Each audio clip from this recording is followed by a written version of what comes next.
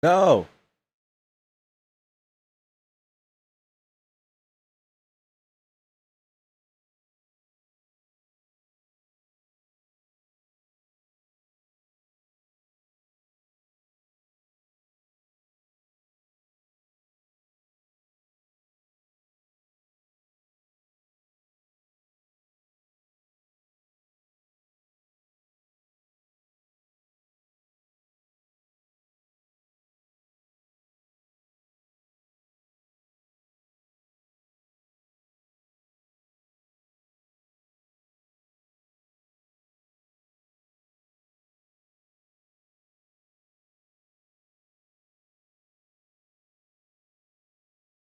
No. It's not working. What it do, YouTube? What's up, TikTok? Hold on. God dang it.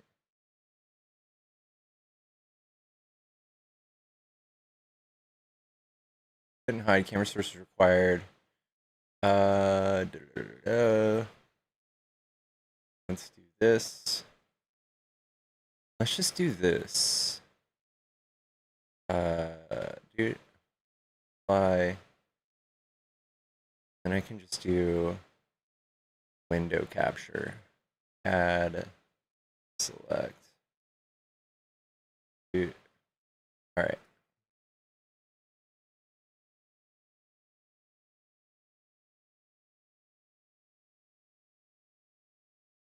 What it do, y'all? Forgive me while I fix this bad boy up.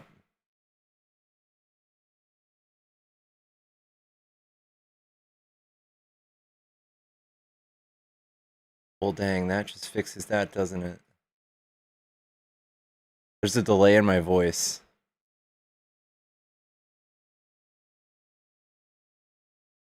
Oh my god. All right. We're gonna have to have two of me. This is too funny. I'm just gonna do this. What's going on, y'all? How's it going? Happy Thursday. By the way, it's the 30th of the month. What up, Tic Tac? What's up, Dolphin? We have another 3-day nanner, which is just a darn shame. We have another 3-day nanner on our main, on our second main. So here we are. I'm gonna go up and open up the YouTube, the phone. And if you're on YouTube and you want to call and debate, hop on in there and give me a call. Guys, I desperately want new glasses. Should we shop for some real quick? What's up, HE Dubs? How are we doing, everybody? Guys, tap the screen if you can. I'm going to go to Amazon right now, and I'm going to find some flippin' blue light glasses. They have, like, soft ear parts, or at least, like, razor-thin ear parts. That shit hurts.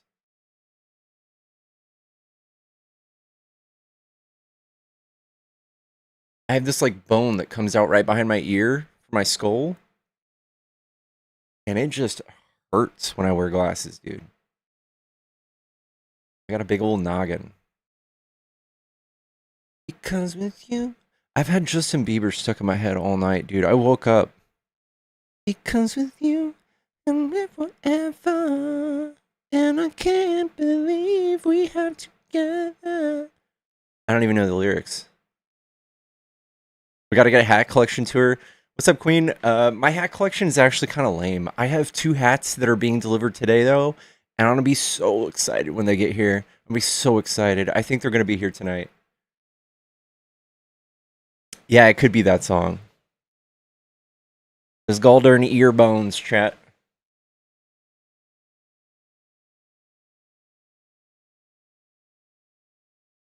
Let me get this. Here we go. Okay, actually, this is a bad idea because my address is shown, I believe. Blue light blockers, soft ear. Uh, there's some cool ones, but how do you get? What's a term you can follow for like wanting glasses that have a like thin part right here? Is that a thing? Comfort? Okay.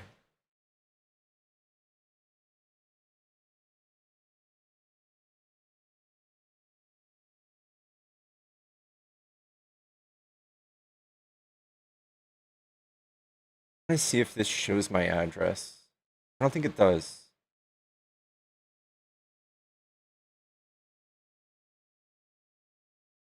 Does it? It's got my zip. It's got my zip, but you guys can't see anything else. Uh, these look like they have like a razor thin. No, those look curved at the end. Mm-mm. Mm-mm.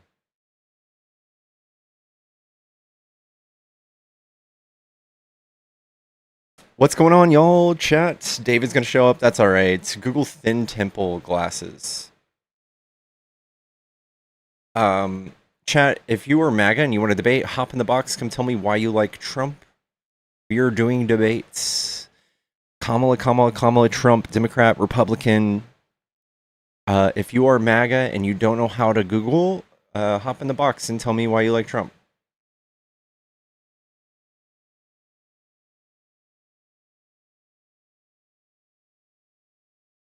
Advanced blue coming through screen fatigue and UV. No. Oh, I like glasses. Woman, man, amber lens communicating for better sleep. Those look fancy at the end. What is all this?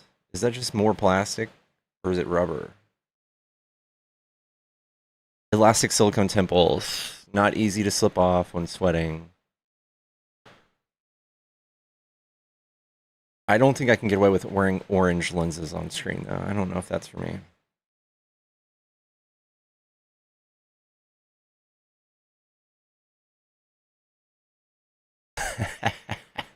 Should I be the Doctor Disrespect of debates? Oh, no.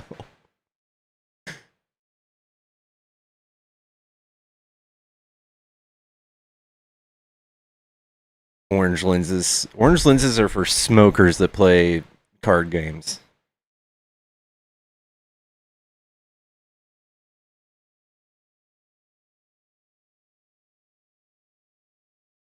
Guys, if you're MAGA and you somehow have been tricked into voting for Trump 3 times, get in the box. Come tell me why you like Trump. I'm going to keep this screen up for a while so we get traction. And then I'll show you guys what I find. Thin temple. Temple comfort.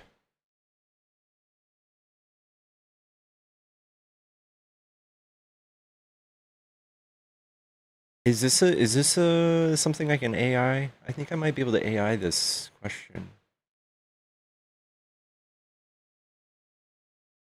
These are fucking sick.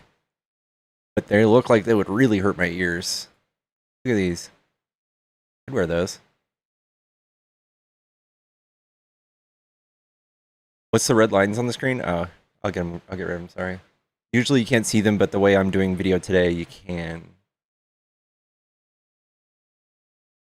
Oh, did you guys hear a bleep?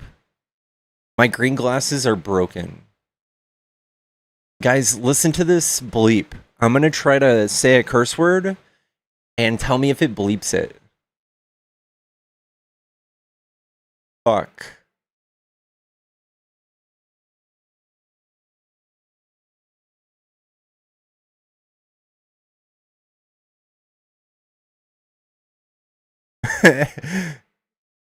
We hear the beginning? Oh, that's awesome. Hello? That was actually surprisingly effective. I haven't tried that on my lives yet, and I thought it just wouldn't work at all.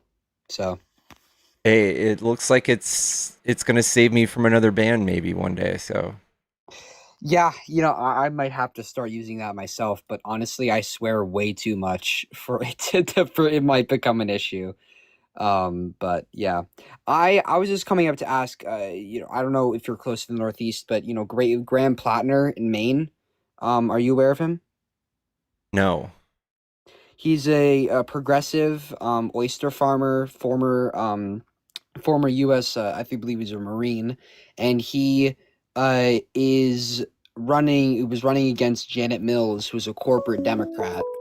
Oh, good call. I might have a call. Yeah, no worries. Hello, is this a Trump supporter? Yes, I am. Okay, cool. What do you like about Trump? He's been doing a fantastic job. He took care of Venezuela. He's dealt with Iran. Cuba's up next. What about And he did a fantastic America? job shutting down the border. Hey, do you remember how you told me how the Republicans were in trouble? It's kind of interesting now that we just took away the racially segregated districting. So what do you think now? I think your guys are in big trouble now. Oh, really? You just lost 12 seats. Are you aware of that? Did you see how California is going to do a 52-0? Do you realize there's more Republicans in California than Democrats? That's never going to happen. So there's more Democrats in Texas than there are Republicans. We're about to smoke y'all, dude.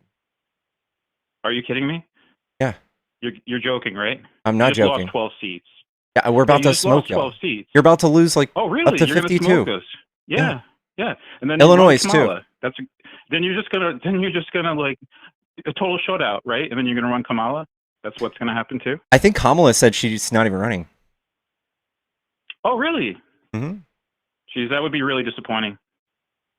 But you can always put up Gavin Newsom. Dude, you guys ran Trump. Are you kidding me? You guys ran Trump. And he won. It yeah, worked, he's horrible, right? Like, if all you really? care about is winning the election. Trump derangement syndrome is just amazing to watch. It's truly, you have no idea. You don't have any self-control. Everything is negative about Trump. It's hilarious. You don't even have like an inward, you can't even see it from any perspective. I think your whole life is just derangement syndrome. I think that we can easily criticize Trump and him being like a negative figure, like very blatantly, and that's why y'all like him. He's done a phenomenal job shutting down the border. Let's kind of do the comparison. On day one, Joe Biden shut down the Keystone XL pipeline. On day one, Trump shut down the border. Let's talk about the Keystone. Let's talk about the Keystone. Yeah. This is a sad piece of propaganda that's been floating around for like 6 years now. Oh, really? So on day one, Joe Biden didn't sign an executive order to cancel the permits? You're telling me that didn't happen? I'm going to help you with more of the story, okay? Oh, did you know? Here we go. Story. What, from Politico or The Guardian? I know you want to poison the well already. You want to muddy the waters. I get it. You're Let's scared. See what The Guardian has to say. Okay, so in 2019, Judge Brian Morris stopped the construction of the Keystone Pipeline, and it was 8% complete. In 2020, Trump's own Supreme Court that he put 3 people on also upheld the decision to stop the Keystone Pipeline. Why would you need a permit for that? Joe Biden revoked the permits that immediately shut it down. Why would you need a permit for something that was stopped? Immediately, we saw the gas prices immediately skyrocket as soon as he did that.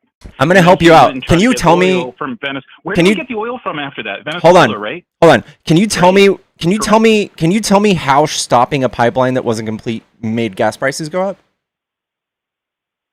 Where did the oil then come from? Venezuela. I just told you. What? We are you kidding me? We needed to import oil under Joe Biden. We don't need to import oil under Trump. That's the difference.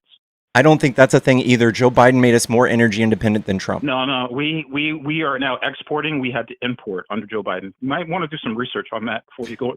I can actually give you the numbers off the top of my head. So when Trump entered office, he did. Well, off the top of your head doesn't mean shit. I can back it up too. So it's where do you look this up? Do you know? Do you know what the agency is that you look up the numbers? Just wondering if you've ever looked it up. I know that you've never looked it up. Oil under Biden. You little sweet spirit. You sweet spirit. We absolutely do need to.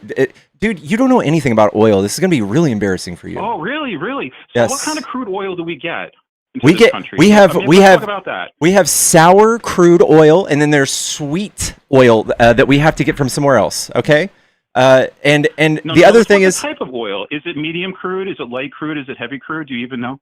I don't actually know that You don't part. know, do you? No, Yeah, but you don't know that. So let me explain it to you. How about I explain it to you then? How about that's actually very irrelevant. What I'm going to tell you is actually No, it relevant because to we get heavy crude pricing. from Canada. We have medium crude here, Okay. and we can get other light crude from other How countries. much? All right. So that's actually very important because certain different types of oil don't produce gas.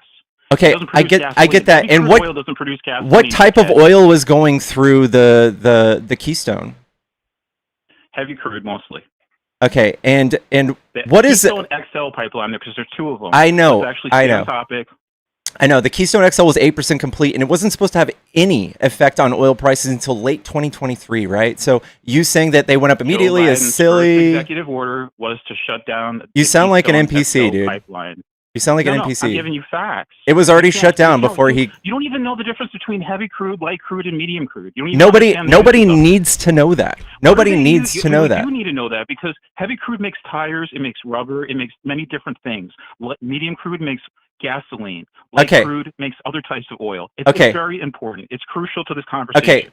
Okay, I want to talk to you about the nature of the numbers of imports versus exports, because you said that Trump made it to where we're not importing oil anymore. That's literally negative We don't need IQ stuff. to. No, we can export now. You're silly. We're able to export oil now. Stop. You're just I'm over silly. talking me. You're over talking me. So when Biden got You into don't even know the difference office, between the levels of when crude. Biden got You into don't have any- you don't even know office, the basics when of Biden got understanding the oil into itself. office, You don't understand. this silly little baby-headed bitch does not want me to talk. So the EIA does this thing called oil production, and they track it. U.S. field oil production. Okay, and here it is. And here's Trump when he enters office.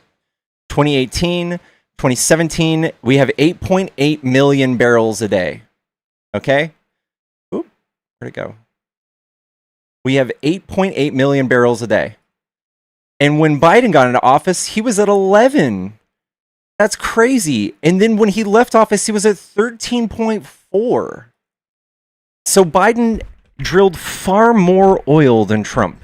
In fact, Trump is the reason oil was expensive at the beginning of Biden's first 2 years of presidency. That's what made oil more expensive.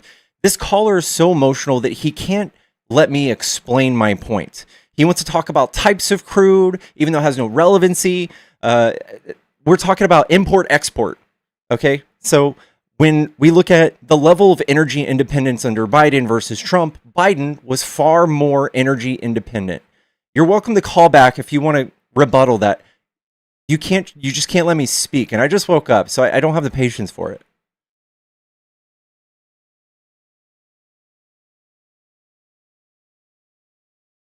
And by the way, Trump is the one who made gas prices very expensive at the beginning of Biden's presidency. And if you want to talk about that too, you're welcome to. But Biden shutting down a pipeline that was only 8% complete, that was bringing Canada from oil from Canada to the Gulf of Mexico, does not make your oil less expensive. That was going to be refined. That was going to be sent out of the Gulf for exports. It was not for us. By the way, it was mostly plastics. It was not oil for cars.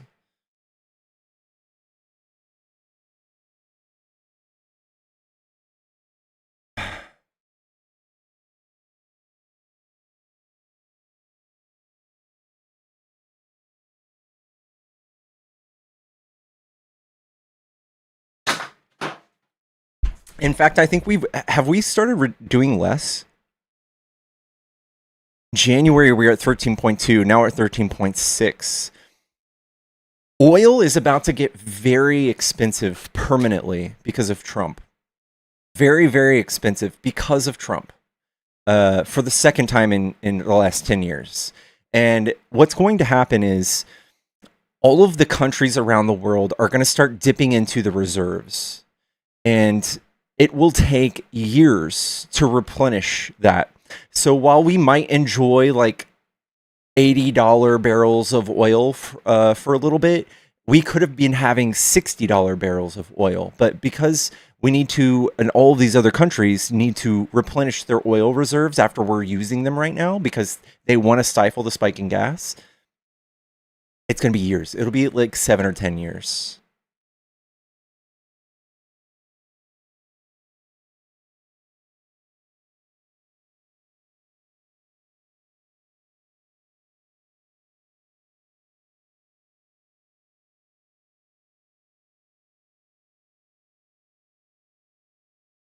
That person also has no emotional regulation, dude. That guy is just insane. I bet he's punching the drywall right now.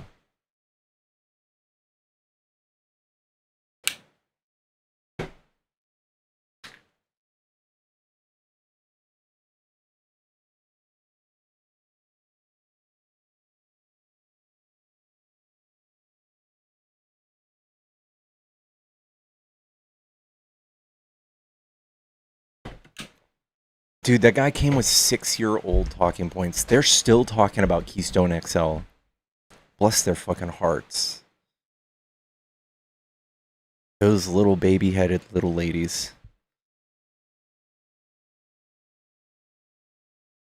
Did I hear about Trump firing all 24 scientists on the NSB? I did. Yeah, we're fucked.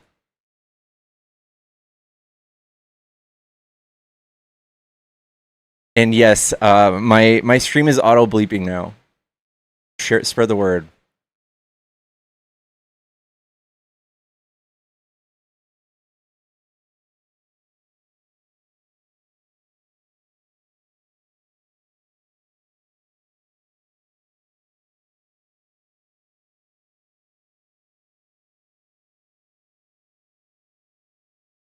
What words are bleeped? I don't know. I don't know. We can test it out. Fuck. Shit. Ass.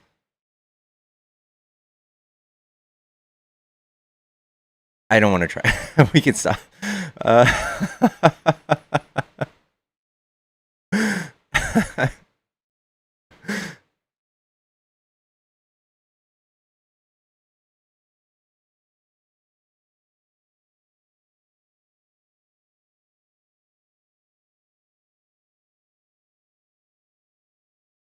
It's not great at it.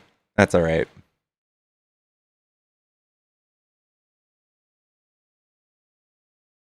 That's okay.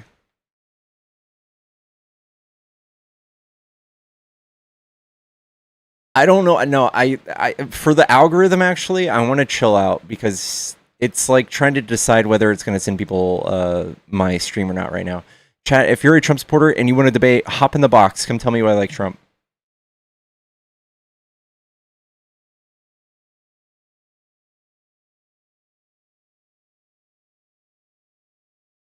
Son of a biscuit.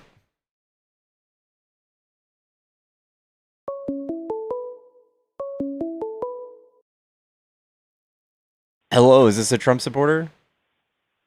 It is. Okay, what do you like about Trump? Well, the thing is that my age, I've been around a long time. And? Are you there? It is. Uh-huh. There's nothing I dislike. There's nothing you dislike.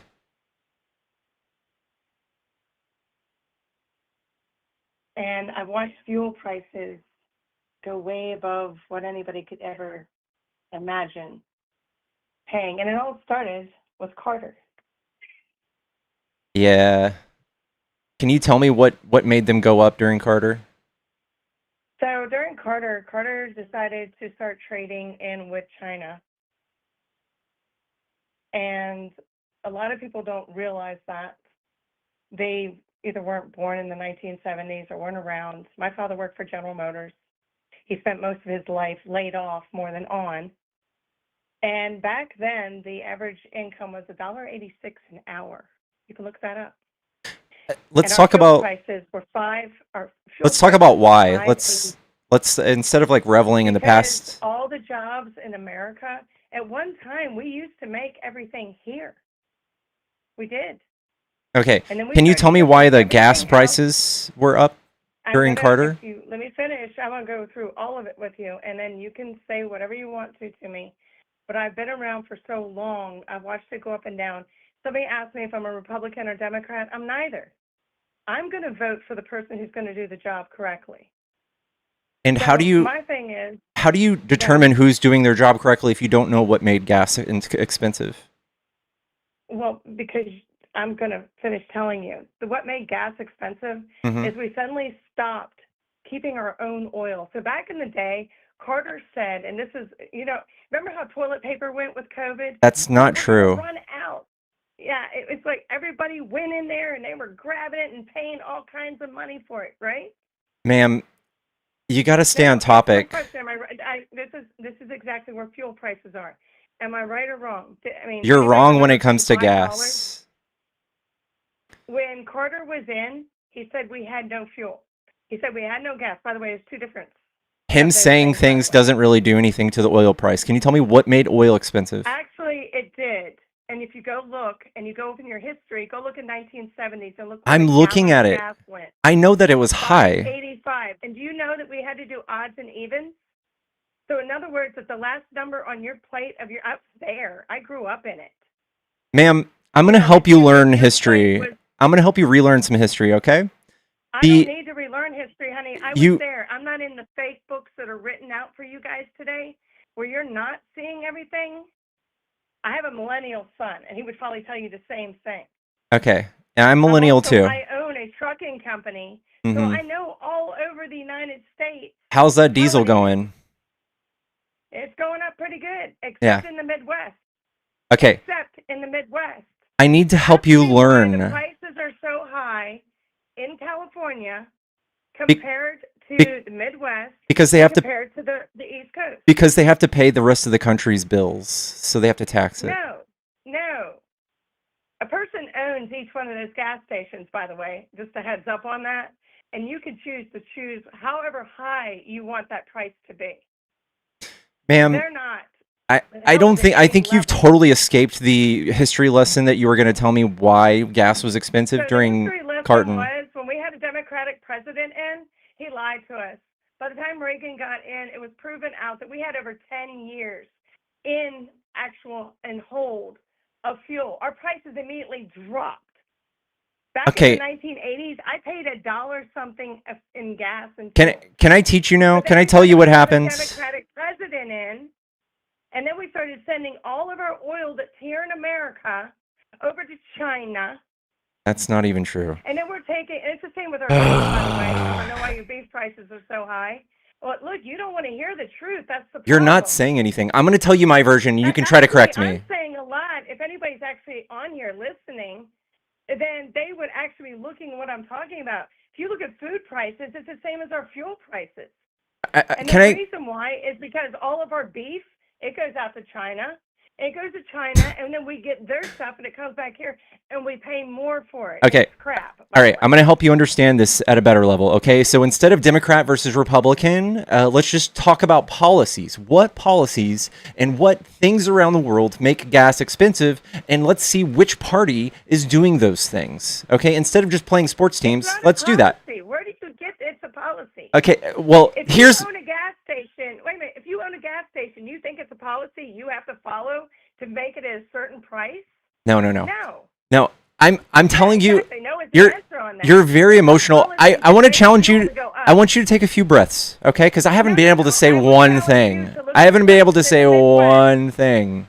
Let me say one thing. This is going to be a revelation for you. This is going to be a revelation for you. It won't be a revelation, honey. I've been around for a long time. I know. I make a lot of money doing what I do, and I've traveled all over. And you're gish galloping. Getting your food, which by the way does not come from a store, it comes from farmers. Ma'am, over-explaining is a trauma response. Did you know that? Honey, I'm not trauma exposed. Oh my God, I'm a 10-time cancer survivor. Trust me, trauma is never going to hit my. All right. My boat. So this is what happened. This is what happened. This is what happened. You guys don't understand history. Ma'am, full of lies. Ma'am, in 1979 there was an energy crisis. Okay, it had nothing to do with Democrats or Republicans. It was triggered. 1979. It was not 1979. It was You triggered just by said the that a Iranian couple more years Revolution. before that. No. Let me It, tell you something. No, it wasn't. the Oh my Iranian gosh. You didn't Revolution. live it. Wait a minute. You're going by books. Why wouldn't you listen to somebody who lived in it? Because you have absolutely nothing to offer this that would teach anybody something about Wait a oil. minute. No, exactly. You know what? If you guys keep sitting there and following what's in some of the news reports or some of the things in YouTube, I could have swore in college they taught you guys to investigate, but they don't do that anymore. That's what I'm doing. They don't even teach most of the generations to use their own imagination. I haven't been able to Bottom say like line is, one if you want word. to hear about history, you go to somebody who lived it. If you No, want to I hear don't. about slavery, you go to somebody that knew about slavery because they grew up in it. If you want to know about the Holocaust, and you go to Who people alive who has actually grown lived up in the Holocaust. slavery? Ma'am, this is If silly. you wanted to know, wait a minute. I'm saying if you want to know what happened in that time period in history, then you go to a person who actually was there. Okay. You weren't Well, there. I asked my mom, You and didn't she watch said, your father get laid off. I asked You my didn't mom. watch your father get laid off 6 or 7 months out of the year. Okay. Because Yes, I Biden- did. or because no, you didn't. You're Yes, I not did. old enough to watch it. All right, ma'am, can you just let me talk? You weren't even born in Are the you 1970s. are you ready for this? Are you ready for me to talk now? You know what? Here's the thing. No matter what I say, you don't want to hear it, and that is the problem. You don't want to hear that the prices of fuel are up. I know because they're people up. make the decision to do it. No, they make the decision at those places to do it, not because of anything else. Because if you look in the Midwest at those same stations owned by different people, the average. All right, that lady's profoundly stupid. Chat. The reason gas prices were up because of the same reason they're up today. So Iranian revolution caused a huge slash in oil production, which is about the same thing that happened in 2020. So in 2020, gas prices skyrocketed because Trump passed a thing called the OPEC 2020 plus deal. And he told Saudi Arabia to stop producing gas to the tune of 9.7 million barrels a day. Oil is a world traded commodity. So when gas is scarce on some other part of the world, independent owners of oil companies here, private companies or publicly traded companies, they make decisions to sell that oil to the highest bidder. They're not going to sell it just local because they forgot, you know, I don't know. There's no reason to sell it to the lowest bidder. They will sell it to the highest bidder. So you have all of this oil here, and it's scarce in China, and it's scarce in Japan, and it's scarce everywhere else. The oil production companies here go, fuck yeah, buy my oil for $6 because here they're paying $3. That's what happens. That's what happens. Holy shit. This woman, and most partisan political people like her, they don't care about what actually made oil expensive. They're playing sports teams politics. So because Jimmy Carter was president during that time, she can go, oh, Jimmy Carter made gas expensive. But that's not the truth. Same thing with Biden.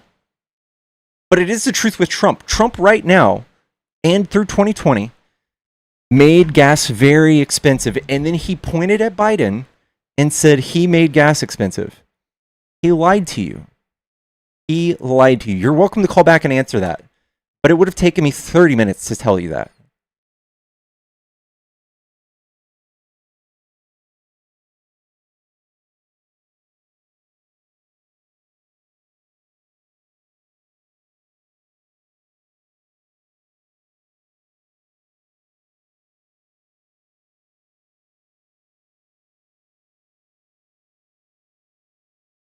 God dang, dude.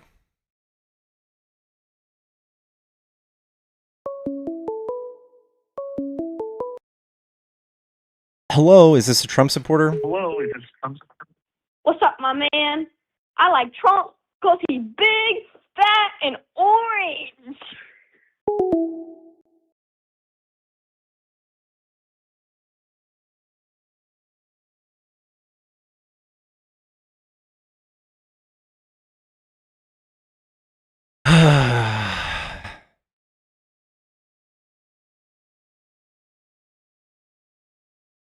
Yeah.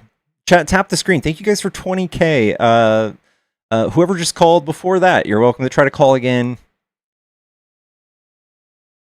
Sound like every other Trump supporter for me. Yeah, I think that one thing Trump supporters do have in common is they have no emotional regulation. None at all. Hello, is this a Trump supporter?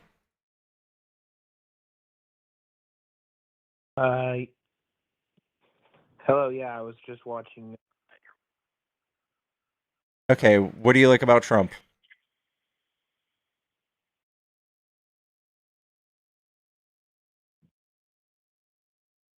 Yellow?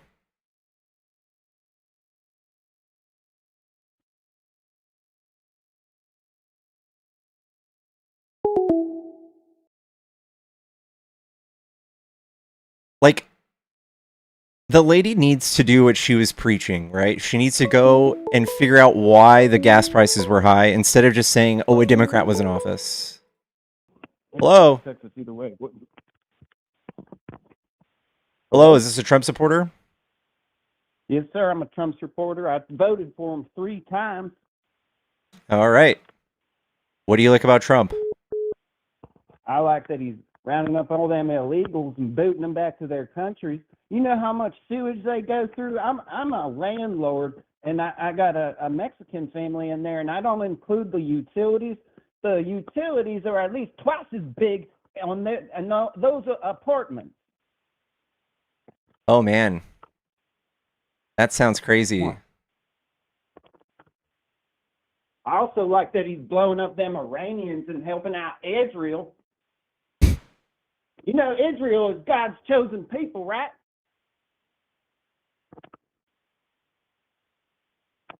Okay. Is there a counter to that? Would you argue that they aren't God's chosen people? I don't believe in fairy tales.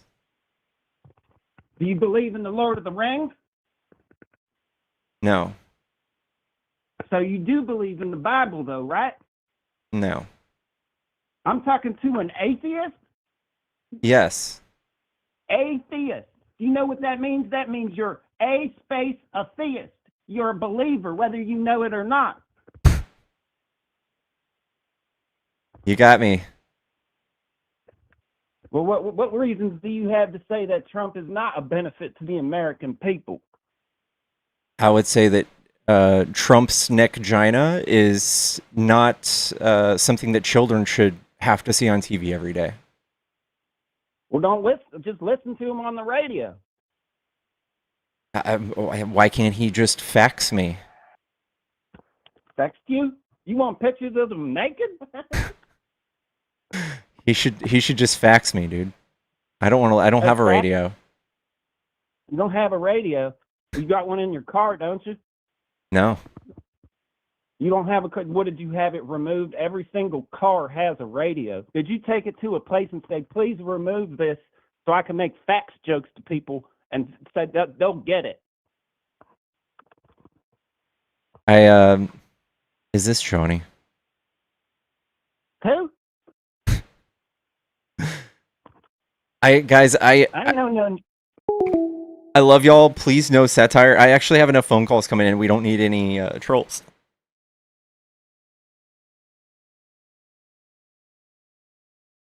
I love y'all. And there is a reason I don't speak in my Texas accent. Because it makes you sound 20 IQ points lower. Hello, is this a Trump supporter? Not exactly. No? Do you not support Trump? Well, I voted for him because I considered him the least of the bad options, but I don't necessarily agree with some of the stuff he's doing. I was watching your...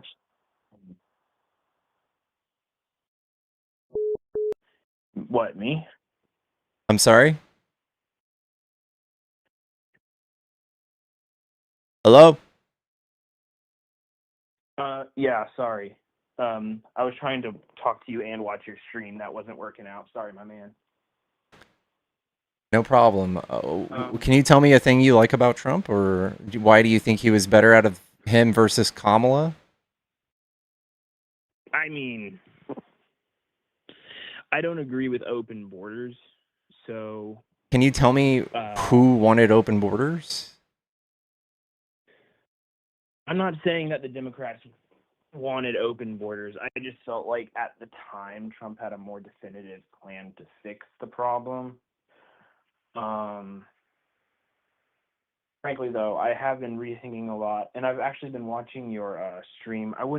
I'm not a Democrat or a Republican. First of all, I don't subscribe to either party, because I believe that like both in their own ways are damaging like what America is supposed to be. I'd like to respond to the guy who was talking to you on your stream recently about saying like Israel was like the chosen people of God, stuff like that. And I understand you're an atheist, sir. I'm not trying to challenge you. I am a Christian, so I'd like to respond to him on that. And no, Israel is not the chosen people of God anymore. If you're a Christian, then you have to believe that Christianity is the new Israel, and that we are the new chosen people of God. So, like, the argument that we should be helping Israel because they're the people of God is fundamentally anti-Christian. So I would just like to put this out there to any of my fellow Christians who are Trump supporters and do support the war. You're going to have to find a better reason than, oh, they're the chosen people of God, because they're not anymore. Because in the scriptures, and I'm not challenging you, sir, I'm just answering the other guy's question. I am giving him an answer, a biblical answer. I would challenge you to maybe like debate me. Like you can debate him in the comments. I'd rather you debate me. Okay. So like I don't believe in any of that stuff, and for what I would say is that for those of us who don't believe in that stuff, it's completely fictional to me.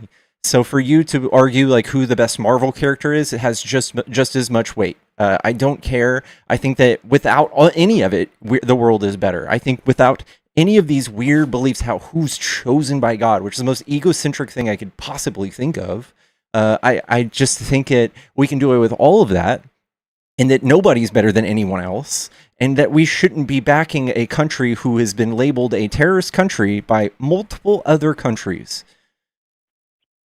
No, that's the point I was getting to. I just wanted to address like people like Ted Cruz, who have the Christian Zionist view. It doesn't even hold up. That's all I was trying to say, and I was going to lead into the fact that Israel has been labeled as a terrorist nation. We have to consider that it's not the terrorist organizations that we are fighting right now. It's the country in and of itself. And there's a lot of innocent people over there. And I understand that there are people collaborating in the Iranian government with terrorists, allegedly. I don't know how much I trust like reports coming from our government right now. But either way, it doesn't benefit us at all as a country to be over there either. Like if you want to like argue on morality, which is fine, but you're not that kind of person. So I'll argue with I'll present like with facts. Like you asked if I was a pro-Trump supporter. I'm not really in support of him right now, and especially with the war, it like just doesn't benefit us at all to be over there. We're shooting down their $20,000 drones with our $1 million missiles. It just doesn't make any sense, like economically. And what's happening is Trump is climbing an escalation ladder. And when it comes to climbing escalation ladders, and this is true for most countries, it comes to either war or humiliation, and he's picking war, which is affecting more people than just him. I feel like that in the modern day, a lot of politicians don't think beyond, like, how does this look for me in my campaign? And even from that point, it doesn't make sense because he said he was going to be the no war president. So it just doesn't make sense to me. But I will admit I have a hard time explaining my position on that sometimes. I guess I would just want to hear like do you agree with my points? Do you disagree with my points? Like, how would you explain? I don't think you'll find anybody on the left who's for the Iran war. I think that you have to be completely like sycophantic, partisan hack / super Christian or Jewish person to like somehow conceive that this is a good idea, and that's not me. So I'm here to debate people who have opinions other than that. Oh, okay. So, when it comes to Trump and his presidency, how do you feel about like his border policies? Do you think he's going too far with ICE? Do you think he's not going far enough? I'm assuming I just got onto the stream like 5 minutes ago. I'm assuming you think he's going too far. Is that correct? He's gone way too far. There's not a single case that you can make that this is good for our country, economically, criminally, anything. This has hurt our relationships with everyone around the world. It is costing us an actual fortune. We could have solved homelessness and had free school for everybody with the amount of money he's doing with the war and the deportations. When we talk about America first, there's not a single case you can make if you're a Republican that Republicans could pass something that would make life here at home better for anybody. They've scraped away healthcare, scientific research into things like cancer and everything. Like he has gutted just about everything meaningful that our government did for us, and has made more people poorer, homeless, starving. Their wages lower. He's ripped families apart. There's not a single case you can make that he's done something positive, unless you're just in your feelings about the presence of migrants. If you look at the economic benefits of the people that are here, who 40% of them are here on overstayed visas. We know who they are. We know that largely they contribute to the economy, into our GDP, into the demand, into U.S.-owned businesses are thriving with more people, whether they're documented or undocumented. It doesn't make a difference. The money spends the same. So the question would be rather, what should we do about the undocumented population in the United States? Should we kick them all out because we're emotional? Should we figure out something in between? Because that feels like the most extreme answer. That is as far right as you can go on the political spectrum, is just kicking a whole group of people out based on some sort of status that we make up, by the way.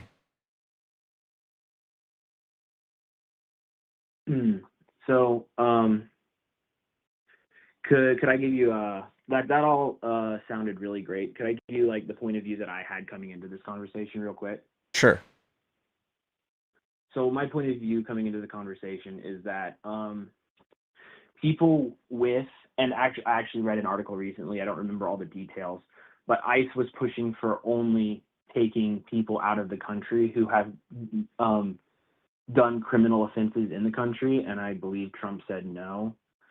I would argue that people who are criminals, we should kick out of the country. That's not controversial. Everybody agrees.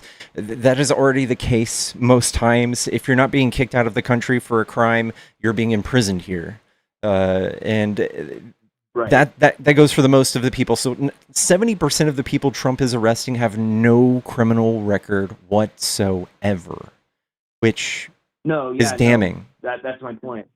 I was getting to that. I do believe that if you cross the border illegally, that is a crime, but it's the same thing as speeding, right?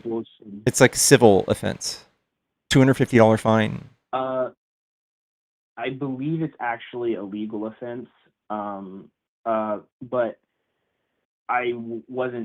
my big problem is that I feel like those people are being treated the same as the people who have like actually definitely indisputably committed legal offenses in the country. So I don't think you're saying anything when you say legal offense. So it's either criminal or civil, and civil would be the term. Sorry, criminal offense. I'm not the best when it comes to legal terms, so I apologize for getting that's all right. Mixed up.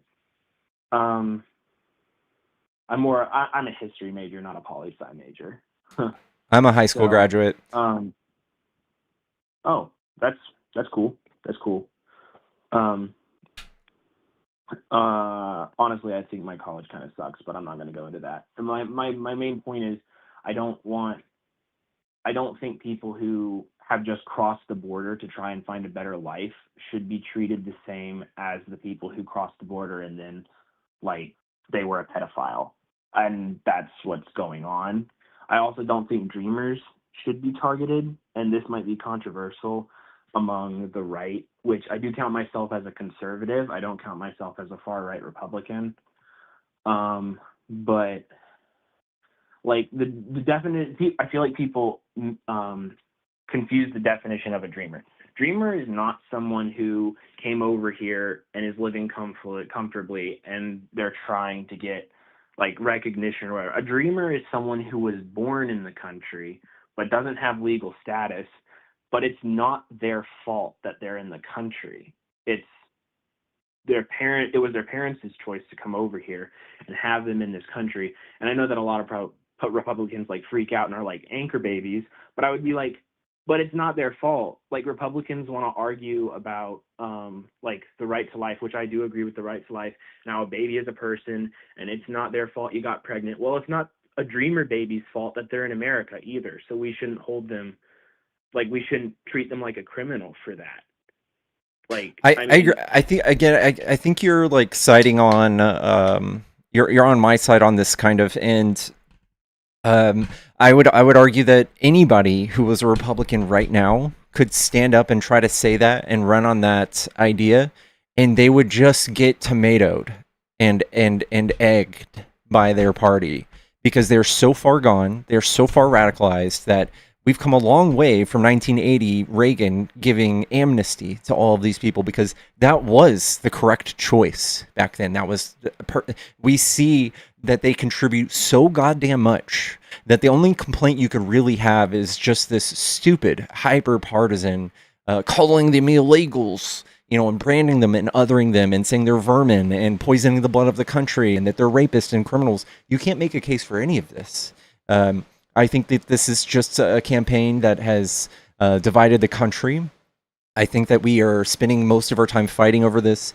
I think I spend most of my time educating MAGA on the actual numbers about the border, because Trump spent most of his career lying about that too. Depending on who you ask, there's 30 million of them here that came over during Biden, or 10 million. It's all fucking crazy. And then he comes around and says that there's 0 border crossings. Do you really believe there were only 0? No, absolutely not. Why the fuck would you ever do that? And then we have nothing but people that aren't immigrants saying they don't want to come either. There's people, the dip in tourism, I think, is down to 20% less. And it's because we're looked at just like any other country who's doing terrorism on the world stage.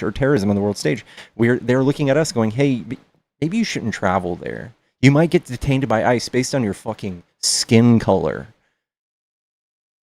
No, I mean, actually, that is a problem. I know one of my professors here, ironically, actually my political science professor here, moved over here from England. He said he had a friend who was living here in America for a while, and then he was a UK citizen, and then he came over here and he was like working for his US citizenship, and they were like, yeah, we're not going to do that. And they sent him back over to England, and he all of his family is over here. He married over here. His kids are over here. His kids have American citizenship because their mom was born in America, but they went with their dad. So like my big message is like my biggest thing is like, just like get your priorities straight. Like, actually, if you want to deal with anybody, deal with the people who are actually criminals, not like the innocent people who are working for their citizenship, and then you send them back over to England and split this family apart, or the dreamer babies, because like the dreamer babies didn't have a choice to be. So I want to clarify something for everybody. The DACA thing is not about children born here, because that would just make you a citizen. The DACA is about childhood arrivals. So like if you're like 3 and you were brought over here, I definitely think that you should be given something, especially in the instance your parents were deported, or even if your parents aren't. Like, we shouldn't have an entire half of the country that wants to see like a subclass of humans that don't get anything, that are more likely to end up, on the street or starving or something. I think that's silly, and I think we spend so fucking little on these programs, and it doesn't matter to MAGA, it doesn't matter to Republicans. They would rather bomb people. They'll cheer for $2 trillion to go to the military, but they will cry. They will fucking throw a fit if we were to spend that on our own people. They'd call it socialism, communism, and I just think it's wild. I think that's wild. It's wild that Republicans even still exist in this day and age. There's literally no use for them. I would argue that it's wild that Democrats still exist in this day and age. Like, I don't think like the current party system, like either party, I just feel like there's too much radicalism in both parties, and it's like the people. Can you name the most radical who can have position themselves- on the left by somebody in a political position? What's the most radical position that someone has on the left? that abortion is not killing a human being. I don't think that anybody argues it's not killing a human being. I just don't think that people value the life of a multicellular organism over that of the mother. Like, I can't go to you because I need a kidney and just make the government force you into giving me a kidney. So why are we doing that to mothers? Well, okay, first of all, I know mothers who got pregnant and then and it was like with their boyfriend or whatever, and I'm not saying that's fine, you shouldn't do that, but then you shouldn't kill the child that comes out of that, because it's not the same thing, because it's a separate entity. Even if it's as you classify a multicellular organism, it's still a separate organism that it's different. It's different. Does it have the right to your resources? Yes, it does, because if you had sexual relations, then you understand that there's a risk that you might conceive. Are you? So you said you're Christian. I feel like this is a fundamentally like Christian idea that you want a virtue signal to saving these like helpless lives that need nourishment, but that nourishment is not free. So again, there's no other instance in the world today that somebody is forced to give their resources and their nourishment to a baby, a child, another human, an adult. Nobody is being forced and should be forced to share free labor and food to somebody, being coerced by the government to do so at the threat of being imprisoned. Then why should we care about sharing our resources with immigrants? So if they don't have U.S. citizenship yet. They they're saying net contributors. So if the baby was able to work a part-time job while in the mother's stomach, you might have a point. But these people come across, they get their own jobs, they buy their own homes or rent their own homes, they buy their own cars. They're 80% more likely to be entrepreneurs. They are a net contributor in every single way. Well, how do you know that a child in the womb won't be a net contributor, a massive net contributor? You and I were once both children in the womb, and all the doctors doing cancer research were once children in the womb. I would argue it's like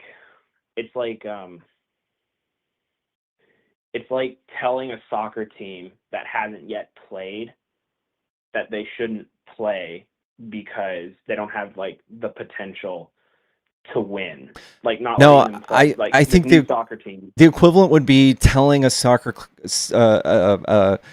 telling a local woman that she needs to feed the entire soccer team because they could win, and then that woman is financially responsible to work the entire duration of the season to feed that soccer team with nothing in return.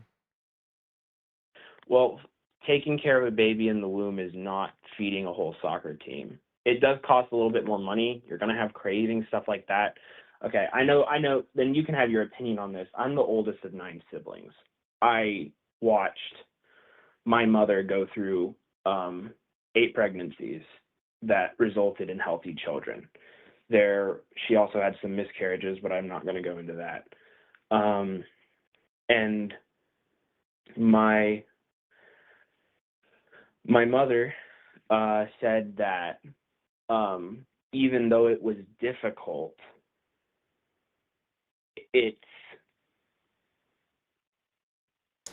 she was doing that on her own volition, right? Like, I don't think that you should be forced to carry a child because you simply engage in the act of sex. I think sex is something that 99% of the time nobody is trying to have a child. Just like somebody who's driving has no intention on getting in a wreck, and we don't stop them from seeking medical care when they get in a wreck because they chose to drive. I think the mother should be able to go seek attention when she's being forced to, like, give her resources in free labor to another being for 9 months. I think she should be able to opt out, and I think she should be able to consent to that every single moment of that pregnancy. There's no contract that she signed saying otherwise. Well, I feel like that's a fundamental misunderstanding, because even if you don't want to argue on Christian values, like, the reason animals have sexual relations is to produce offspring. It's just a fundamental part of nature. And I understand that there are contraceptives and stuff, and for some people that, like, reduce the risk or whatever, but there's still a chance, there's still a possibility. And there's animals that do it for fun too. That's part of nature. So do you there concede that's not true? Do it for fun, but they don't actively use contraceptives or abort a baby from it. They don't. So what you said, though, is completely untrue. There's animals that also partake just for fun. So which animals? Name one. Dolphins. Scientists have shown that dolphins do have sex for fun, but there's also 1,500 species that partake in homosexual sex. That's another thing too, though. Those are animals. Okay, humans, so now you don't want to compare us to animals? Well, no, I do want to compare us to animals. I'm not saying that people don't actually have psychological homosexual tendencies because we are animals, and they may have that chemical, like, tendency or whatever. I don't deny that. I believe that's an actual thing. I actually have people in my life who say they are like bisexual or gay, and I don't hate those people.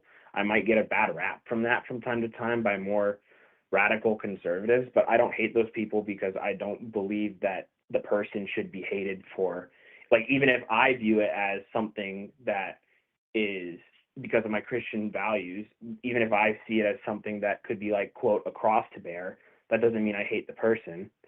And I feel like that's a big, like, fundamental misunderstanding that a lot of people on the right have, is I think that that's something, like, that is a deal breaker for a lot of people on the right. And I think that, I don't know, maybe you should question your ability to continue this whole movement despite how bad all of their other policies are. If this is the one thing they're holding you hostage with is abortion, every single turn where they've imposed abortion laws, abortions have gone up. So they're just losing every turn. You're just causing more abortions. Not to mention, Trump himself is now responsible for, like, 15 times more deaths than we see yearly from abortion. So I just don't think that Republicans have any consistency here.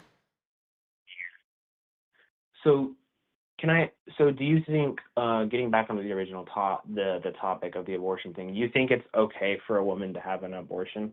Yeah, I don't give anything moral consideration that doesn't experience harm. So, like, if I clipped one of my fingernails and that is human DNA, it obviously isn't sentient. I don't feel bad for it. I don't cry about it. I don't have a, like, ceremony and bury it in the yard.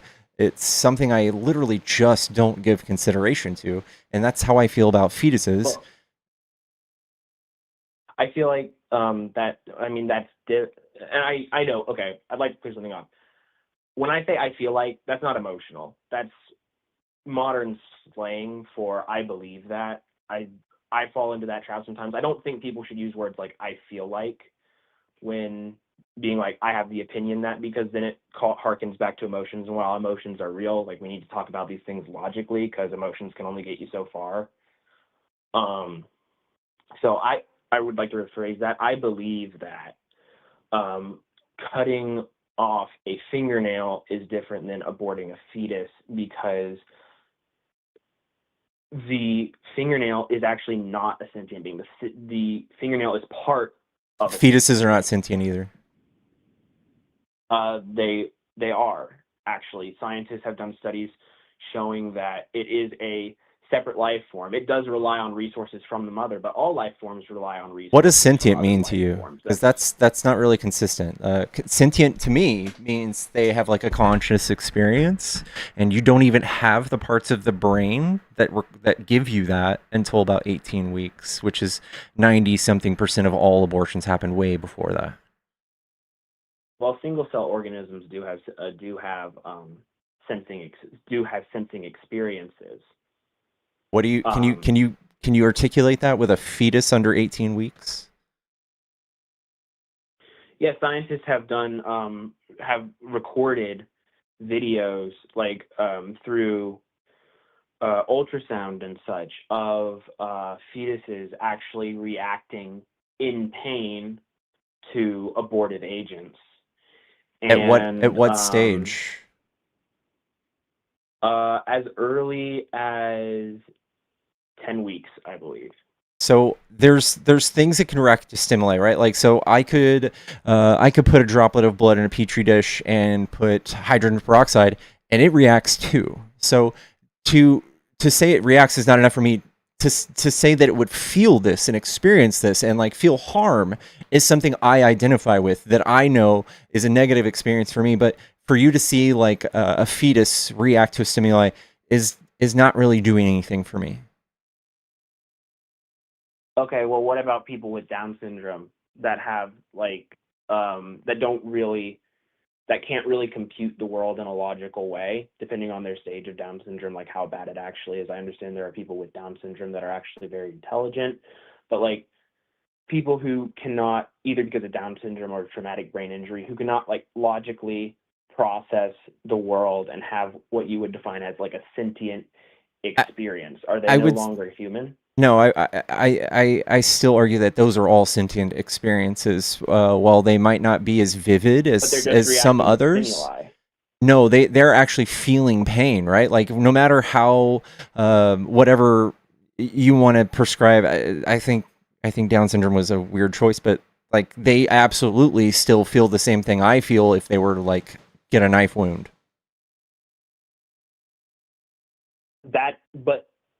Okay, the emotion, like the pain reaction, that is sentience, but the actual like physical reaction that you have is just reacting to stimuli. So there are people who can't compute wounds, and I agree with you, they are still sentient, but I don't think that just using, well, they are just reacting to stimuli, because everyone reacts to stimuli. I don't think using just reacting to stimuli is enough to convince me that you shouldn't abort a child, but maybe that is just me.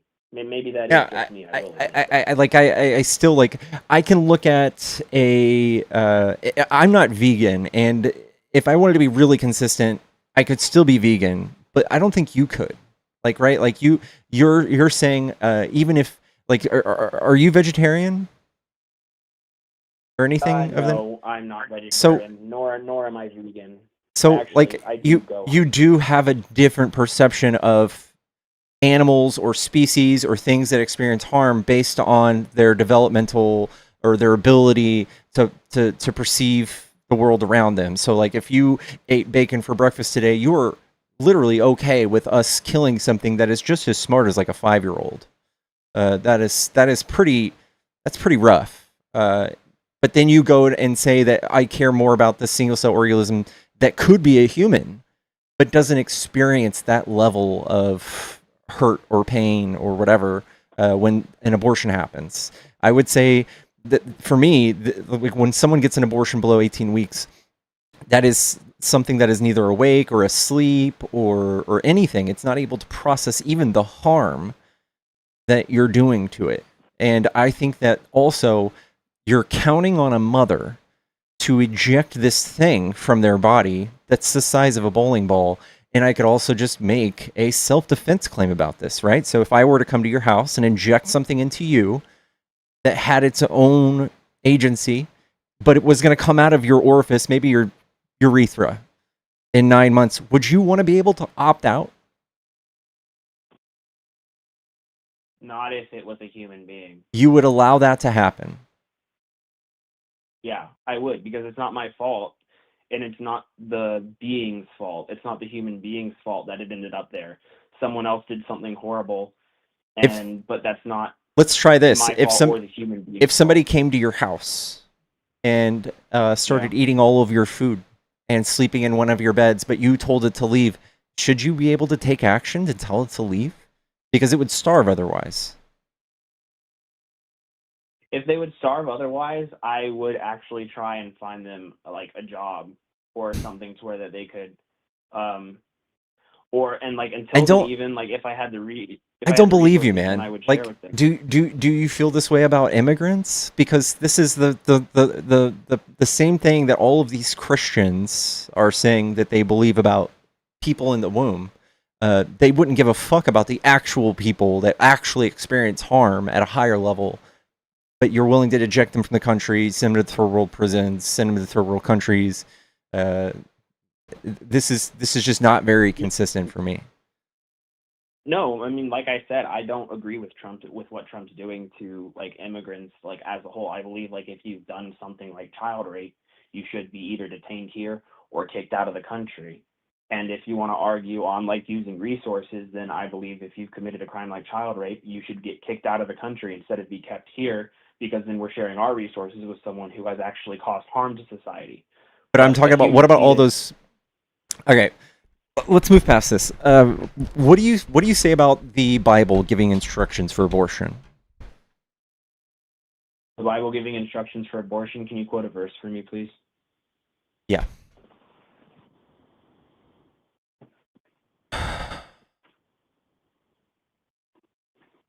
Oh.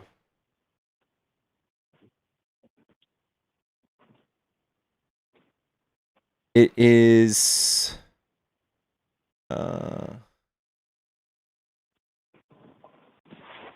It is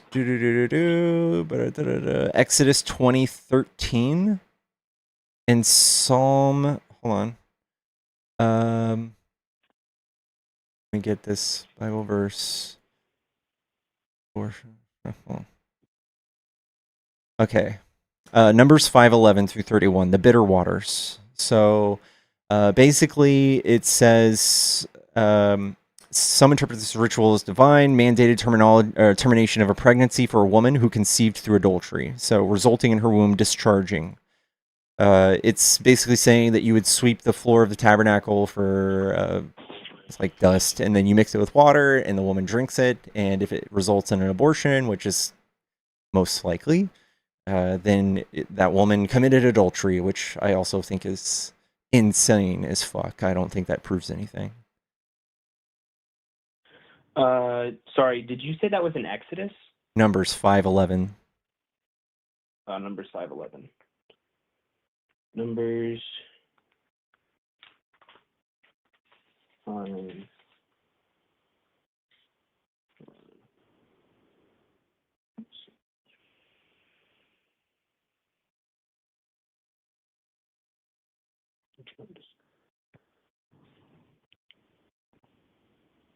So if a husband becomes jealous, suspects his wife of being unfaithful, if there are no witnesses or evidence, and he brings her and the priest along with an offering, he prepares the bitter water, which is holy water mixed with dust from the tabernacle floor, has woman swear an oath. If she's innocent, nothing will happen, but if guilty, she'll be cursed. The woman drinks it. So this is literally God telling us how to do this.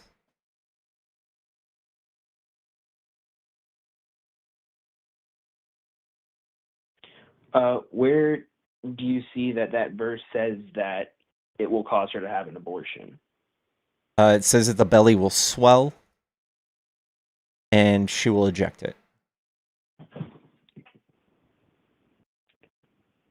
What verse is that part exactly? The belly will swell. First.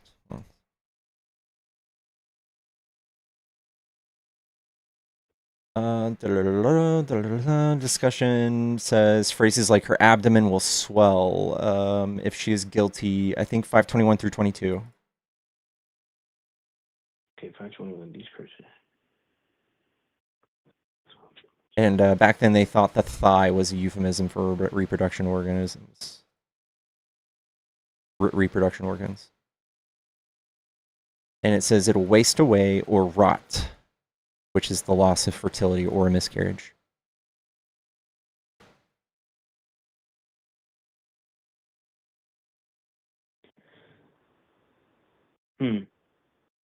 Frankly, I'm not actually sure what this is talking about, but I don't think I'm not convinced it's an abortion. I can go and talk to some people about this verse. I frankly didn't know this verse was in the Bible, so thank you for pointing it out to me.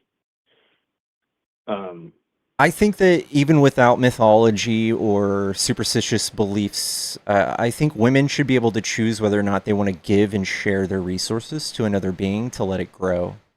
The potential you talk about is not free. It's not freely given. It is something that you need to consent to. And that is true in every other aspect of life. Like, I can't come jab you in the neck and start taking your sickle cells because you're uniquely fit to match mine, and it will save my life. Right, but that's different. That's self-defense. Okay, I would argue that it's much less harmful to be jabbed in the neck by an IV than to carry around something for 9 months and then eject it out of your vagina. I would argue that contraceptives can be just as harmful to women as just carrying the child. But I also say that they consent to that. Well, I think we're missing a fundamental thing here, and it's that if you consented to have sex, you consented to the possibility of conceiving and bearing a child. How many times have How many times have you partaken in like the act of sex? Have you before? I have never had. I'm a virgin. Okay, and I don't like to bash on people for something like that, but I also do want to say that, like, I think that you might hold the act of sex somewhere different than somebody who's not of religion. So I think that even if like a light socket or an input for your wall, if it felt good to have sex with it, people would die of electrocution regularly. Because it's something that, just like you said, we're animals and we like to do this. They don't think of creating another child when they're doing it. They like it. It's euphoric. Well, I would argue that you should think of creating another child with it, because if you do, and it's like, oh, this could result in a child, let's not risk it, then you just avoid the problem altogether. If you just avoid sex before marriage, then you avoid the problem altogether. Or if you have sex and you use contraception, which I think 60% of all abortions report the use of contraception, and you still don't want that child, you should be able to opt out. Well, I don't think you should, because it's not subhuman. Not subhuman because humanity can. I don't say it doesn't need to be subhuman, right? Yeah, I don't. It doesn't need to be subhuman for you to not want to give your resources to it freely. So it's okay for you to kill someone that didn't choose to be where they are just because you say, I don't want this anymore. The thing with the home invader, the thing with the bum who enters my home, regardless of if people are like, oh, I'll give him some food and send him on his way, or if I'm going to light this guy up with my Glock, because there are people who have different opinions on that. 100% of conservatives. 100% of conservatives would be for shooting somebody in their home that was unwanted. If they force themselves into the home, that's my thing. The child didn't. Even if they were invited into the home and they didn't leave, 100% of them would say they would be able to shoot. Even the law says that we should be able to defend ourselves and kill them. Well, I'm a conservative. I don't believe you should just default to shooting people. Unless they've broken into your home and pose a clear threat to you or your family, I don't think you should be trigger happy. I think that's something that conservatives go too far on. And even if the civil law says it, I just believe human decency says that if they're not actively trying to kill you, you shouldn't be trigger happy. I still don't I don't think that the part of them not trying to hurt you or kill you is present during a pregnancy, because it absolutely is the case that 1,200 people die each year in the United States from giving birth. That number's like double or triple or quadruple for Black women, and I think that you should be able to opt out. But that's the thing.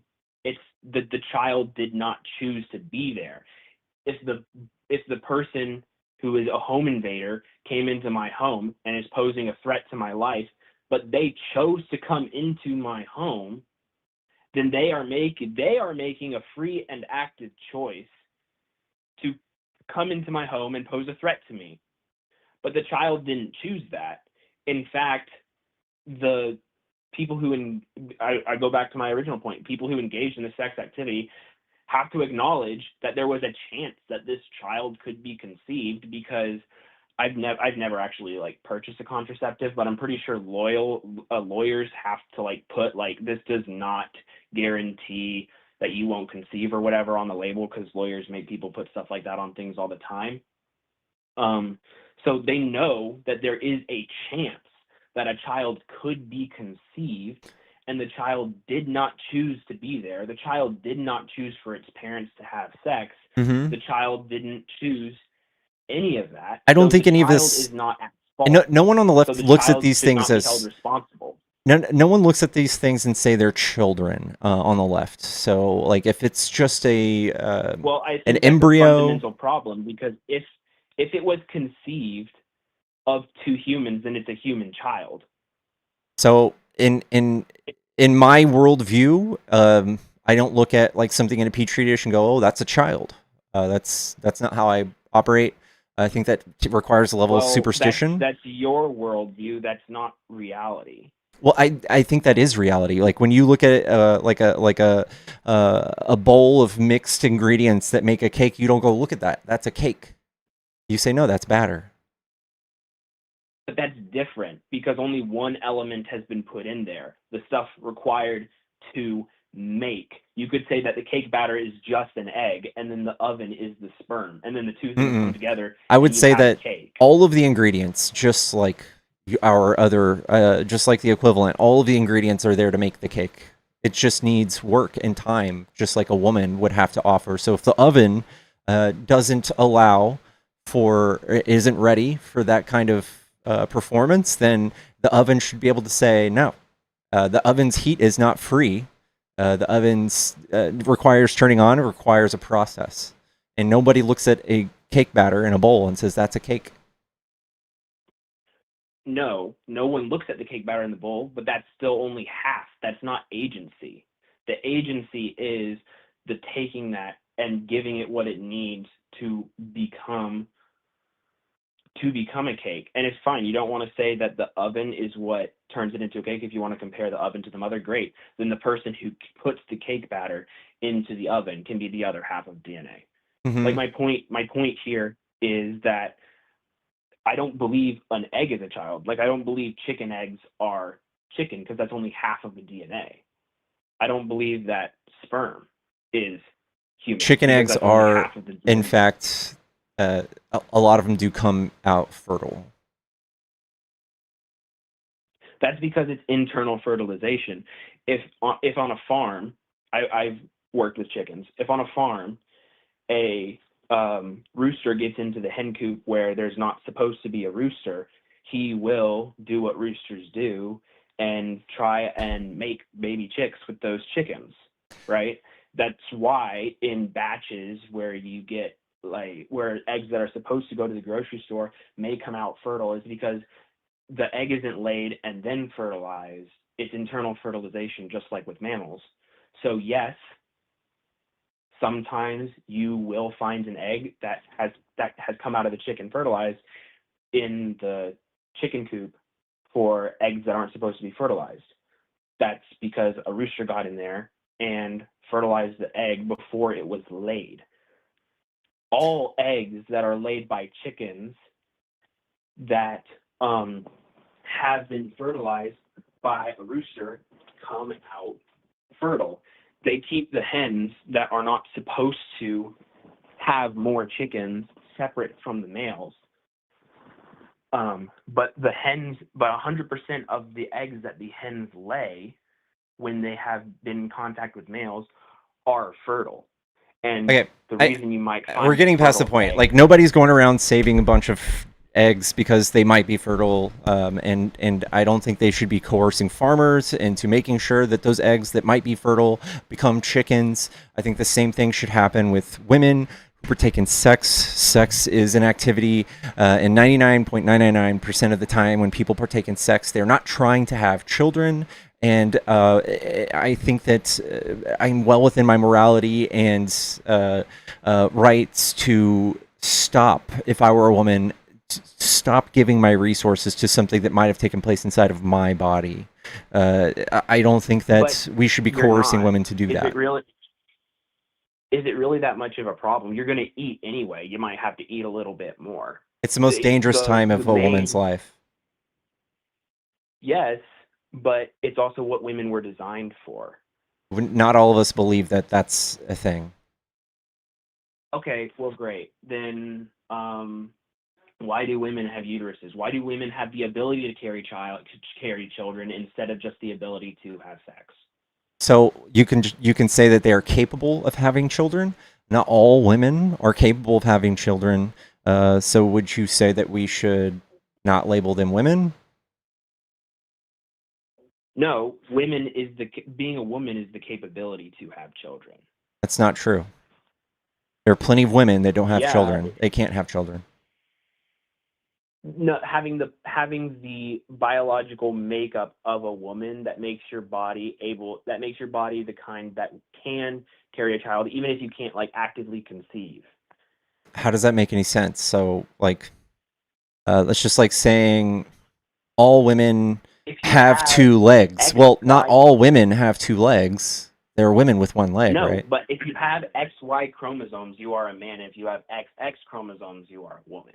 That's not true either. And XX chromosomes code for you're getting sex and physiology. You're getting sex and gender mixed up, by the way. So nobody's born a woman. No, there's only one, buddy. There's only one.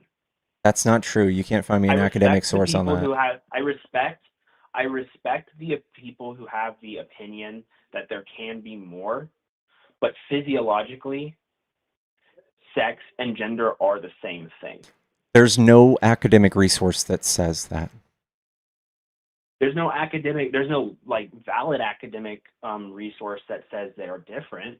Those yes, are there is. Studies. Every single one of them say that. Wait, which studies say that? So, like I just said, okay, here's my dog. Here's my dog in my bed. It is a female dog. Is this a woman? It's a female. So I thought you said they're exactly the same. Is she a woman? For humans, they are. That's why we. That's the symmetry breaker, right? That's a symmetry breaker. So for every single animal on Earth, you can say male, female, or something in between.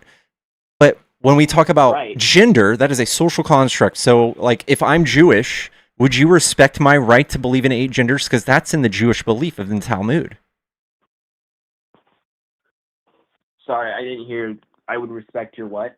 Would you respect my religion? If I were Jewish, there's 8 genders in Judaism. So in the Talmud, there's 8 genders. They spell them all out. Would you respect my religious rights to believe that there's 8 genders? Or do you just want to legislate your beliefs into our law? I would respect it, but I would also say that the Talmud is something that has come after Second Temple Judaism, not the original Judaism, something that was added on later. And what came first, Judaism or Christianity? Judaism came first, but the Judaism practiced today is not the same Judaism that was practiced So if before we're going by who Christianity. came first, I guess your religion is also not as good. No, the modern day Judaism came after Christianity because the original Judaism ended with Christianity. I know, but we're still talking about what came first. So in the same school of logic, your religion is less meaningful than the very first type of Judaism. No, I'm not saying that because Christianity is a continuation of the original Judaism. That There's a doesn't break misunderstanding the that people consistency. That doesn't break the consistency. Like your logic still would entail your religion being less meaningful. How so? Because you're just saying, oh, well, this came first. And then this came after, therefore it means less. I just want you to understand that you're not, I don't think you and I were talking about the same Judaism, because modern day Judaism is not the same as original Judaism. This is something that was added on later, and I'm not saying that I value modern day Judaism any less than I value older Judaism. Then why mention it? I just got out of theology class, bro. It was on my mind, honestly, and I apologize for that.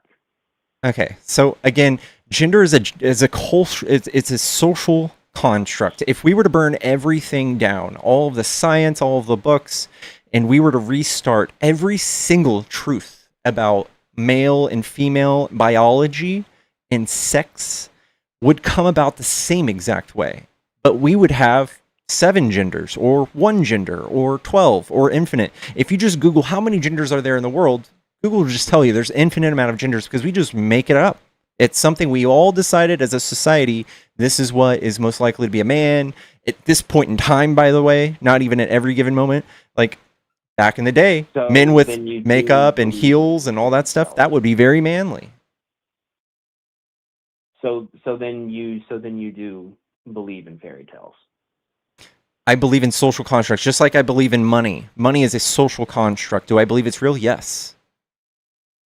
Well, Christianity and Judaism are social constructs, and you don't believe in those. Yeah, I know. I don't have to believe all social constructs. Right. You don't have to, but Yeah. you can't discount one social construct because of another. No, I don't have to. Just because I believe in one social construct doesn't mean I have to believe all of them. Well, no, you shouldn't, and that's I think the problem that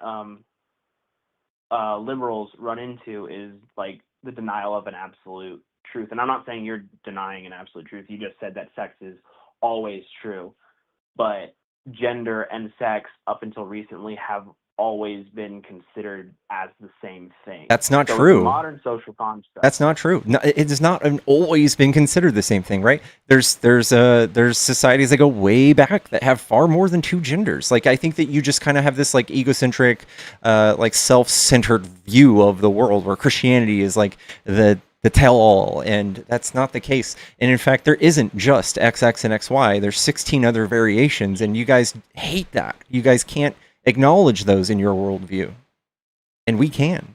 Well, I do acknowledge that there are some people with like XXY or whatever, but that's scientifically considered an abnormality. It doesn't matter if it's abnormal. It's a thing that exists. So we lump it into how many there are of a thing. Right? If I have a whole jar of M&Ms and they're all red and blue besides 2 green M&Ms, and I said, I'm going to give you $1,000. How many different colors of M&Ms are in this jar? Would you say 2? Could you repeat the question? I have a jar of M&Ms, 500 M&Ms. Yeah.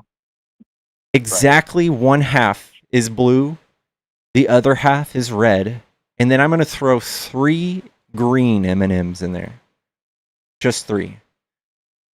And I said, how many colors of M&Ms are there? You wouldn't say 2. You would say 3. Yeah, that's correct. Yeah, why are you doing that with sexes and genders? Because gender equals sex, and when there is a sexual abnormality, usually like one side will be more prevalent. I think we are getting away from the original topic, which was talking about like abortion and whether or not. I think this all came about when you said women are meant to do this, and I think that's just like a disgusting trope of Christianity is like labeling women cattle. This is your purpose. Like women don't like that. It's men's purpose to protect and provide for the dignity of women. Okay, and that I think that too is very sexist and gross. Like I think women out there can do a better job of providing for men sometimes. But it's still men's job to protect the dignity of a woman. If a woman is in trouble from like another man, 9 times out of 10 she will seek out a man she can trust, because men the are only people women need naturally protection stronger. from is men.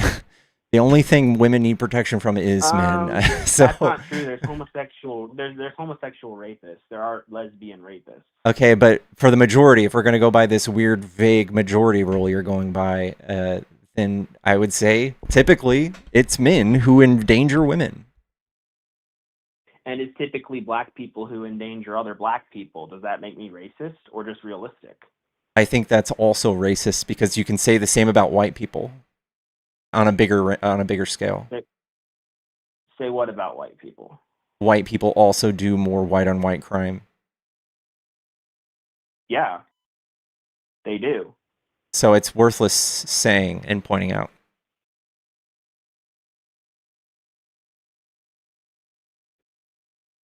But if it's just a fact, then me stating that black people commit more black on black violence, white people commit more white on white violence, Mm-hmm. and but when you say just the black one, supposed... that's problematic.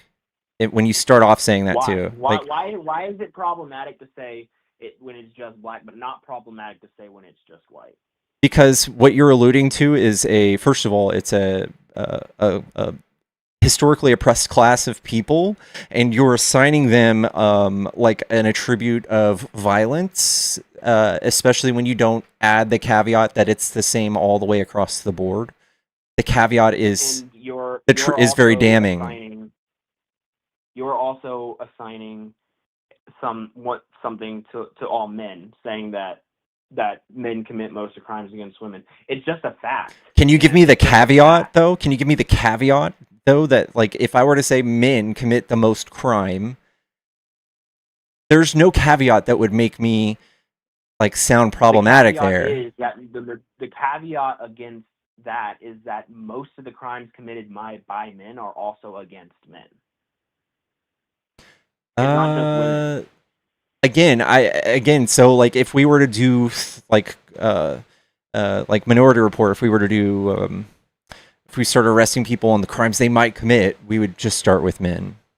Like you wouldn't be starting to arrest women. But in your worldview, we would have started to arrest black people and forgot about the white. I don't have that view at all. Some of my best friends are black, man. Like, I would advise you not to say that's something you definitely shouldn't just. That's called tokenizing. We don't do that. No, it's not tokenizing. I can legitimately refer you to my high school basketball coach and his son. I call him Coach Q. His son is Tyrone. Listen, that doesn't mean anything. They're all right? honorary family members. Do you believe that misogyny is real? Like a man can be like really bad towards women. Yeah, I believe that. Do you believe that misogyny is real? And do you believe that those types of men would also say they all have a significant other that's a woman? Just about. Yes. Okay, so that doesn't make it any less true that they're misogynist, though, right? But I'm not being racist. I'm just stating a fact. Correct, but your pointing to your black friend doesn't do anything in this conversation. Okay. It's a source. Like, if you want me to get them on the phone, they could tell you I'm not racist. I'm not saying there's not one person that you can call and like save you from saying you're not racist. I'm not saying you're racist. I'm just saying that This does not do anything for a case for anybody. In fact, it makes it worse. You can't just say, I have a girlfriend, I'm not misogynist. Okay, I will concede that point. I will concede that point. I was just saying it casually because it was only ever treated as something casual where I'm from. I didn't know it was like something that would be made such a big deal. Yeah, just going forward, I wouldn't. Yeah, just don't like. That's not a really good rebuttal to someone calling you racist or anything of this sort. So. Okay. So, if you want my honest and true opinion, this is not a narcissistic view. This is not a view that's been forced upon me or anything. I think we are really just mostly talking past each other. I take blame for my end of that. But I do think that the fundamental problem with having an abortion is that you should not kill that being if it didn't choose to be there, because it didn't choose to be there. You chose to do something that put it there. And I think that saying that you can just engage in sex for fun is also like you shouldn't do that, because it leads to other problems, like, if you want to call it a practical problem, having to pay for an abortion or having to pay for contraceptives. I just think it's better societally to just wait until you're married and have the means, and both There's no evidence of that. The Bible Belt here in America is the capital of teen pregnancy. It's the capital of divorce rates. It's the capital of crime. It's the capital of mass school shootings. It's the capital of poverty. It's the capital of high school dropouts. There's no thing you can point to that shows that waiting for marriage to have sex has a good outcome. I think that people that are deeply religious might hold this view, but it has no advantages. And I don't think that it is constructive. And I don't think we should be treating our women like cattle and tricking them into keeping a child that they had while engaging in the act of sex for fun. I'm not treating women like cattle when I say I think that they should continue to carry the baby. I'm just saying I think they should take responsibility for the action. And you could come at me and say, like, well, what if it was a rape? They can still choose to take responsibility not to destroy an innocent human life. And that's something I'm not going to shift on. Frankly, I do respect hearing your opinions and stuff, but that's not something that I'm going to shift on. If you're not going to shift on your opinion either, that's fine. We can talk about something else. Sure. Well, I've had you for a while, and to be honest, you're not exactly like super MAGA. So I think I'm gonna go to the next caller. I've had you for an hour, so I appreciate you calling. Yeah, no, that's fair. No, thank you for your time. I just wanted, I mainly wanted to ask a few questions, honestly. No worries. About like the point out some things about the war. Thank you for your time. Thank you very much. Take it easy. Chat, if you want to donate to the stream, these are my pay app usernames, and it's $40 to kick somebody. But I guess, yeah, we're going to turn the phone line back on. If you are a Trump supporter and you want to debate, hop in the box. Come tell me why you like Trump. And I would just highly suggest you be very forward with your ideas. If you think or you don't believe in abortion, don't have one. But I think that politicians are going to be able to drag you through the mud and fuck up this entire landscape of the world. No matter how bad their decisions are otherwise, you're going to say, oh, well, at least they don't like abortion. I think that is it's just a tool they came up with in the 1980s to trick people into voting in their direction. Landscape of the world. Hello, is this a Trump supporter? No matter how bad their decisions are otherwise. Hello? Hi, are you a Trump supporter? How's it going? I can hear the stream in the background. Can you help me out with that? Yeah, I'll turn it off. All right. What do you So like what's about up with your sticker on your show, man? Trump sucks? Why you got an American flag there then? Because Couldn't I'm you have a a rainbow flag or something? I'm a patriot. I enjoy the Constitution a little more than Trump. Okay? So what's going on with that? Why do you think that? Well, Trump trying to write executive orders to like undo things in the Constitution. Like I think I have a today, didn't he case. do a few? Like what? Did he do a few today? I think I might have saw that. Were they against the Constitution again? I don't know. Hmm. I thought you might have known. Seem to know everything. Okay. So how old are you? 37. Oh, okay. Well, I'm twice your age almost. Okay. What do you do for work? Is this it? You're looking at it. Make money online? Pissing Yeah. people off? I guess so, man. Getting a goat, as they say? Am I doing a good job? Yeah, you kind of making me pissed off well enough to call you. Cool. What do you like about Trump? I think he's awesome, man. Pretty much the best president in my lifetime. Can you give me an example of how he's the best? Okay. He's for starters, he's trying to stop the killing in Iran, and we can go back to the killing in Venezuela and depleting them. Do you know the difference between communism and capitalism? I think I might know more than you, actually. Can you Really? tell me? I got a really good gist of it. Trust me. I've lived Okay. it. Can you describe to me communism in like one sentence? I'd rather not. That's pretty damning, isn't it? Yeah, it sucks, man. You know So what's going on in the Congo right now? Capitalism? Really? Yeah. Well, I got a buddy who runs an orphanage. Actually, he's my cousin. He's not a buddy. And he went back there to check on his orphanage last month. And these Congolese rebels rolled in, wiped out a third of the town. His orphanage went from 16 to 67 kids. Those are the ones that could make it there. What does that have to do with communism? You know what they did to the wives? What does that have to do They with raped communism? That's fucking what's going on over there. That has nothing to do with Jesus communism. Christ, are you fucking an idiot? I hate to cuss. I'm sorry about that. Hey, it's all right, man. I'm used to people not able to regulate their emotions. But can you tell me how we're talking about communism?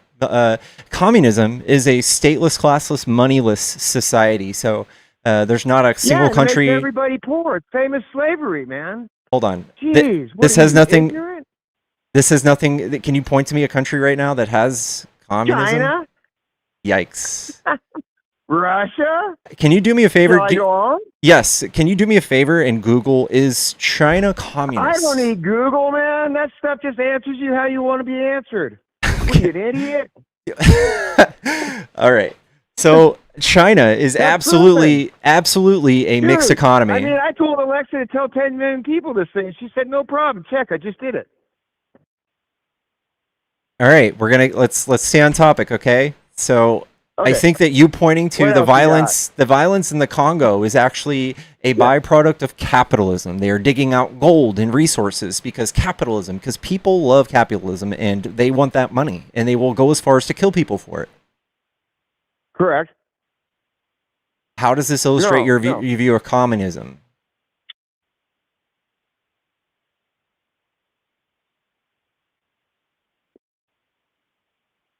I don't think you understand.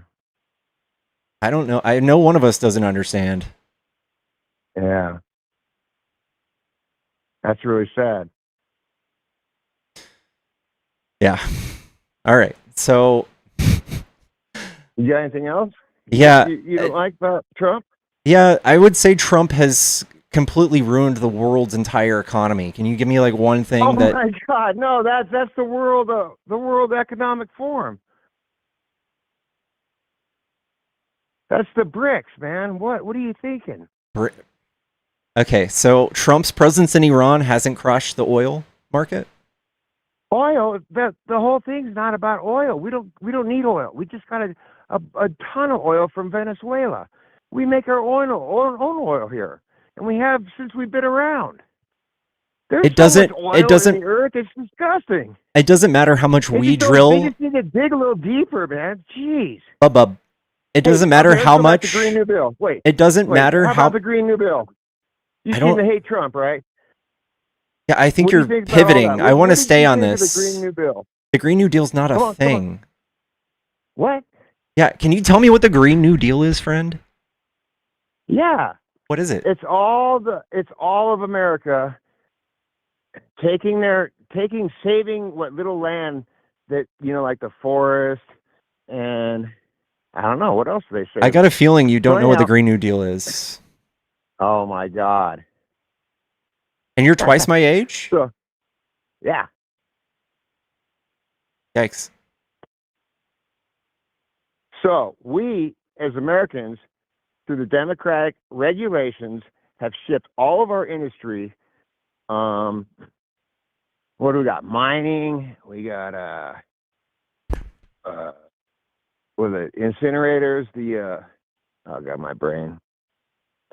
Anyhow, so all of our infrastructure and like foresting and getting like minerals out of the earth, like oil, mining products, coal, has all switched to this little thing called solar power, right?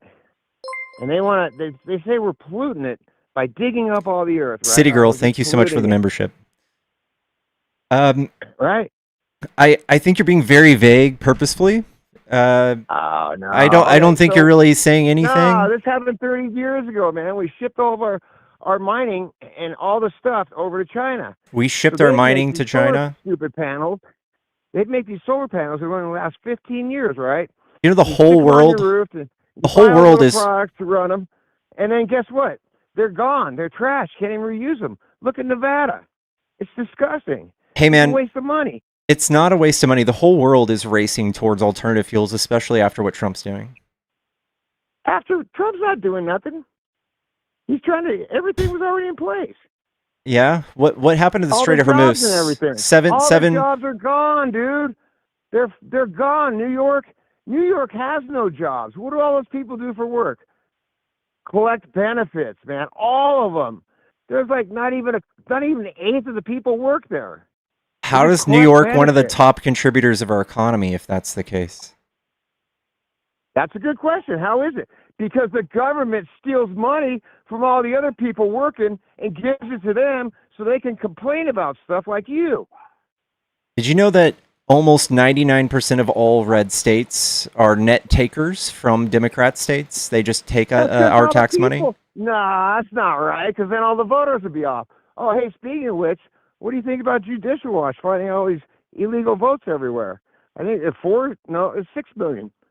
What the heck? Heritage Foundation, which is Trump's baby, Trump's the people that have written all of the proposals. There you go. No, it's been around way longer than Trump. Yeah, I know. Jeez, They've been around forever. They've been around since like the 80s, and they are the people. Hey, let me finish. Let me finish my sentence. When they did a study on how much undocumented have tried to partake in our election. Heritage Foundation. The Heritage Foundation. The fake ballots, the voters that we're talking about? The Dude, 6 million? Can you control yourself for a second? Can you troll yourself? They have found close to 300.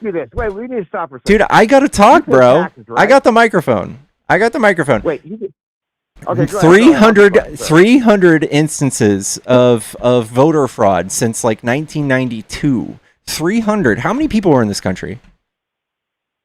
396 million? It's about 350 million. Yeah. Do you think that 300 extra votes affected any of the outcomes of any elections?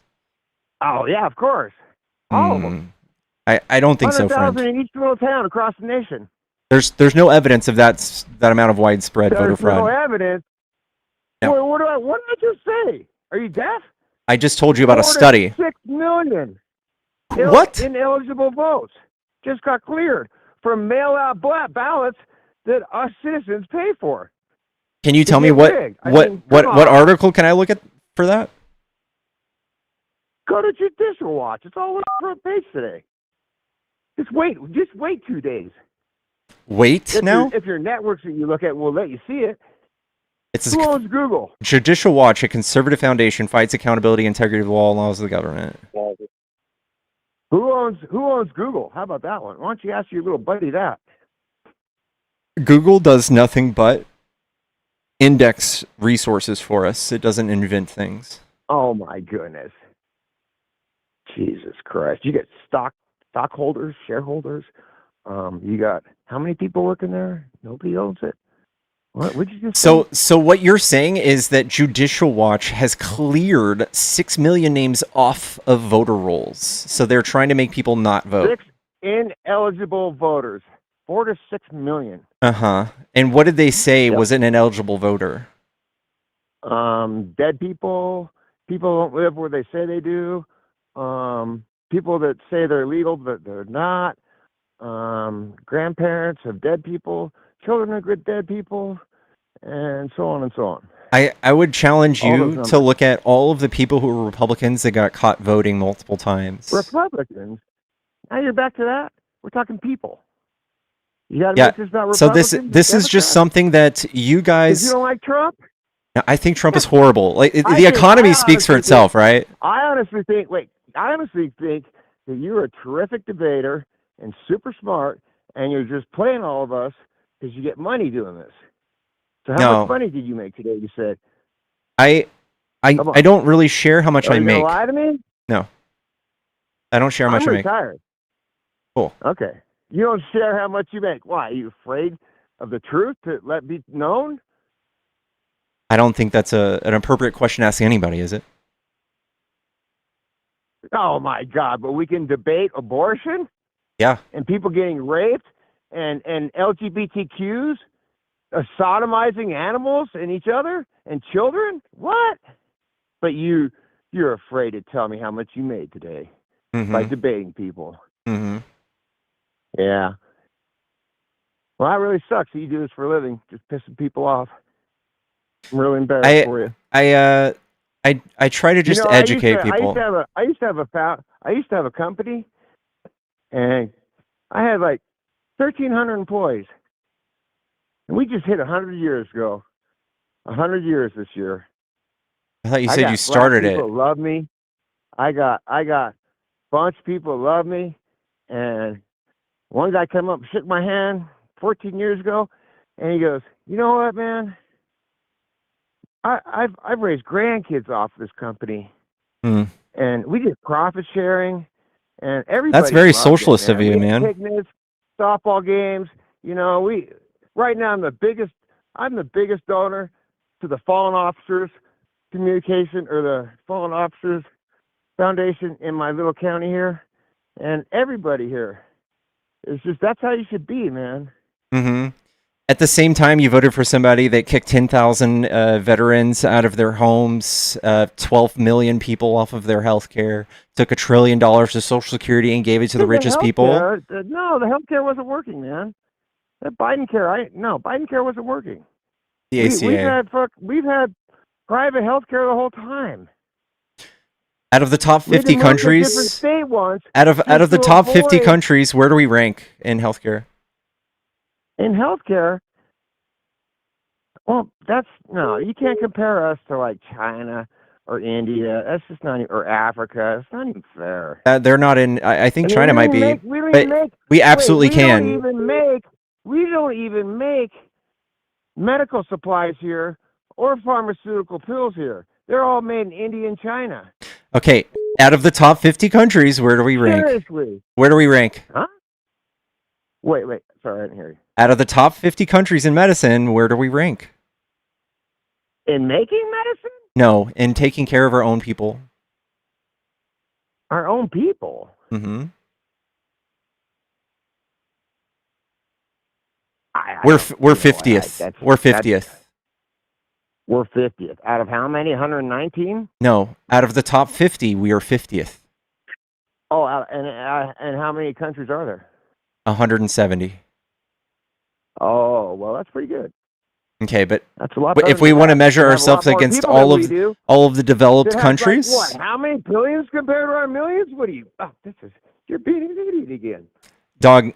Do you think that an insurance group with 4 people is more or less effective than an insurance group with 400 people? I don't. You know what? I don't want to get into the insurance thing. We've had enough of this.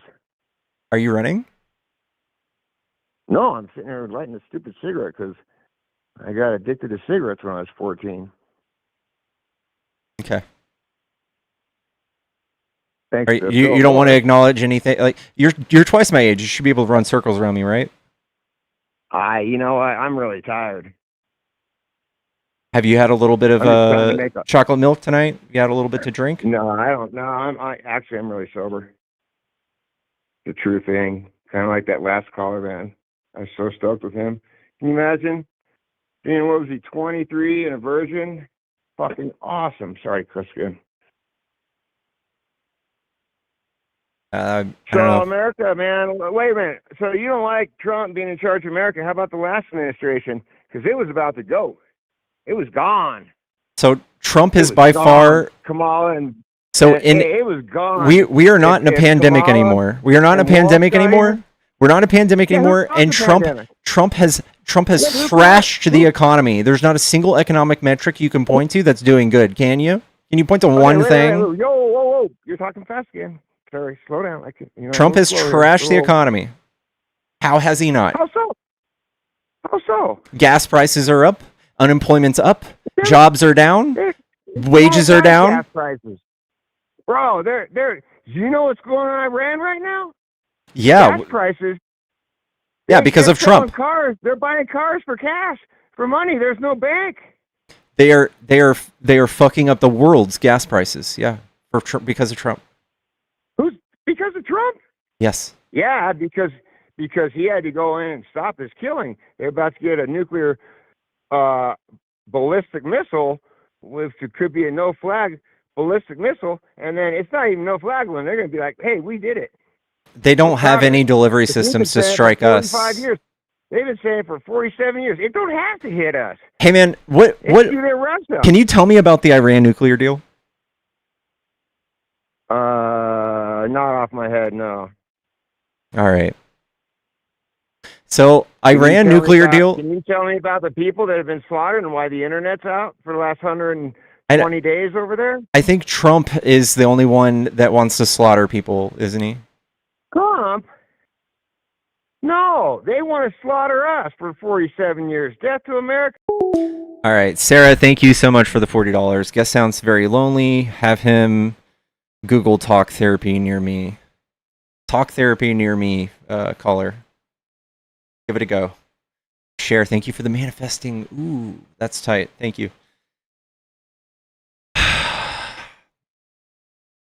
There was like 5 different occasions where I try to like dig into one topic, and he and most MAGA don't want to.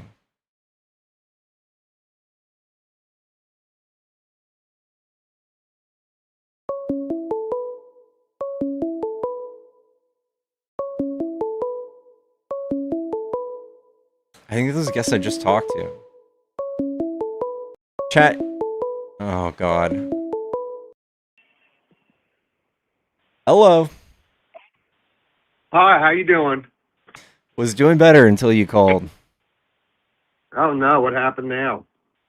Are you sober this time? I'm sober every time. I mean, a little bit of moonshine, but nothing that is a big deal. Oh, man. What do you like about Trump? Well, I mean, honestly, I'm like heavily invested in certain areas, and the stock market does do well for me. So, one of the things that I'm heavily invested in is farming, Gators, and also into mining interests. And the gold prices have been really good too. So I don't really understand. For me personally, I think it's pretty incredible, just economically. I think that you're proving my point. There are very few people that are doing well, and there's a lot of people doing very unwell. I disagree. I think if you're smart and you know how to diversify and you look at the trends, you should be able to, do more than well. I think Especially, I mean, again, I think that's just an excuse for Trump's economy doing very bad. His economy is very, very, very bad, and he made it that way by himself. I don't think it's really shown that Every metric in at the all. economy Really, says that. Every single metric. And do you read economic metrics? gold prices at an all-time high. Yeah. Do you know why? My farming business is doing great. Okay. I'm talking know about a the lot of whole it. society. If we can just not talk about you for 1 second, you have to look at everyone. You have to look at everyone as the United States, as a world. We can see that the whole United States is not performing well. So there are very few winners. I prefer not to do that. I know, because it probably hurts. I take care of my own, and I can't take care of everybody. So I believe it. I would consider myself a People gotta take care of patriot. themselves. I'm a patriot, and I care about my fellow Americans. Good for you. Doesn't sound like it. Okay, I'm not the one sitting here trying to convince you to think about someone other than yourself. Well, I'm doing great, and a lot of my people are doing great. So I don't see what the problem is. I mean, we have an abundance of food that we were using to, feed the immigrant population that's in captivity now. So one of my things is, yeah, I am in the gator business. I have gator farms. I know. You told me this last night when you were blackout drunk. I do gator farms, and I also do mining operations. So I'm good. I know, and that's just one person. So if you look at the rest of the economy, like the rest of us, we're saying, hey, the economy's not good. Same with the whole world because of Trump. Well, people need new opportunities. I mean, I can appreciate that. That's why, go to my website, gatormeat.com. There's great investment opportunities in the gator meat sector right now that people are missing out on. And it's low price points. It's not what people think. Again, there's a lot of opportunity, even with the gold. You can invest in gold for a small amount, and you can get double, triple, quadruple. So I don't really understand. Imagine being able to do this with a good economy on top of that. So imagine if Biden or Kamala was in office. I'm making a killing off the gator. The gator meat is big because I've got a contract with the government, and all the detainees are actually eating gator meat.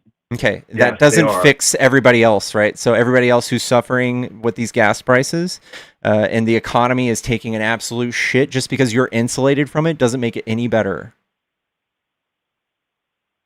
I think you can come get jobs with me and gatormeat.com, and we'll be good to go. Yeah, that's not going to fix the entire country.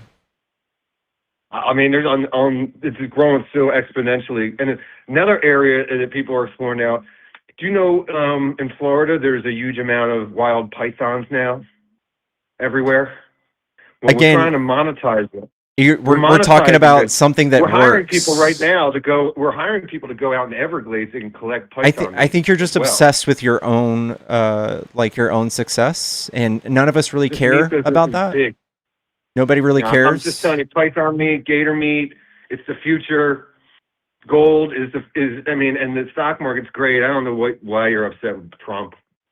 Yeah, the stock market is not the economy. So I disagree. I mean, I'm also invested heavily in the stock market. So yeah, it's taken a shit in the last 7 weeks too. So I don't know what you're talking about, dude. Hey, I'm in the investor class. Well, I got to get going, buddy. It was nice talking to you. Again, gatormeat.com, great investment for the future. Gator meat futures are really going off. Guys, be sure to go leave some really good reviews on gatormeat.com. I really appreciate it. Hello, is this a Trump supporter? Hey, what's up, buddy? What's up? Are you a Trump supporter? Yeah, I'm Jody. Okay, what do you like about Trump? Can I reverse the question? Because Okay. it seems like everything that so far, it's the economy and this and that. And I just want to have a respectable conversation. I don't want to get into Is it not respectful to talk about the economy? Yeah, absolutely. Okay, so the economy as a whole is doing very, very, very bad, and it's all literally just because of Trump. Can you explain that? Yeah, so Trump's attacks on Iran, even his own director of national intelligence and his own director of counterterrorism both say that Iran was not an imminent threat. But it seems like he was led into this war by Netanyahu, and now we are stuck. He is stuck. Pete Hegseth was also confronted Okay, in but Congress this is yesterday. within 2 months, right? This is within 2 months. Within 2 months, he has destroyed the world economy. Yeah. Biden had 4 years, and he completely destroyed the economy. Do Can you you forget that? can you tell me a thing that Biden did that hurt the economy? Because this is what I would I say. mean, eggs, gas, everything. No. I'm I asking mean, you an do action you Biden took that made those things worse. Because if you just stop listening to Trump campaigning on how bad No, Biden was, I'm purple. I'm purple. I'm no. not red. No. I'm not blue. I'm You're purple. spitting out partisan talking points. Can you tell me one thing Biden did to make eggs more expensive? Tell me. What did Biden do specifically? Yeah. What did Democrats do? Anything. I don't know. Why don't you So chat you from don't know. your? You just have a talking point. That's a talking point. So the reason eggs were I mean, expensive, I could the chat reason BT a you question you like could for the very what first you time would use do. Google to figure out why the economy's doing bad, and we can say, hey, that thing that made the Yeah, but economy this is bad, within the let's past not 2 do months. that. But this is within the past 2 months. Instead of like looking up an answer for a question, like what you're doing, I'm actually trying to have an actual I haven't looked conversation. anything up. I'm telling you, the reason eggs were expensive is because we had to cull 150 million chickens because of the avian flu. It was not a Biden thing. So it's just something Trump tried to convince y'all was Biden's fault, and y'all took it as truth and have been saying it for 6 years. Okay, what about DEI? Can you tell me one policy of DEI that was that's present that Do you you believe disagree in with? DEI? Yes, Do you believe in there's nothing but like studies showing that DEI make companies more profitable. profitable? Yes. And can I ask where you're getting your information from? Harvard. Right. So say you're great at your job, right? This is your job. Yeah. I'm not gonna downplay you. I'm not gonna put you down on saying like this is your job making people mad. No, it's a logical debate. I love it. I respect it. But let's say, I don't know, there's a black person that's better than you and they get your job. That would not be Just DEI. just because yeah, that's exactly what it is. It's You just said they were diversity better equity. than me. Isn't it merit based? Well, that's what they're presenting it as. But you have the stats, right? You're from Harvard. Yeah, so there's no policy that just says we arbitrarily hire a certain race of person, even if they're lower merit. There's no DEI policy like that. So what is the exact purpose of DEI then? DEI is to undo some of the Social racist justice of the white racist thinking. supremacists. Yeah, so Yeah. we have historically oppressed a certain type of person in this country, multiple types of people in this country, women, black people, whatever, you name it. And we need mechanisms in place so that people don't make those types of decisions, and while still maintaining a merit-based hiring process or whatever. It can look anything like having two of the exact type of qualified people, and one of them might come from a poor background, one of them might come from a rich background. The company would be more prone to choose the one from a poor background because that would diversify their workforce. Do you know that colleges have to legally accept? It doesn't matter if their grades are better or not. They have to legally accept college applicants, no matter what color they are. That is also something that was done away before Trump started his attacks on DEI. So that was 2023 Supreme Court. That was already done away with. So go ahead and tell me a thing that Trump is talking about now, since this started last year. I'm not talking about Trump. Your whole thing is all about Trump, and Trump, I understand why you. No. Trump has convinced you that DEI is bad, and this is what I'm presenting to you: is that this misinformation came from Trump, and you need to start telling me how you can qualify your opinion on why DEI is bad. And so far, you don't have anything. I just told you. There's a standard that you're literally you and I don't know anyone of an opposite sex or race have the same scores on the same test. What you're about But to tell because me they is illegal. What you're about to tell me is already done. It's gone. no, it's not illegal. Yes, it is. It's called affirmative action. Yeah, and that's because Trump passed that. No, that was a Supreme Court ruling, man. Okay. Well, all right. I'm trying to get on board with you. I'm not trying to debate you. Like abortion, for instance. I believe in abortion. Okay. Let's stick on topic with DEI, though. Like, I want to really nail this down.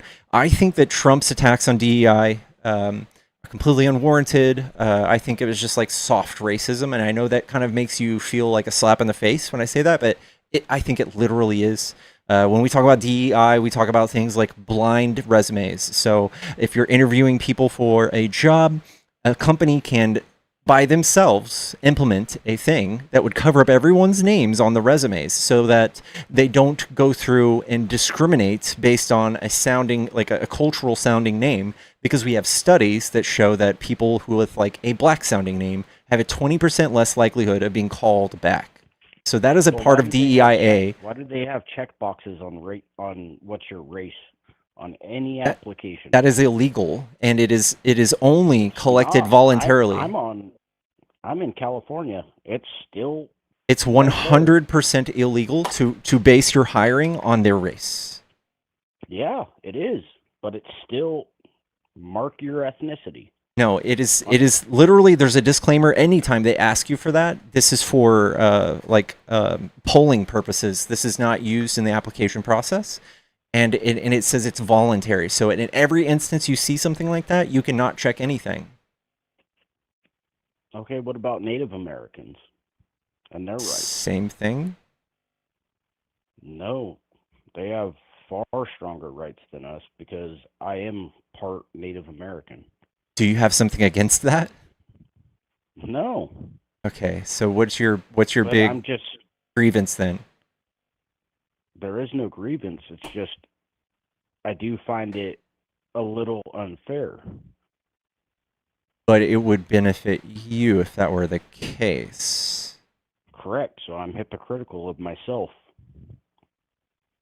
You said it, not me. No, it's just I believe in a just system. Like I could fish with nets in California.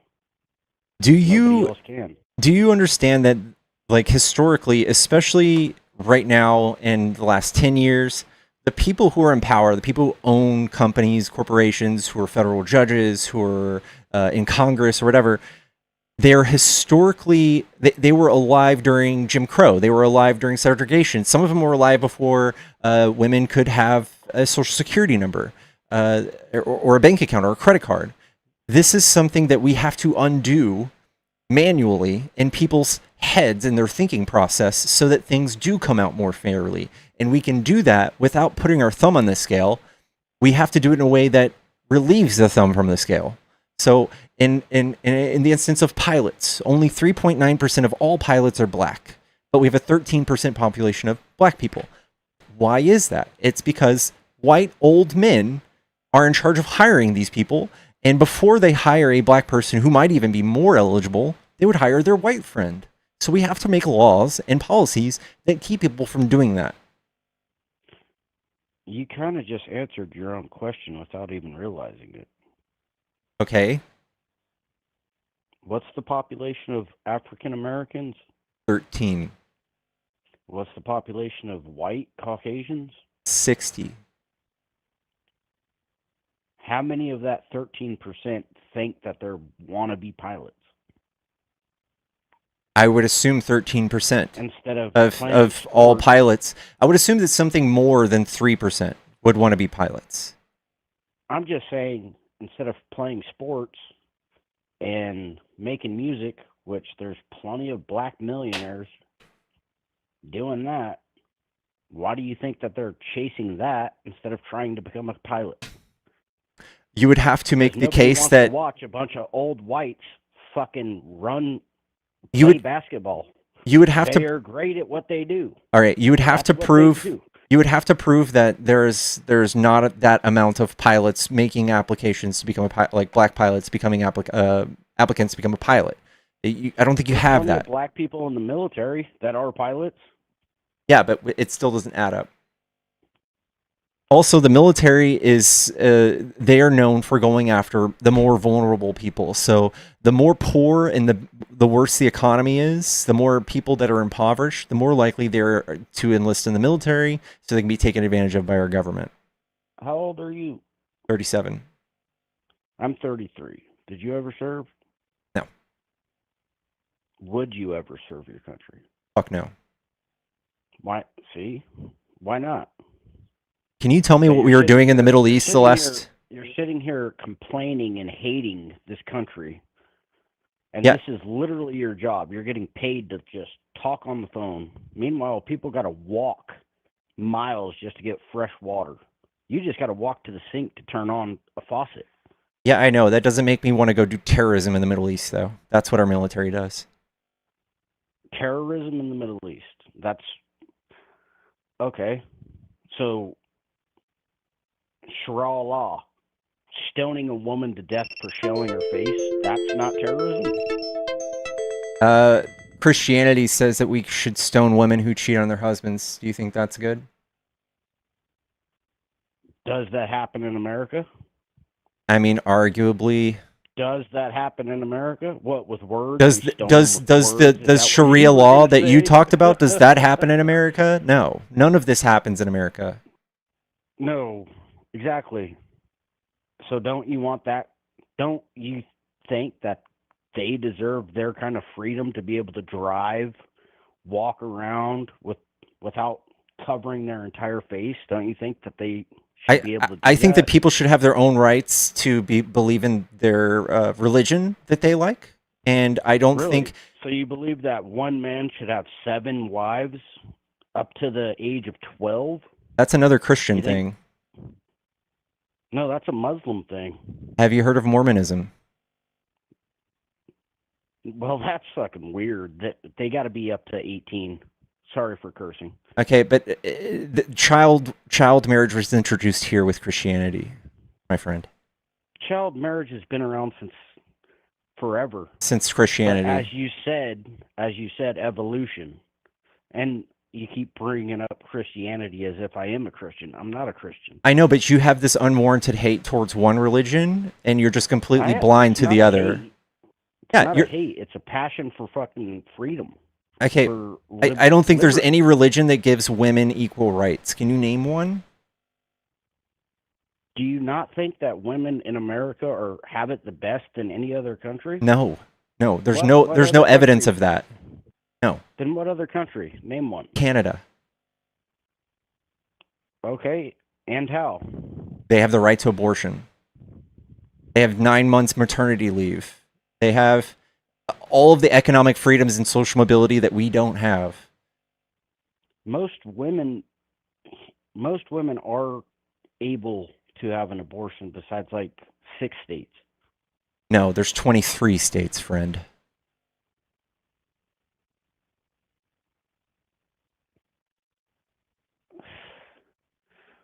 Well, like I said earlier, I do agree with you on that.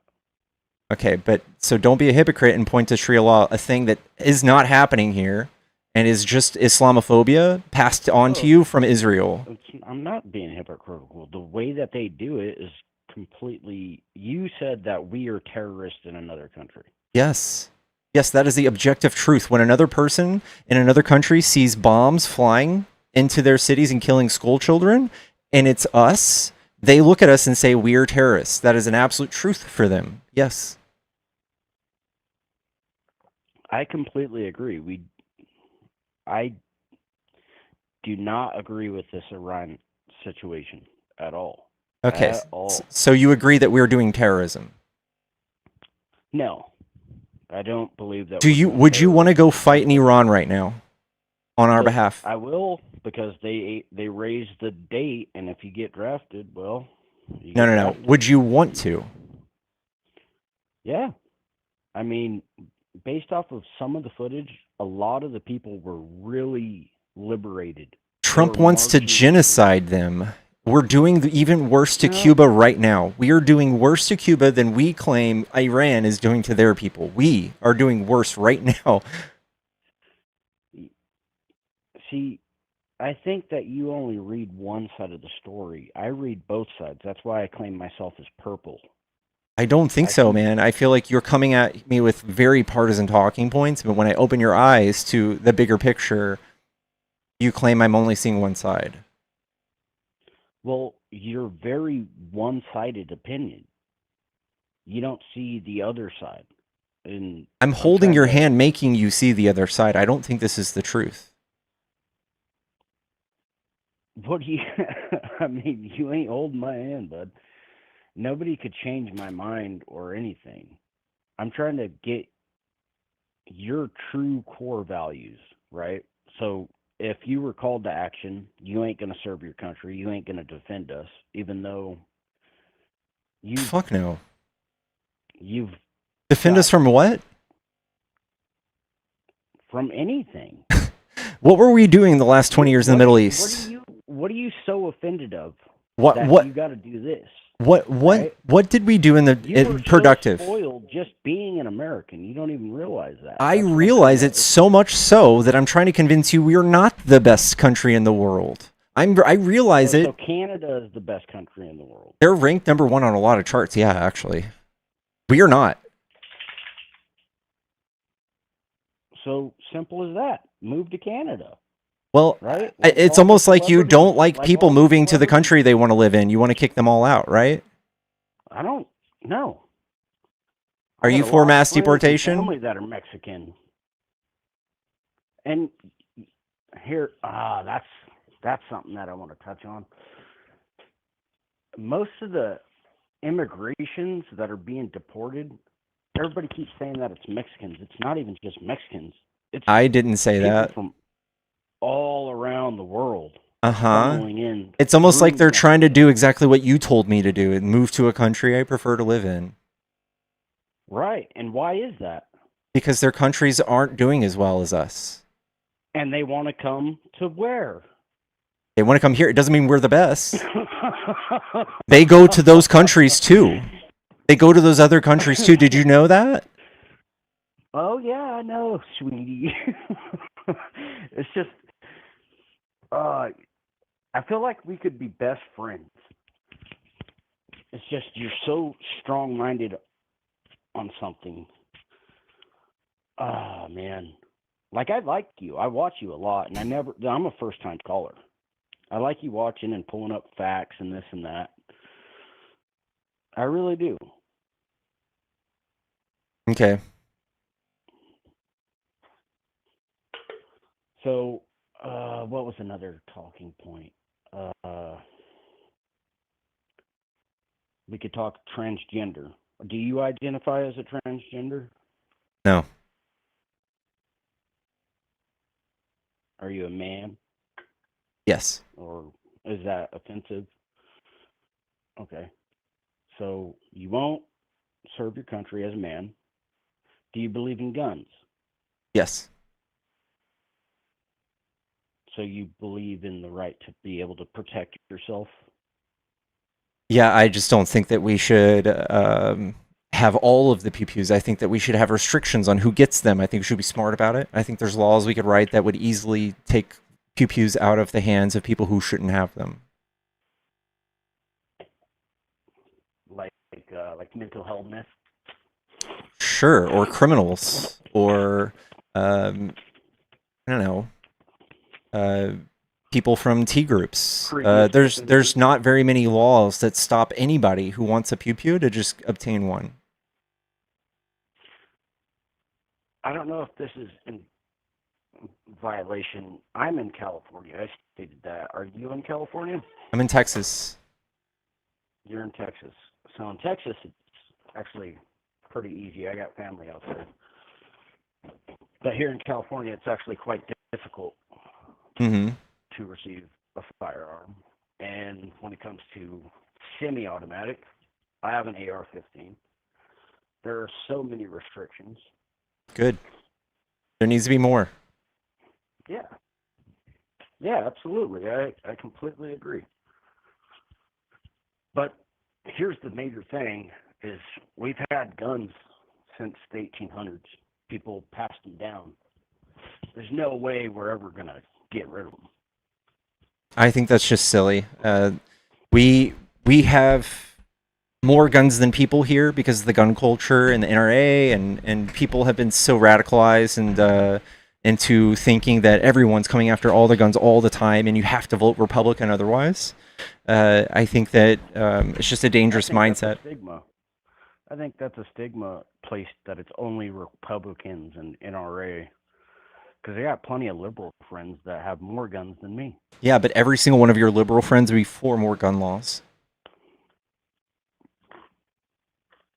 I'm for more restrictions. I know, but that's exclusive to just about everyone on the left.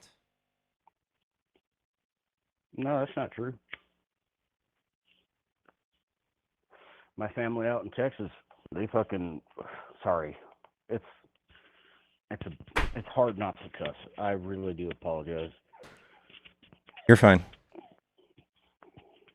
And my dog's crying because he sees my wife. But, no, I'm all for more restrictions, especially with the predominant white male with the school situations. Yeah. We could talk about that. Yeah. I mean, I think that's another talking point for me, though. Like, I think that there's a lot of people on the right who want to label school shooters as trans or liberals or weirdos when the majority of them are right-wing mental health case people, white men. I think they want to wrongly place the blame on minority groups and also just say that there's no use in legislating guns because it won't save anybody, but we have nothing but evidence that it actually works. Well, when it comes to the political side of the shootings and whatnot, I don't really care what somebody is doing, what they identify as, or what party they associate themselves with. It's just the crime itself that I care about. I think that certain ideologies can lead you to be more violent because they inherently continue to grow resentment towards a certain person or group or idea that can only be handled by violence. So things like the presence of gay people, that will always be a thing, and we've seen right-wing domestic terrorists do harm to gay people simply for an immutable trait that they didn't decide was the truth about them. Same thing with black people. Same thing with the people who were lynched recently in certain southern states, or the people that were gunned down in a Walmart in Buffalo with a guy that had the N-word spray painted on his gun. I think those are things that come from harmful ideologies, mostly from the right.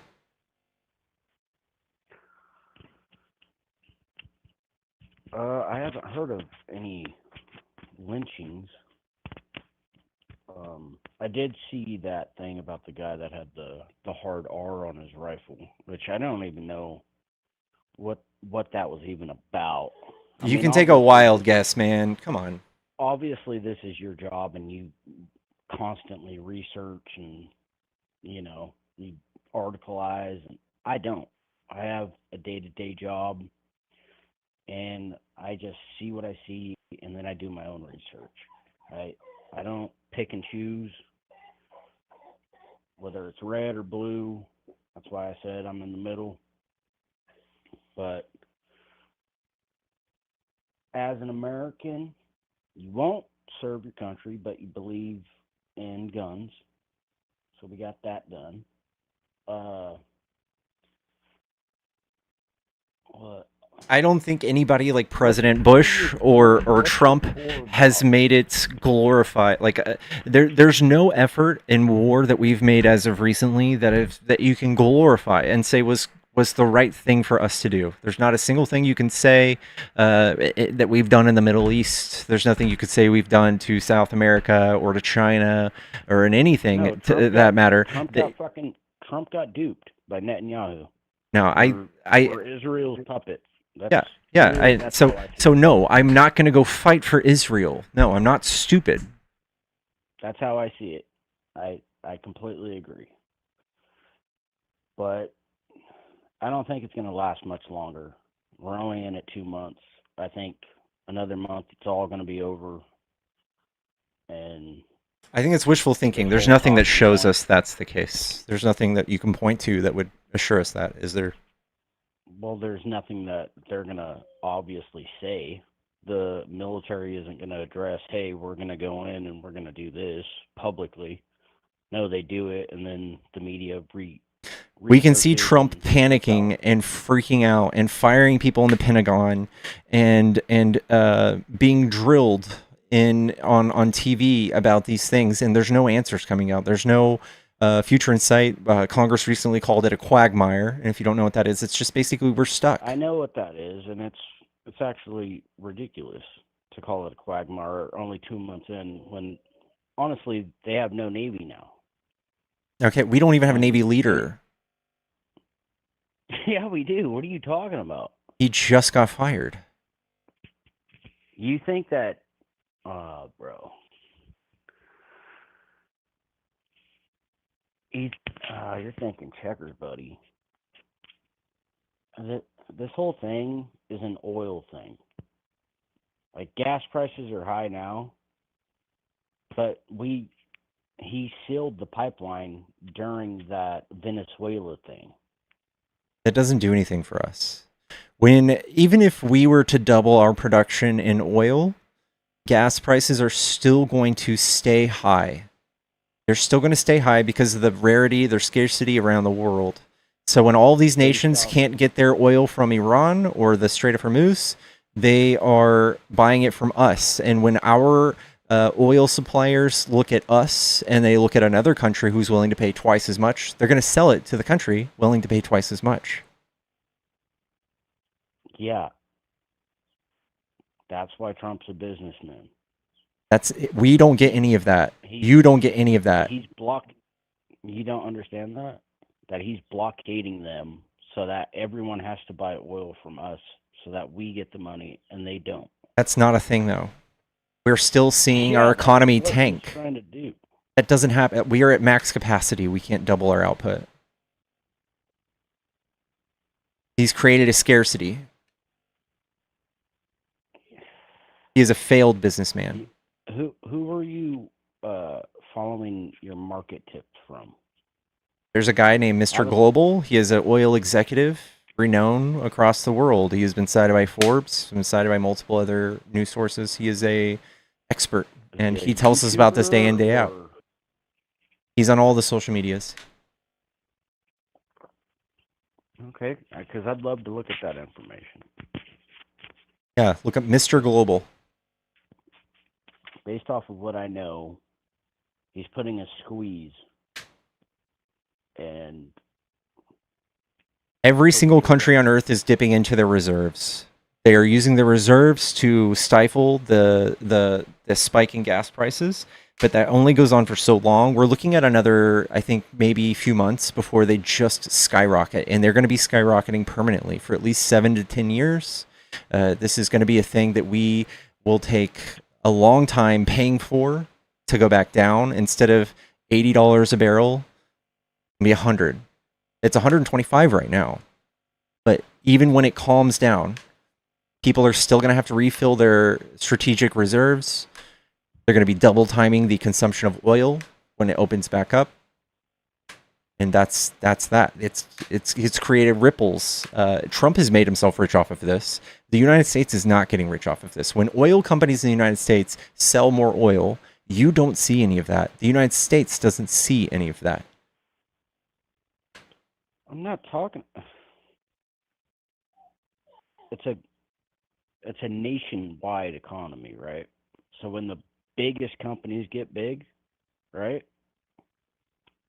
Where's that money go? I mean, if they paid taxes, you'd have a point, but they don't, man. Oh, because of the tax cut, the big glorious bill. Is that what you're referring to? That and the 2017 tax cuts, and just the fact that when you sell oil to a foreign country and you don't sell oil to be produced or used here, for instance, oil company sells oil to a company locally that makes lipstick. We get to tax it on the way to the lipstick manufacturer. We get to tax the people who work for the lipstick manufacturer, and then we tax it to the lipstick manufacturer to the store, and then we tax it from the store to the consumer. None of that happens when we just sell it straight to another country.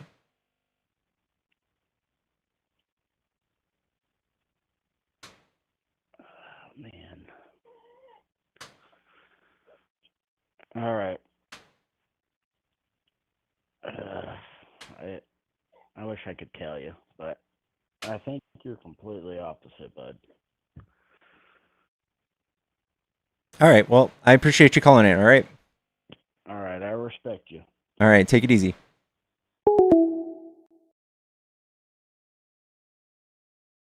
W's in the chat. W's in the chat. If you guys enjoy this content, don't forget to follow. This is my alt account, and these are my pay apps, by the way.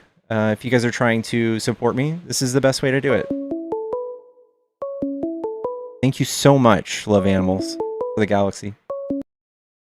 Hello, is this a Trump supporter? It is. Is this the same one I talked to a while back? No. Okay. What do you like about Trump?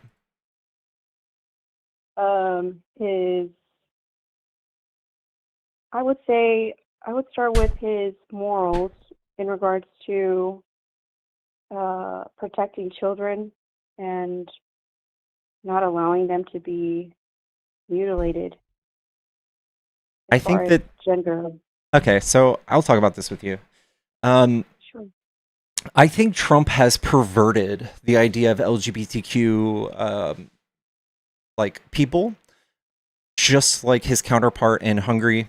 You can see that this is a movement going on with authoritarians across the world, and they're choosing their common enemy to be gay people, and they're saying that they're coming after children. What I would ask you, people the same as gay people?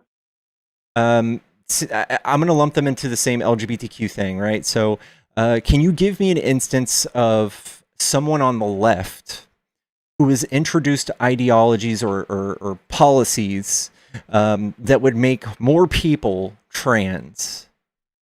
Sure, I'll give you one. I have a really good one, actually. So my daughter, who was born female, okay, I would say, describe it as she experienced a traumatic event, unfortunately on the school bus by a boy, okay. After this event, she became uncomfortable with her body, with herself, and to her, I believe she processed this traumatic event as something's not right with me, something's not right with my body. Mm-hmm. She had a trauma therapist that she saw, and this trauma therapist went over with her what she described to my daughter as a life-saving procedure, which would be to introduce to her, what is it called? Gender affirming care. Correct, and to stop her current hormones. And so my daughter at the time was 12 years old. So she, like I said, introduced this idea to her that this could save your life to change your gender from female to male. All we have to do is have your mother approve you changing your gender. Mm-hmm. I do not agree with a 12-year-old being able to decide at 12 years old what their gender is for the rest of their life. I'm asking. I think you missed the question. I'm saying, okay, well, other than people practicing science and medicine, that's not a left or right thing. What is a legislator that proposed this? Is it a left or right thing? No, it's not. If if the left allows it, if the left has put laws in to That's have what I'm this asking you for. considered to be a life-saving. Can you tell me which leftist did that? That's what I'm asking. Well, are we here to debate Trump, or are we here to debate a leftist person who put that into place? You were assigning the blame of gender-affirming care being an option in science No, and I'm not. medicine. Let me finish. Well, Let me finish. I'm going to say that. So you need to give me the lawmaker that did that. Who did that? But that's not what I'm debating here. My statement is to you that I support Trump because he has put an end to this. No, he hasn't. So you're telling me that he has not put into place or supported lawmakers into preventing these things from happening? You have a few states that have done some things to stifle medicine, but again, you're saying that the left wants to do this to your child when it's just everybody that believes in science minus the right. How is that science, though? Because we have scientific studies that show people who are introduced with gender-affirming care have a 70% less likelihood of committing suicide. Okay, well, here's the problem. Here's the dilemma with that situation, is that regardless of whether this was introduced to my daughter or not, she had suicidal ideation beforehand, and then she committed suicide at the age of 12 years old. You present this idea to a child at 12 years old that they have a life-saving procedure. All you have to do is get your mother to approve. There's no way in hell that I'm... Is your child no longer with us? Correct. I'm sorry to hear that. So I'm going to ask you, do you truly believe that at the age of 12 years old, you're able to make a decision that's going to be for the rest of your life? Yes. Your child did it, right? My child, here's the thing. When I was, let's say, 15 years old, I believed that I was going to be with my boyfriend at the time, that I was never going to kiss another boy, man, ever in my life. That's what I believed. Okay. I believed that nobody in my life could tell me anything better because I knew everything that I needed to know. But I know now, at the age of 15, I don't know everything that there is to know. I didn't know who I was going to be in 10 years. I was 12 at some point. I was 15 at some point. And sure, I knew and I felt that I thought and knew everything there was that I needed to know about life. But that's naive. That is completely naive. And if that was the case, we're not just saying that. We have science on this. We can see that in science, a child can know what the gender they are from the ages of 3 to 7. And if your child unalived themselves, I would just say that given the chance they were giving gender-affirming care, they might be alive still. That is crazy for you to say. It's just backed by science. It's not really crazy. That's not backed by science. You don't know her. You didn't know her. I don't have to know your child to know that scientific studies show that suicidality is reduced when you introduce gender-affirming care. You could say that scientific studies should, statistically, right, or the chances are, based on statistics are, but that's not for everybody. That's not for every child at the age of 12 who commits suicide, and that is not what she expressed before she took her own life, that it had anything to do with her gender or her mother not. I would say the likelihood of your child still being alive would be greater if you didn't have these strange hang-ups on gender-affirming care. Because here's the thing, is that in other countries, I mean, like in Africa, the children, the women there are mutilated, like their private parts are cut up, and that is a form of punishment. Like that is the way that they come in and they pillage and rape and they do that here too. They do that here too. Who does that? 55% of our population of males are circumcised. It's just general mutilation. That's mutilation? Yes, by definition. How many men do you know that are circumcised? 55%. I myself am. How many men? How many men do you know that are uncircumcised? I don't go around looking at all my men friends' genitals. Okay. I feel like if a man had been mutilated or not mutilated when they were born, if it's such a big deal, then I feel like somebody would I feel like this would come up in conversation. It does every time I talk to y'all. Okay, who's y'all? MAGA. Anti-science, anti-intellectual groups. I've never had a conversation with a person on the left about whether or not they're circumcised. I know, and I just look at So- we have medical like records just showing who's been circumcised. Have you ever considered taking your own life because you were circumcised? No, I don't have any sort of Oh, okay. dysphoria surrounding that. Okay. So, But when people have what does that- dysphoria, they Okay, so absolutely here's do the thing. have I suicidal brought up- ideology. I brought up to you that in Africa, when there are, I don't know what you would describe them as, terrorists or bad people or whatever, that come in and they rape and they pillage and they murder people in different villages, that, them mutilating a woman's private parts is a part of, that's what they do to cause And we do it here damage, too. to wreak havoc. Okay, so you said 55% of the population has been mutilated. Would you describe doctors as terrorists? And I mean, is that what you're saying? I would say that the right-wing ideology or the Christian ideology that has started that, yes, are doing something just as damning as what you're assigning us when we say gender-affirming care helps. Would a parent have a decision to make when the child is born to have the baby circumcised or not? Yeah, in the same way you had a decision to neglect your child of their health care. So you're saying to me that I neglected my daughter of health care? Yes. And that is why she took her own life? Yes. Okay, so here's the part where you're absolutely wrong about that, is that the last time that my daughter spoke to somebody about what was going on, it was because she didn't want to hurt somebody else's feelings. Oh, another girl in her class liked her. She did not like this other girl. And when she told that other girl that she did not have the same feelings for her, she was very upset that the other girl was upset about her not having the same feelings. And she always said she never wanted to be the reason why anybody cried or why anybody was hurt.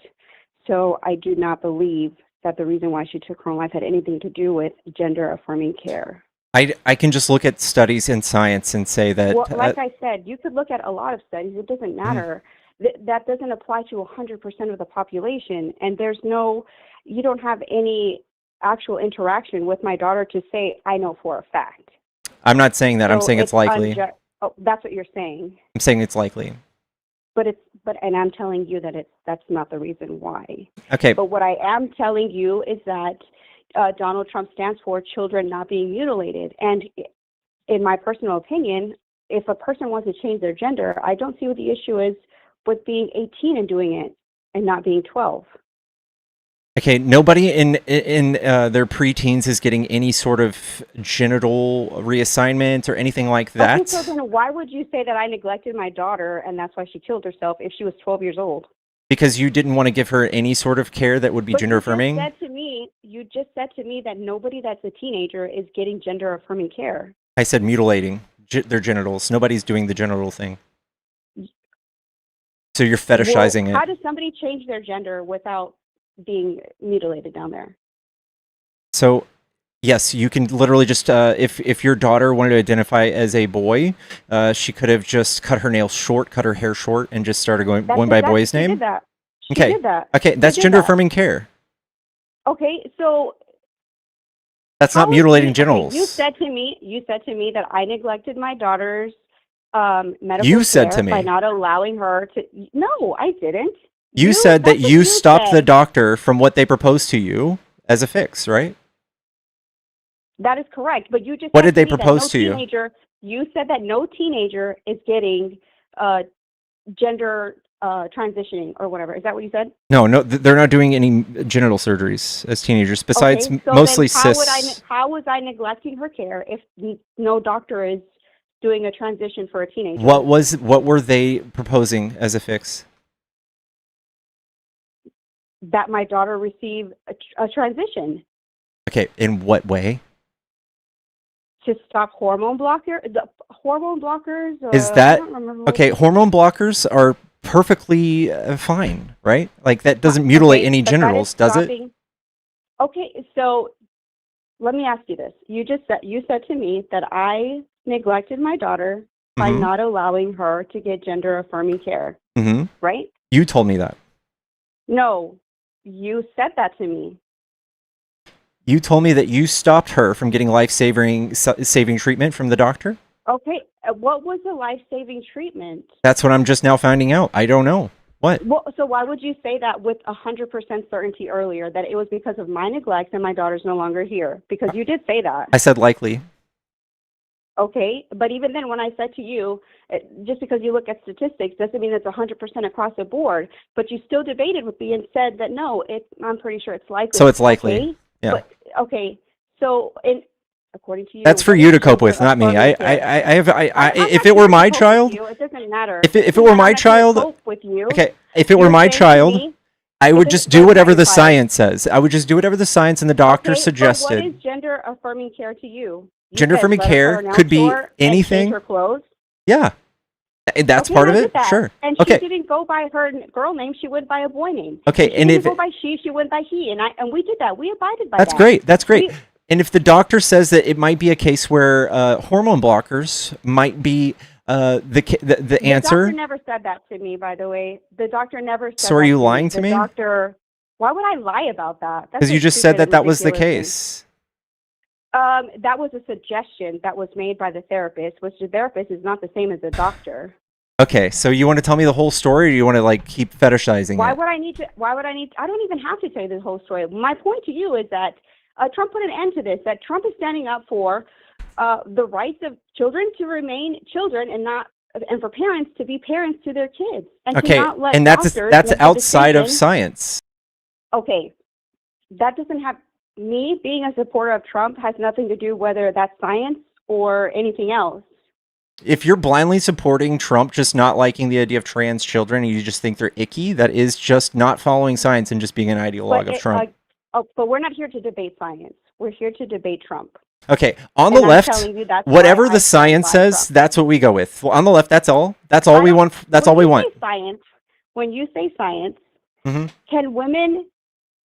Can men have babies? Yes, How so? a trans man who has a uterus born But with the ability. If we're looking at science, okay, and science, not progressive or leftist science, because that's Mhm. I just don't understand how you're. There's no difference. How anybody there is, because there's biologically male and female. Very good. Now, what's the difference between male and female and boy and girl? In my eyes, there's no difference. Okay, A so boy- all males are just how about boys? this? When it comes to chromosomes, if there's an X and a Y, can they have babies? Yes. If there's an X and an X, can they have babies? No. That's science. Yeah, and that's that's totally consistent with science. Yeah. Okay. And do you see progressive or leftist people debating that doesn't matter? No, I think that you have to have a fundamental misunderstanding of everything to say that. That I have a fundamental misunderstanding, or the people debating that have a Yes, I think that fundamental- the second you just showed your hand and said that genders are the same thing as sex, that you do have a lower understanding of this than science. I have a lower understanding. Yes. What is the difference between between what somebody feels and what is scientifically proven? Those are two separate categories. The way Correct. somebody feels Correct. is not the same. One's a gender, as one's a sex. What is Correct. biologically truth? Correct. One's a gender, one's a sex. Okay. So let's talk about sports and males who are born male. Later, they may identify as female or woman or girl, whatever you want to call it, participating in sports, in a woman's sports, and female and girls' sports. If somebody is on HRT, hormone replacement therapy, for 3 years, then their athletic levels are that of a cisgendered person of the same type. So I don't see any problems with it. We have no outliers even that have won medals. What are hormone replacement therapy? What is that?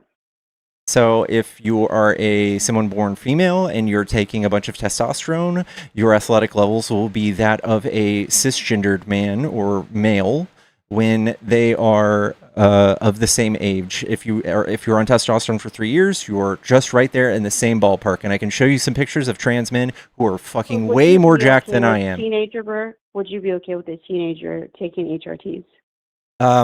At the late stages of teens, maybe in some very like very acute cases where their gender dysphoria is like life threatening, like seriously life threatening. And we do What this would for you- cis people too. How would you describe somebody's symptoms, or, I mean, what kind of concerns would you have to have, I guess, for you to be okay with a teenager taking HRTs? Like, Multiple unaliving attempts of themselves, constant, persistent, insistent, consistent saying that this is the truth after 6 months to years and years of if therapy, then that's their attempts to take their own life have nothing to do with gender, would you still recommend HRTs? no. In fact, I'm not the person who would even say I'm eligible to recommend any of this. I would recommend No, and them I to know see that a you're not a doctor. doctor, you're not providing Yeah. medical advice. I'm just Yeah. asking for your opinion. In your So opinion, if it were I'm my not the child right one. and the doctor told me, hey, this might help, I would do it. Okay, and then so would you ask any questions after that? Yes, of course. And so if there's no reason given by the child stating that their reason for unaliving or wanting to unalive themselves has anything to do with gender, would you still give your child HRTs? I would ask why the doctor would prescribe something that is not treating the root cause. Okay, and so then if they don't have an answer for you, then would you decline HRTs? Sure. That is exactly what I did. Okay, then it just sounds like you had some sort of unfortunate situation happen, but I don't think that your ideology is helpful for the trans youth of today. So, like, people who are here's the truly problem, is that experiencing I don't believe trans. there should be. I don't believe. I do agree that a child should be able to express themselves however they want, however they feel necessary. Let them be who they are. I 100% Exactly, stand behind that. exactly. Let them be who they want to be, right? And that's okay with me. There's nothing wrong with that. And I told my daughter this. If you want to transition, if you want to be, listen, I will be there 100%. And I told her I really prefer that you wait till you're 18. And I wish that I could have you wait longer, because I don't think you know exactly who you are now, and I think there's some things that you could work through. But if that's what you want, I will be with you. I will be with you at the surgery. I'll hold your hand. I'll be with you for recovery, like all of it. So you believe in 100% science I too, stand just like behind us. Yeah. you. I wouldn't call that science. I would believe that that's what made her happy. And if that's what made her happy, then I would stand by it, because that's what she wanted. And if she was 18 and she made that decision, then I would say 100% I'm with you. I love my child no matter what way they are. Okay. However, I don't believe that a doctor bringing up HRTs to a 12-year-old and then saying to my 12-year-old, this is going to save your life. 12-year-olds don't get HRT. Yes. Well, that is exactly what was suggested to my No, they were talking 12-year-old. about puberty blockers. Did you know that puberty didn't- blockers are she did- reversible? She didn't say puberty blockers. She said, as a matter of fact, I'll tell you, this is what happened. I couldn't remember the term as what the trauma therapist brought up, but it was HRTs. And when she said it, I was like, what the fuck? What is that? I didn't even know what that was. I am the one who suggested puberty blockers, because I thought to myself, my daughter's experiencing some kind of trauma, and then now she's got puberty coming in, and that is just like a whole nother storm coming in, and she's dealing with this trauma, and she's dealing with puberty, and it's a lot. It's a lot for a child to deal with. You didn't and I think thought that maybe mitigating if we put puberty blockers on my child, she would stop her period for a little bit, and maybe we could get this mental crisis under mental health crisis sounds under control. reasonable. That sounds Right, reasonable. But that's not what the trauma therapist said. Then I She would have gone to a described different my trauma daughter- therapist. I would have got multiple opinions. There wasn't enough time for another trauma therapist to come. All right, someone paid to kick this person. This person has had like 3 different versions of the same story. I don't believe it. Kelly, thank you for the $40. I said if she said daughter one more time, she needs to go and process her guilt and shame with a therapist. I agree. I think that you do have to convince yourself some of these weird things that she started to say that would justify whatever thing she went through. But the truth still stands that whatever science says, that's what I'm behind. if you just have this knee-jerk reaction in listening to any therapist propose life-saving medication to a child, whether it's knee surgery, back surgery, HRT, or puberty blockers, I would say follow the science, follow the professional's opinion. Don't fetishize it, which is what they do. There's no leftists, and she still never named one legislator or politician that proposed some weird thing outside of science, or even inside of science in regards to gender affirming care.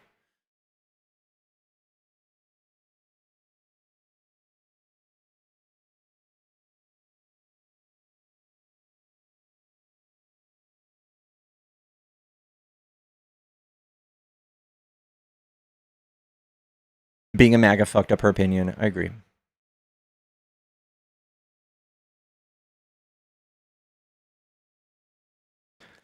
And like someone said, I don't think therapists can prescribe those things. You go to multiple doctors, you go to multiple professionals.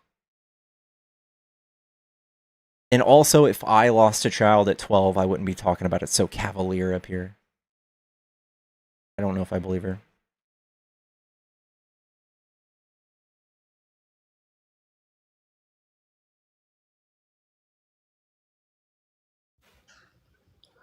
Hello. And how about a palate cleanse? What's up, bub? Oh, not much.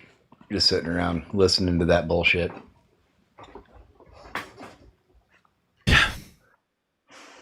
You know, I gotta say, if that story is true, if she talked about it in that same way around her son all the time,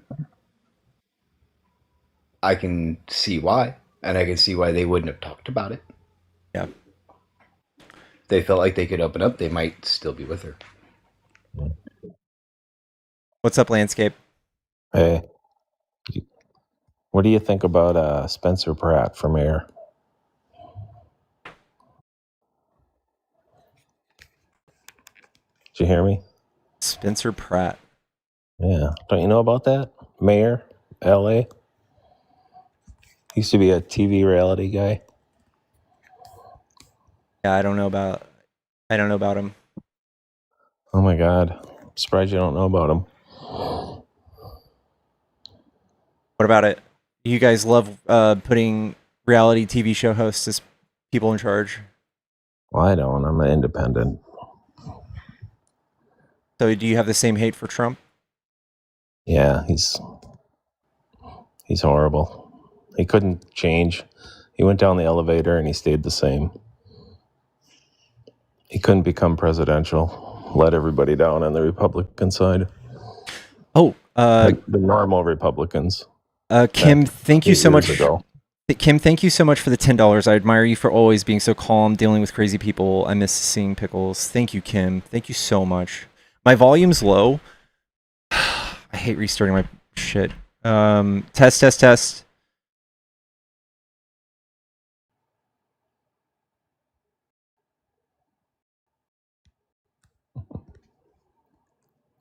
Hold on. I don't know. It sounds pretty good from my end. Do my guests on YouTube sound decent as well, Infectious? Let me check. Well, I mean, it would have to be someone calling. Format, volume, system, town, properties. Is there anything you wanted to talk about, Landscape? No, just about Spencer. I think it's kind of interesting. He lived in the Pacific Palisades. His house burned down. He was a TV reality star. Now he's probably going to be the mayor. And YouTube sounds good for guests. I think we got a few people neck and shoulders above him, don't we? Karen Bass is, but not that much. People hate her in LA. Isn't there like a Becerra or something? Xavier? Yeah, she just jumped in the race to try to fend off Spencer. I think that they're far ahead of Spencer, aren't they? No. I mean, if you drive around the city, everybody's talking about him. Signs everywhere. But All the like polling surfers though. love him. All the surfers love him. Remember that Newsom arrested me for surfing during COVID? Hmm. We have disdain for the Newsom.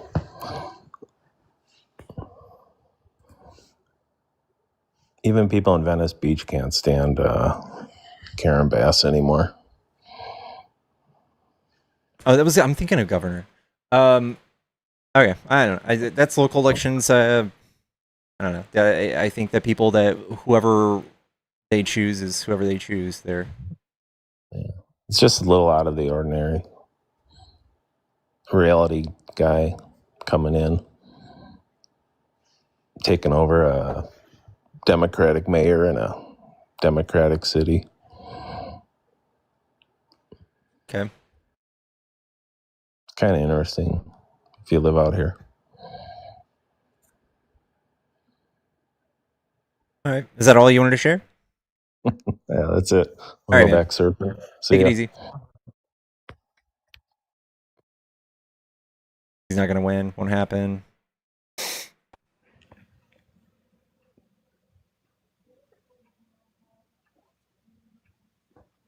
Did we forget about Arnold Schwarzenegger? Yeah.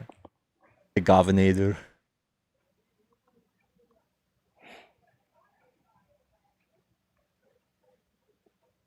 All sounds and devices. Turn on and off. Troubleshoot. More sound settings. Please. Please let me change my browser to a different thing.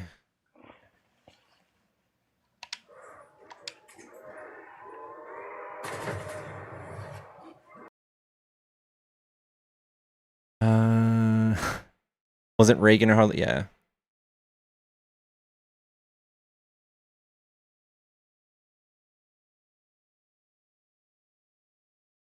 Chat, if you're a Trump supporter and you want to debate, hop into the box. Come tell me if you like Trump. Spencer's at 11%. Yeah, that's not good numbers.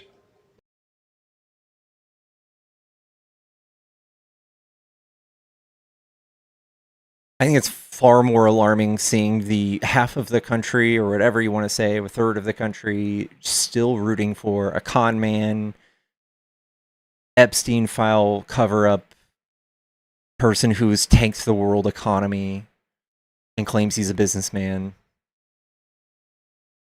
We're still trying to get past that. I don't think there's any way you could point to something else going on a tiny level and say that that's something we should even care about.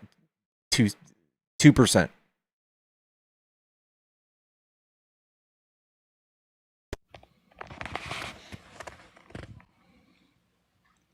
Yeah, I've been hearing a lot of MAGA talking about, oh, the Supreme Court just ruled in our favor. You're going to get screwed in the midterms. Yeah. It's not that big of a deal. It's really not. I mean, it basically, if they can say that you specifically redrew and redistricted your maps based on racial guidelines, then yeah, that's you can't do that anymore. But you can say it's for any other fucking reason you want. Do it on poverty lines.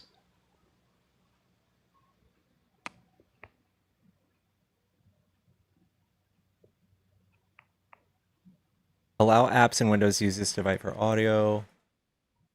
Allow. God damn it, dude. Alt device effects, Microsoft, spatial sound. Configure. Ugh.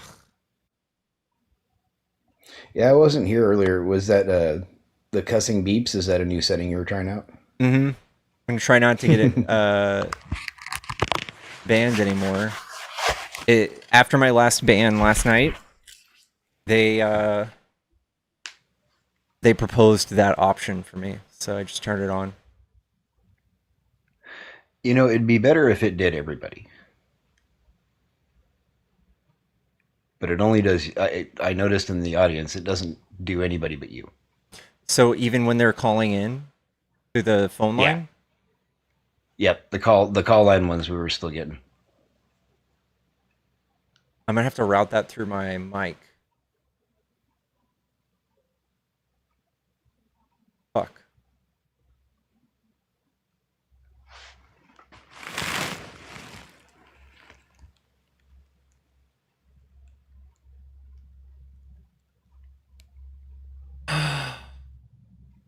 I hate talk to text. I love talk to text. I use it all the time. Oh. Yeah, we were having a pretty good giggle about the beeps earlier. Down in the comments, we were all just like, "I'm dying down here. This is hilarious." I gotta go back and watch it.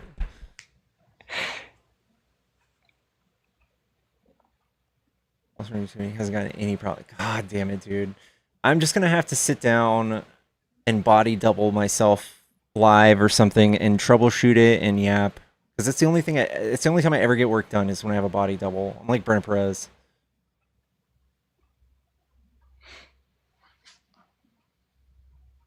Guys, if you haven't followed this account, by the way, please do give me a follow.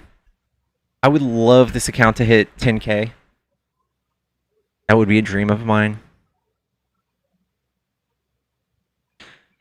And make sure you're doing all the good things down below there. Like, share, do all the fun stuff. Tonight's show is sad.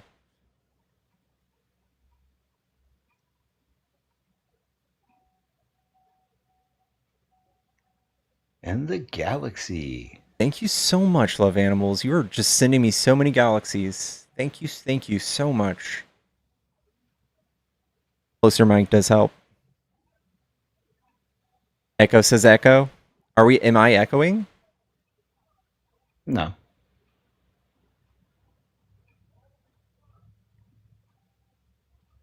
What's the goal? Just have one. I do think that if you do what I do, you need at least one backup account.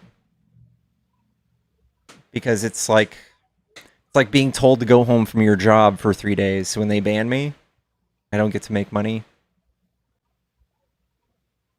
Which is the sad truth of, I mean, this is part of why I do this. Not the whole reason. But conveniently, this is an awesome way for me to make a living. Is Dark Pickles banned? Dark Pickles is a 3-day ban right now. Infectious sounds like 10 times louder. Oh, really? Okay, I might have turned you all the way Did you get another 3-day on Dark Pickles? I thought you just got done with one. Yeah, I got another one. Jesus Christ. Was it like same day or? It's like my second day back. Somebody came on the YouTube line and said the R slur, and I hung up. And then a minute later, it kicked me. Oh.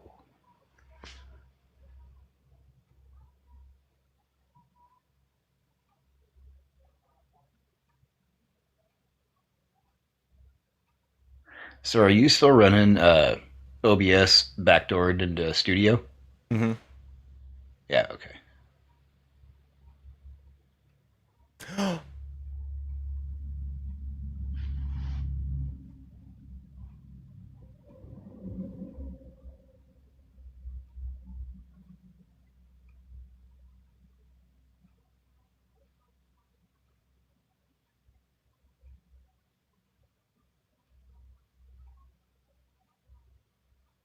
Okay. We gotta let the idea cook for a minute, guys. Just give him a minute.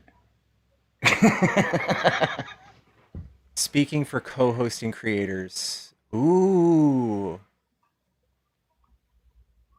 What you got, bud? Okay.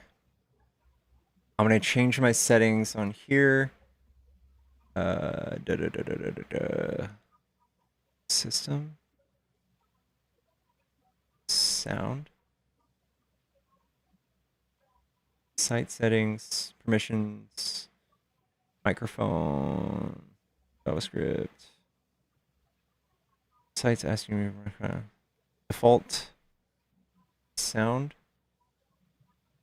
All right, just fucking ChatGPT.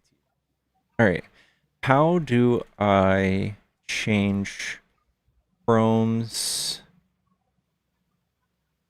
Google Chrome sound output to a certain sound device on Windows 11. It doesn't let you choose it on the browser side. Open Chrome, play audio, right-click the speaker on your icon, click sound settings, scroll down to click volume mixer, find Google Chrome, list of apps, extra Chrome schema output. Oh my god. All right. By the way, Pickles, Speed Racer Die pointed out, you have on the right-hand side of your screen, you have a weird bar. Your camera picture is kind of off-center.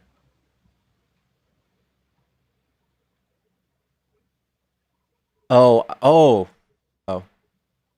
You see that? There you go. Okay, I see what's going on.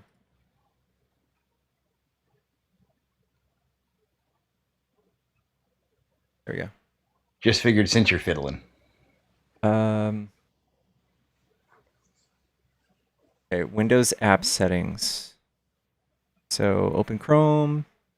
I click the speed. See, you can always tell the people in the audience that have OCD. They see little things like that and it just drives them nuts. Okay. Scroll down, click volume mixer.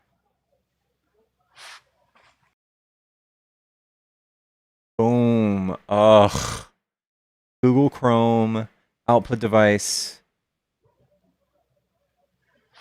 music. Ah! Okay, now my other person is now on music. Infectious, I dare you to call my phone line and help me test this.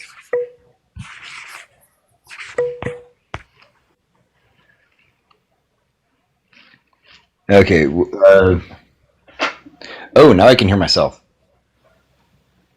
Like loudly. Can anybody else hear that?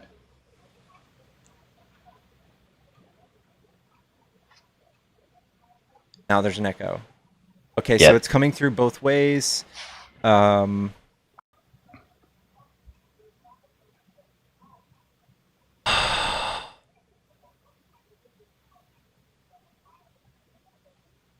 do what you wanted it to do?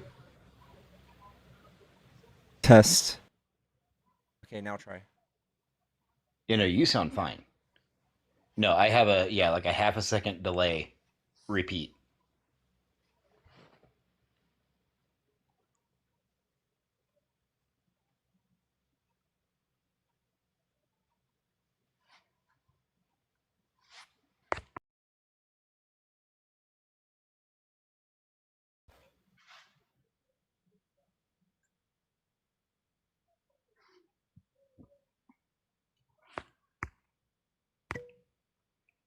Yeah, see, I can even hear the little taps my phone through yours.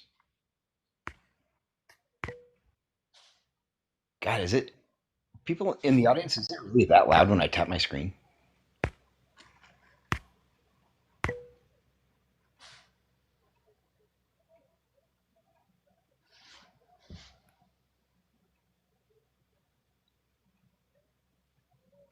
Yes. Okay. Oh, there we go. The echo's gone.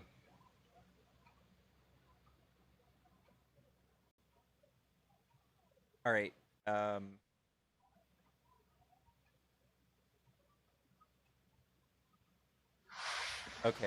Okay.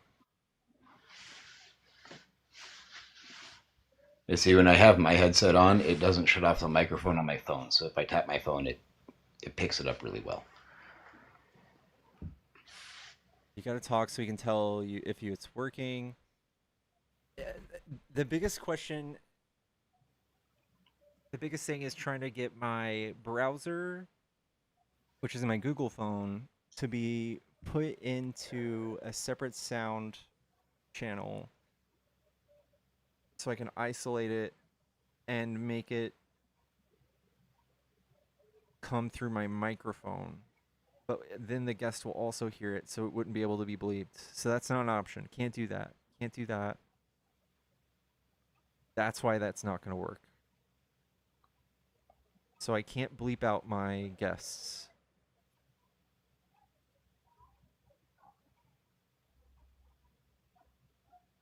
right? So Diamond, I have virtual audio cables. I have a different software that does that.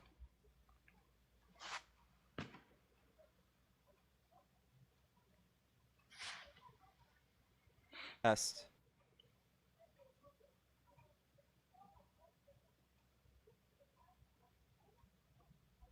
The link tree isn't working. That's why you've linked something on your screen. Yeah, yeah. I need 10K followers for my link tree to actually work.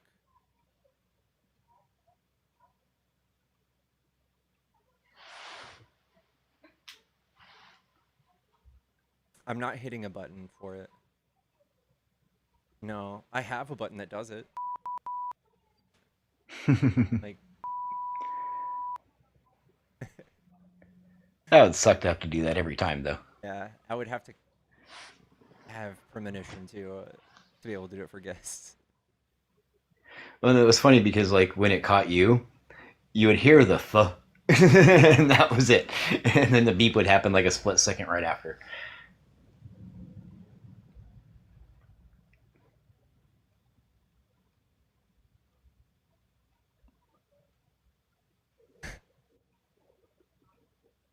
Oh man, I have TikTok fatigue tonight. I wish I could pay somebody to just come do it for me. I wish I could To just come fix all your shit up. yeah. But it would have to be, it's like the most uniquely strange Elon Pickles song now.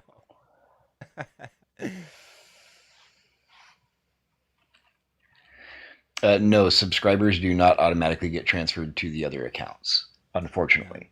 So if an account goes down, like when his GG's account went down, you need to go into your subscriptions, end that subscription, and then go start the subscription on the new account. You just got to do it that way. There's no way to automatically end it because TikTok doesn't allow you access to the account once it's banned. I'm an audio. Yeah, Mikey, I might grab you. Could you try turning off bleep for a minute and see if that fixes things? I think we're fixed in every sense of the word. Like, is there another issue we're trying to fix right now? Because I think everything's good. It's just an issue of trying to get my co-speakers to get bleeped, which I don't think until I think this is a new option on TikTok, and until I can actually like select a certain channel for it to also monitor other than my microphone, I can't do it because the sound would come from the guest into my microphone, which would have the bleep, and then go back into the guest's ears. It would be an echo. Which, no offense, is what causes your problem with getting banned in the first place. Yeah. Because then the TikTok algorithm assumes that it's you saying it. Unless I didn't speak through my speaker, or if I stopped speaking through my microphone and left the microphone only for my guest speaker. Yeah, you could set up a second microphone. Could you set up a virtual microphone for your guest? And somehow, some way, pipe the audio from your Google phone into that microphone setup, that virtual microphone? Fuck.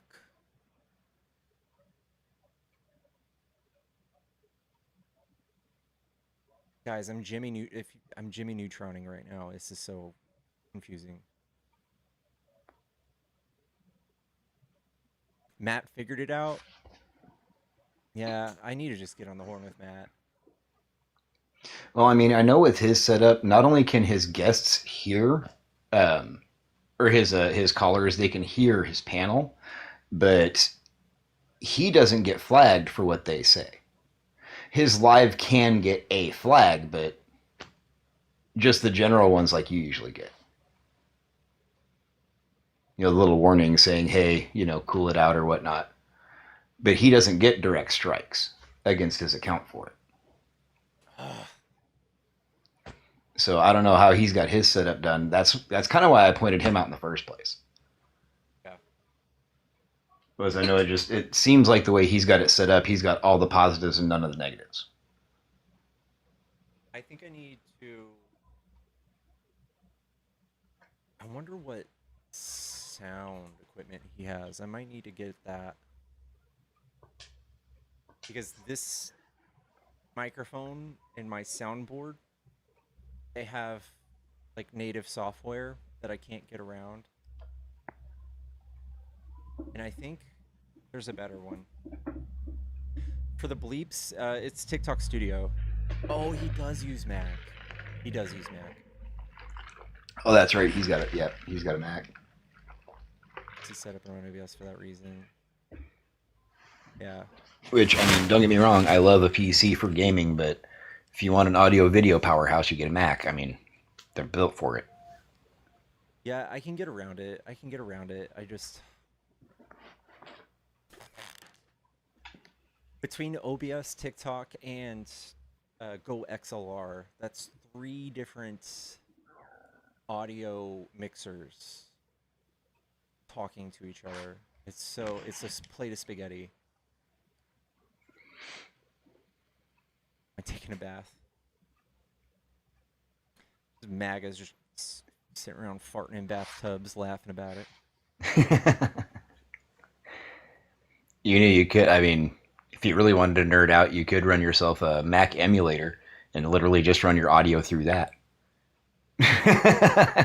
the emulator literally only exists to process your audio lines, and that's it, to separate.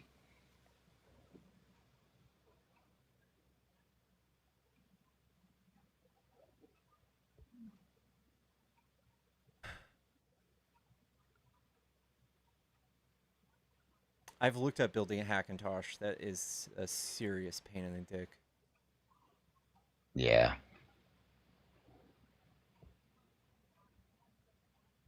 VB Audio. I don't know. I've used Voice Meter. I've used it. It's just like adding another layer and adding a virtual cable to the soundboard I have. But my Go XLR doesn't speak to virtual audio cables. I'm not doing shit this weekend if you just want to fuck around. Yeah. Yeah, I'm down. If you want to video call me or something, let's do it, Diamond. This is Send him a DM on Discord. Yeah.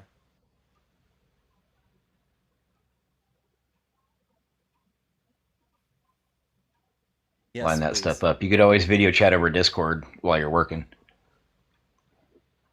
Yeah. Yeah.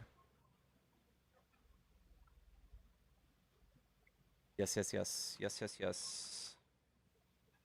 Oh. Guys, I think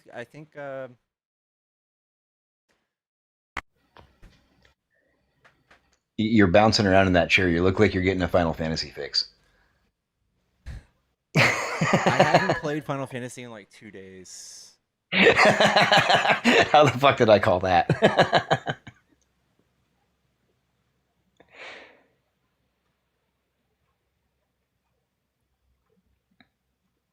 You had that look in your eye, man.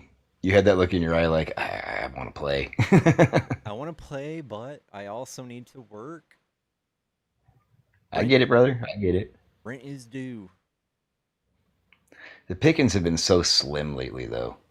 Yeah.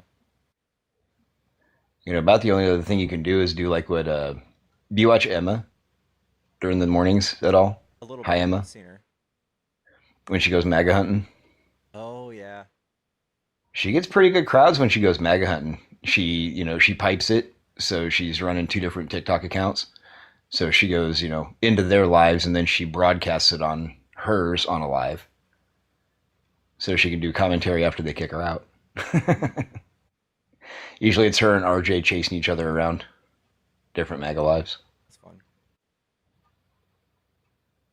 That's fun. Yeah, do you have the phone line on? I do. It's on. You do have the phone line on? We haven't had a call in 20 minutes. That's all right. That's all right. Yeah, see, I mean, even like Matt and Nemo the other night, they sat and just had a bullshit session for like a half an hour because they couldn't get anybody up. Does anyone want to see me continue the Final Fantasy VII remake? Ooh. It's my colds, my blue steel.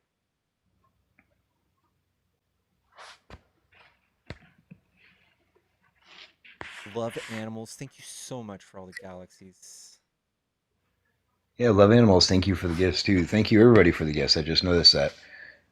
Cecil, of course, Cecil gives me 100.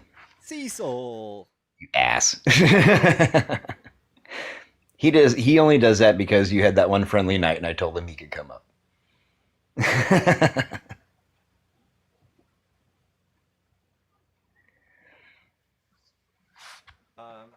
guys want to see my shorts? Oh, what's the fit tonight? It's nothing impressive. They're just DreamHack shorts. My favorite shorts.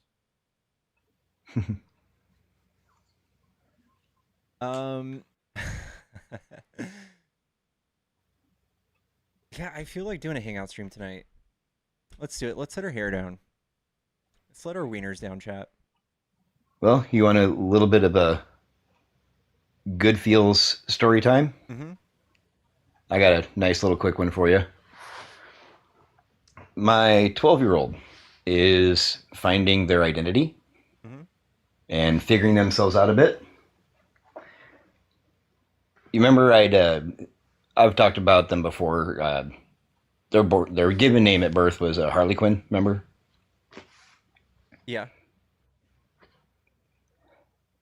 They've chosen the name Nika. Nika? Yes. That Nika. Nika. She's been getting into One Piece with me. Oh, nice. Yes. Oh, Or yeah. they've been getting into One Piece lately. Okay. I struggle with pronouns, so don't call me out too hard, but feel free to remind me. But yes, they me and them were messing around with some name ideas, and I just happened to mention that, Nika is it's a non-gender name. It can apply either which direction. And they absolutely just lit up and loved it. Christian, did you mean to come up? No, I was just tapping the screen, bro. It's okay. Love you, man. You too. Thanks for the taps. Christian's. Yes, and I have a little sun god running around my house. That's awesome. That's awesome. Have I shown you all my Marika bought this for me?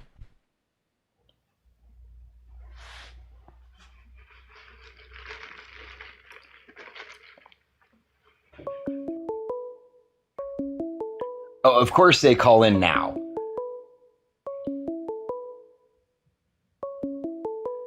Oh, that is tight.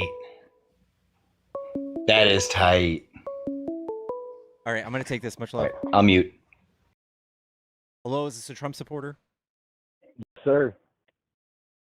Cool. What do you like about Trump? Yeah. Actually, let me gather my thoughts real quick. So, I was watching your stream. Big fan, by the way. I wasn't at first, actually. And that kind of got me thinking on why I'm a Trump supporter in the first place. See, I also was not a supporter of Trump originally. I opposed Trump. And it was something that you said during your stream. You said that it was with the other guy. It was hard to keep him on a singular topic. Well, that's kind of what attracted me to Trump in the first place. See, I'm from Texas, and I grew up in a primarily Mexican community. I guess you would call it the ghetto. It kind of was. But we had a lot of gang violence, right? So after Trump came in, he started his deportation. And what I noticed is he wasn't deporting my neighbors. He was deporting mostly the Central Americans, MS-13, that was causing the gang violence to begin with. And it really changed the neighborhood, right? It changed it from something that was bad to something that made it better. Okay, I think that this is something that have no relation toward each other. So If we look at all of the criminal activity of all of the undocumented migrants over the past few years, you can just pull it up on the CBP website. It's pathetically low. It's less than 0.0000001% of any of in all of our crime. So by starting with undocumented migrants and deporting them in the namesake of like stopping crime, murder, all that stuff, it reduces it by 0% as a whole. Well, as a whole, I was speaking more specifically. Again, like I don't have all the resources on hand because I'm not on a computer or anything. But I was just speaking from a general perspective, personal experience. I think causation correlation there. Again, I don't think like if someone commits a crime, whether they're MS-13 or just a whoever, they get arrested. Mm-hmm. That's that, right? Correct. You would think so, but again, the question is, what changed? Like, how exactly did things change because Trump got in power? Like, what caused the crime rate to go down in my specific area? It definitely wasn't deportations. Last year, Okay, but migrants did something 23 had to. murders. So you would have to have been in a neighborhood where all 23 of those murders took place. I don't think that's the case. We No. had 17,000 murders last year. So you guys are just for some reason starting at the undocumented and saying that's the reason crime is going down. It's not really mathing. Well, I mean, I don't know. Most of my neighbors would agree with me. I guess that's not saying much. If you don't agree with me, then I guess you're not going to agree with them either, because we all follow the same logic. It just I think that you guys can all agree with each other, maybe like in an echo chamber, but there's no math that provides that sort of proof. okay. All right. Well, how about we move on then?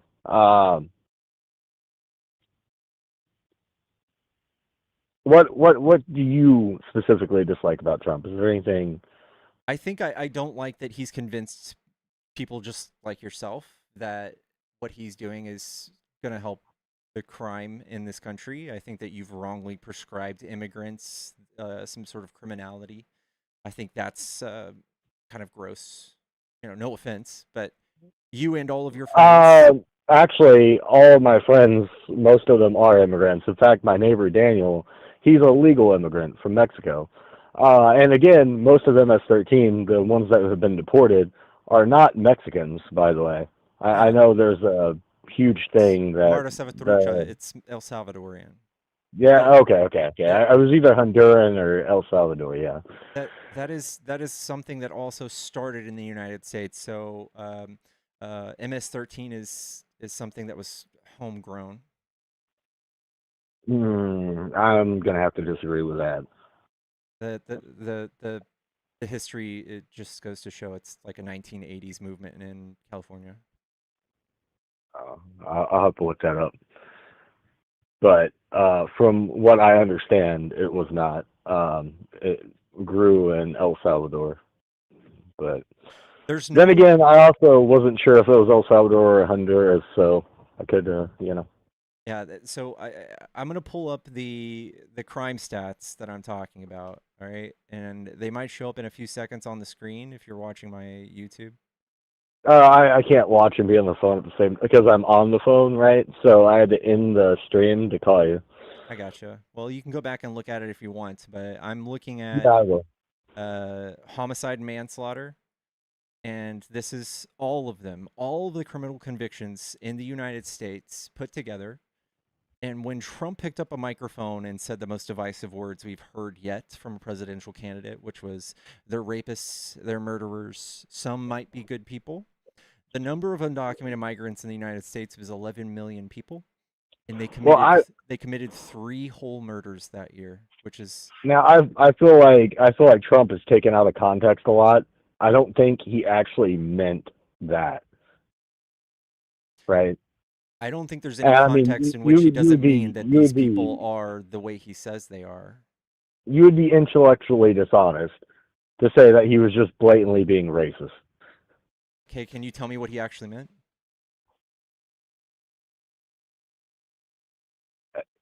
Sort of what he said, except he didn't mean it in that way. It's taken out of context. He was talking about the people that are breaking laws, right?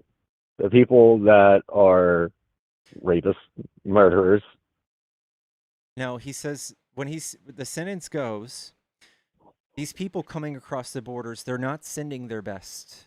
They're rapists, Right. murderers. But what was Some, I assume, might be good people.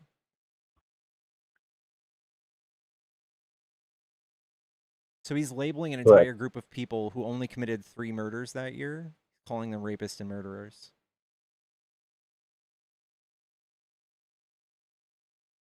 Well, did he explicitly state South Americans or even Mexicans? No, he just broadly alleged the people coming across the border, which I'm not talking about any Broadly type of... alleged immigrants in general. Yeah, so the people that you need to be scared of have only committed 3 murders. Doesn't matter what color, race, or whatever.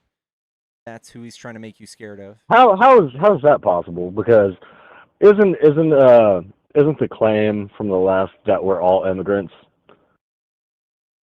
No, that we're all on stolen land. Yeah, but he's talking about undocumented. So there's a certain type of person. A certain type of person is more sneaky and criminal and dangerous, and you need to be scared of them. And he chanted this for 10 years. All right, you're right. I was stretching. All right, you got me there. Sorry. Yeah. Sorry. It's hard to have a debate. I know this isn't the debate you wanted, but I was interested in discussing with you because you seemed interesting. I didn't like you at first because, well, it was the content creator title, but once I realized that you had value to the entertainment part, it was okay. We were all good. I appreciate it. Yeah, no problem.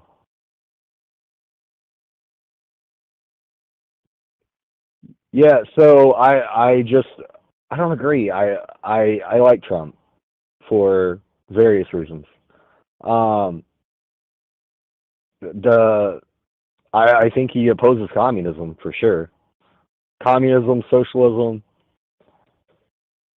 I think this is just another boogeyman that we're gonna find out you don't, with all respect, don't understand. This one is I'm a staunch capitalist. I think everybody on, like, can you name one person in the Liberal Party who's not capitalist? Are you talking about liberals or progressives? Because those are separate things. Okay, whoever's in government, anybody as far left as you can point, who's not capitalist?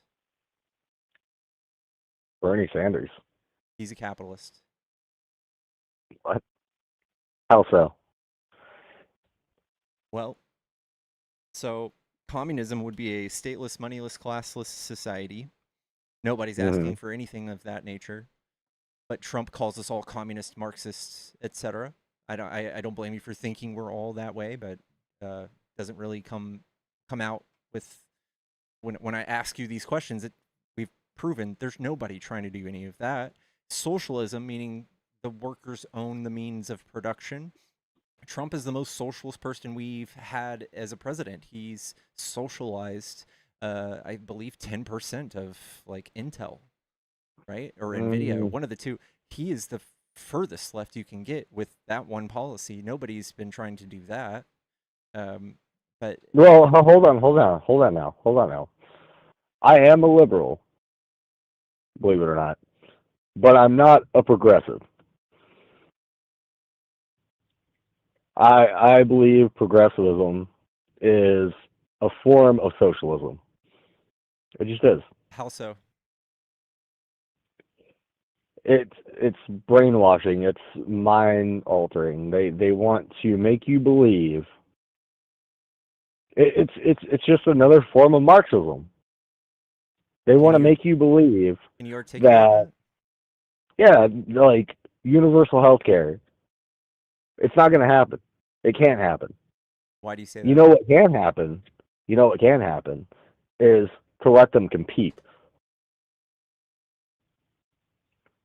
Can you show Let me a companies model compete. in which like that works today that you'd want to like base our model off of? Because ours is broken as fuck, right? It's like really bad. Right. No, not today. But let's say we take away the middleman that keeps the pharmaceuticals, right? We get rid of them, and we let the doctors that we pay for give us the medicine that we need. Then you have competition, right? Doctors are competing with each other for customers.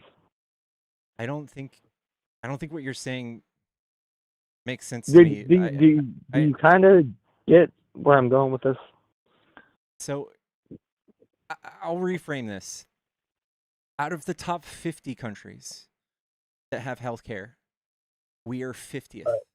Yep. Every yep. single one I of heard you say those that. every single one of those countries have a single payer option, meaning they don't cut out the pharmaceutical companies. That's kind of a weird way to put it, but they do cut out the insurance companies. So instead of me handing my money to a third party and them taking a portion and then divvying out the rest for healthcare is inherently inefficient. Like there's extra money being taken from us by this third person that has nothing to do with the medicine or the practice. Right. They're simply just people in charge of controlling the money. We can take care of that ourselves. We don't need a third party with their hand in the cookie jar. Okay, so we're on the same page. Maybe I just misspoke, but we're on the same page. Yeah. So I think that like anybody with two brain hemispheres can see how that would be helpful. But that's capitalism, though. Yeah, that is well, in a way, it's a mixed economy. So every country that has this, you would call a mixed economy. So, like England, Scotland, Ireland, Canada, they're not communist socialist countries. They all participate in capitalism. It's not the deadly socialism that you hear about in history. It's something that Republicans who are paid by multi-billionaires have taught you to hate for like baseless reasons, maybe, but none of it makes sense. And 100% of the people I argue with from your side, they can't really tell to me the ideas of communism, socialism, capitalism in a vivid way or in an accurate way. Like they're Well, communism is exactly what you said. Sure, but before I told you that, I don't think you would have been able to muster that up. No offense. I mean, yeah. Well, I've been drinking a little bit, so I'm going to be straight up with you. All right. But no, I mean, I know what it is. I've studied it. I don't know if you know this, but I'm a writer. I do a lot of research on politics and things of that nature. Mostly history. So, but yeah, I probably could have mustered it up if you gave me enough time. I would just say that most of the people that are on your side, they don't blink when Trump calls the left of this country communist, Marxist, and stuff. Nobody here is. In our politics, the people actually engaged in politics, nobody's doing It depends on which part of the left, because as you know, the left is divided as... Yeah, but the people in power, the people who can actually run for office, would never get elected as a communist or a socialist. Right. So they're lying about what they are. I got you. I don't know, but I think Trump's lying about who they are. The left has people lying about who they are. That's why we're so divided. Why do you think Trump won in the first place? I think he won based off because I voted for Hillary. Lies. I voted for Hillary. Hillary lost because everybody was attacking and cannibalizing themselves. That's why Hillary lost. The left caused Hillary to lose. The left did. Hillary won the popular vote by 3 million votes. Popular vote doesn't matter.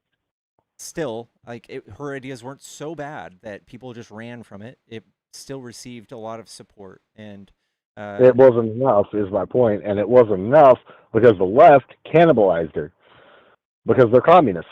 They didn't want Hillary. They wanted Bernie. what They wanted communists? anybody else. See, like, Oh, well, did you watch the Young Turks? The Young Turks' whole thing when they were running Hillary and Trump. Oh, they ruined her. They ruined her. but that's not communism, is it? I'm saying the left is divided. That's what I'm getting at. But yeah, no, I'm saying the Young Turks. Yeah, they want a communist country. They don't either. They They're not believe in that. communists. No. We can agree to disagree, but I think they even disagree with you. They're not communists. they can disagree all they want. They're lying. Is there one candidate you can say that is literally just saying, I'm communist?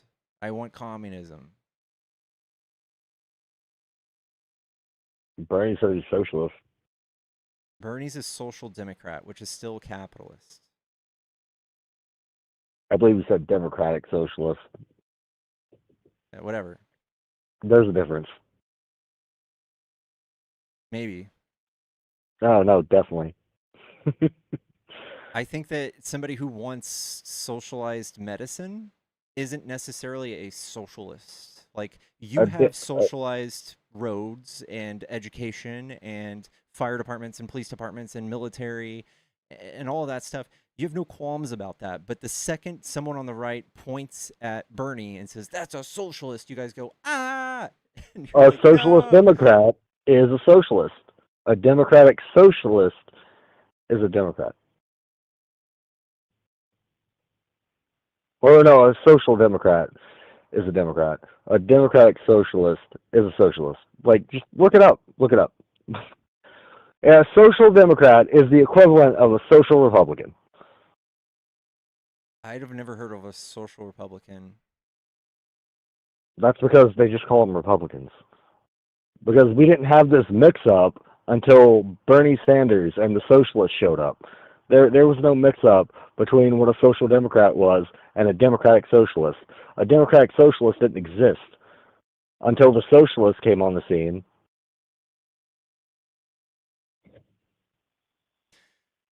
Again, I think this is there is a distinction though. I think there's just look up the definitions.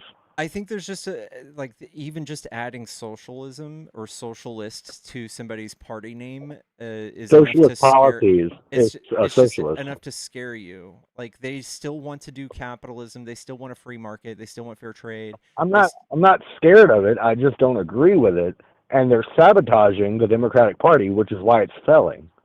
I don't think so. I think that people like Mamdani have shown us how effective those types of policies are. We have a historic low of crime in New York right now because of Mamdani. Then why are the Democrats losing?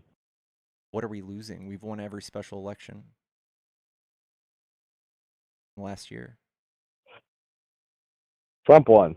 That's all I'm saying. I think He Trump beat won Hillary. with lies. I think if we were to hold an election right now, today, his involvement in the Iran war and fucking up the economy as a whole, so bad that it's just terrible. Like, he'll be in history known as the worst president ever. The economy is so bad. That's a hypothetical, though. The economy is bad. That's not hypothetical. No. I mean, about the election thing. Okay, but the economy's real bad, right? You agree? Yeah. So yeah, why would you keep cheering for that? it's been worse under Democrats. Yeah, but you can't name a thing Democrats did to make it that way. Like, you can point to COVID and people dying, but that wasn't a Democrat thing. That wasn't a policy they implemented.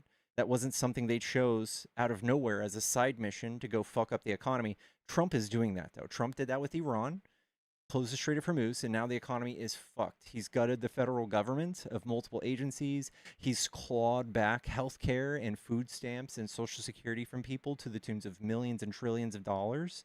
And Well, what you seem to be forgetting is every time a Republican does something, there's always a long-term goal.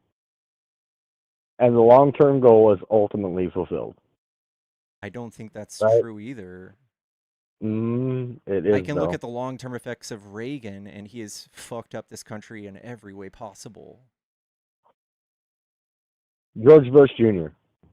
Yeah, sent us to war and spent $20 trillion in the Middle East for no reason. That was not good. and killed Osama bin Laden. And? And he killed Osama bin Laden. Yeah, but we spent $20 trillion? But guess who was in office when Osama bin Laden was killed? Do you know why we had the Twin Towers incident?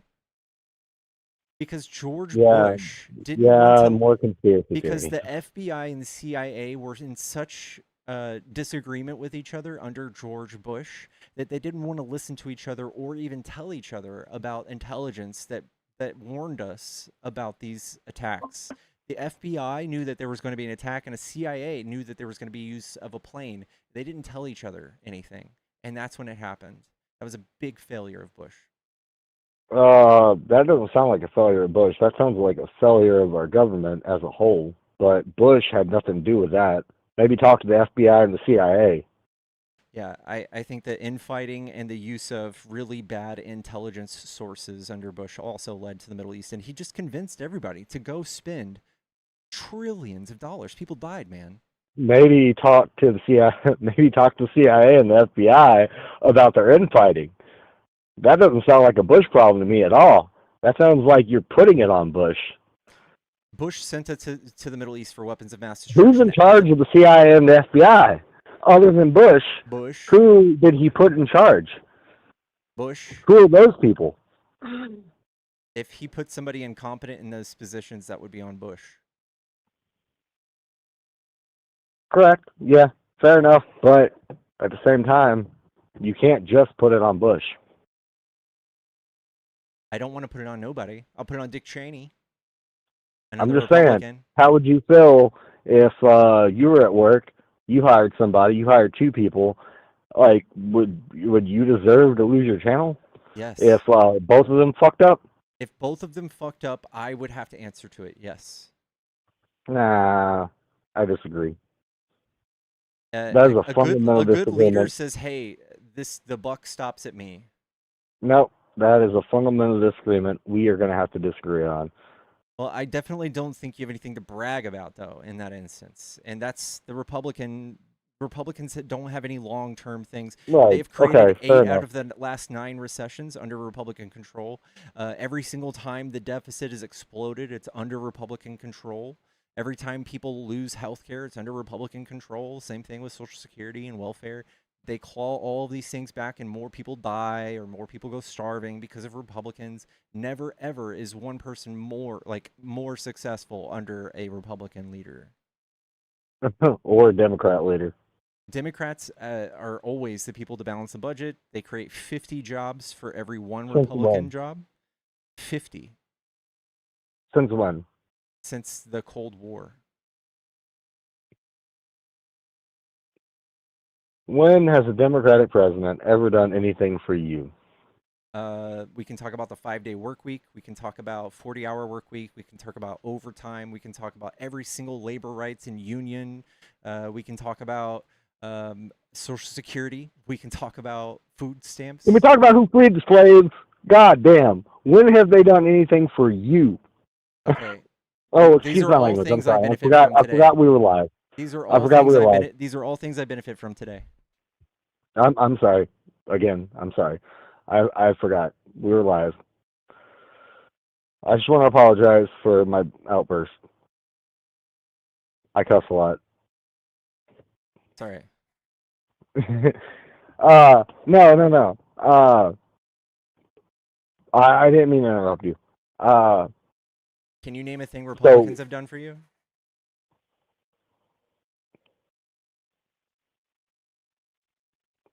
Republicans have done for me. Let me think.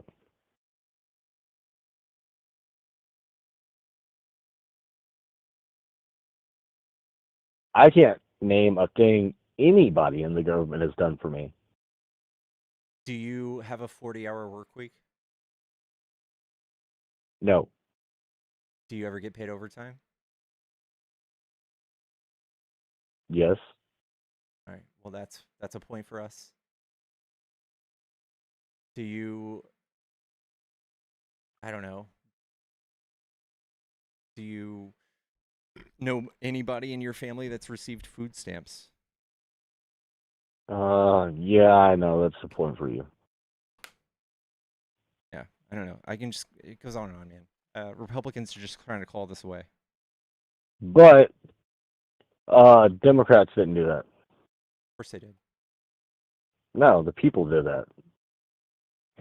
Democrats fought tooth and nail for every one of those things. The people fought tooth and nail for every one of those things. And those people were Democrats. Maybe at one time. I don't know if you noticed, a lot of liberals left the Democratic Party. I don't know if that really bears out in the numbers, man. Trump won the election. It bears out. I think Trump has done such a poor job. There's even entire countries that are no longer friends with us. I'm almost certain people have left the Republican Party. Nope. Nope. See, the problem is the Republicans didn't lose anybody. And I'm not saying that liberals necessarily became Republicans. I'm saying that liberals mostly moved to libertarian, which damaged the Democratic Party beyond repair. I think libertarians are silly. Somehow doubt the Democratic Party will ever win another real election, another presidential election ever again. You know, we only lost by 1.7%, right? Yeah. You don't think that would be swayed the other way, considering the state of the economy right now? And the fact that he's covering up the Epstein files? No, I think it's going to get a lot worse. I think this whole country is about to get a lot worse, unfortunately. And believe me, I wish I was wrong. More of that? I believe that this country is so messed up that nobody's able to fix it now. And I wish I was wrong about that. Because of Trump, right? Because of all of this. Because of Trump, pretty much writing every one of these decisions from his desk on an Because executive of order. everybody. He is responsible for a quarter of this nation's entire debt. Our grandchildren's This grandchildren. nation is responsible for a quarter of this nation's entire debt. Well, the people who voted for him, maybe, but not me. But not me. Remember what you said to the other guy about me? Don't be that guy. Yeah, I am alluding to the fact that us as a society will suffer because of the decisions of people making for themselves that benefit the few over the many. Then we should stop fighting each other, right? I think Trump loves the infighting. Yeah, well, if we keep fighting with each other, it's just going to get worse. Now, as much as I love your commentary, as much as I love you raging idiots, real talk to everybody listening, shit's not going to get better until we make it better. And whatever that takes, really, I don't care who's in office. It's going to be down to us to make it better. Because this shit, it's not going to last forever. Like, I am in crippling debt. We all are. And I didn't even do anything except go to the hospital. So, I mean... You know, we're the only developed country that has that. Yeah, I know. Why are you against the solution? Not necessarily against it. I just don't think it's going to work if we keep fucking tearing each other's throats out. You know that most countries don't have 63% of all bankruptcies due to medical debt. It's just paid for. Yep. I know. That's not us. That's not our reality, though.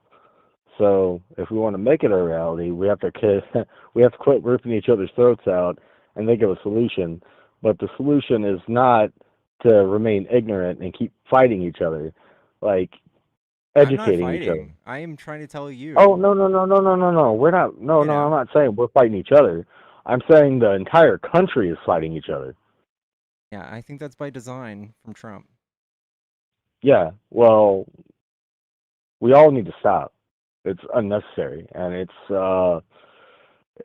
destroying the last vestige of hope we had left. Um, you think it's by Trump, but quit putting the blame on other people. At the end of the day, what is that saying? There is a saying about that. You can hide behind kings and queens. In fact, it's a song. But what it really boils down to is you as a person. You can change everything. But if you keep putting on somebody else, if you keep putting on the kings and queens that you want to be to blame instead of yourself, We can make decisions to not elect these types of people. I think that's as far as that goes.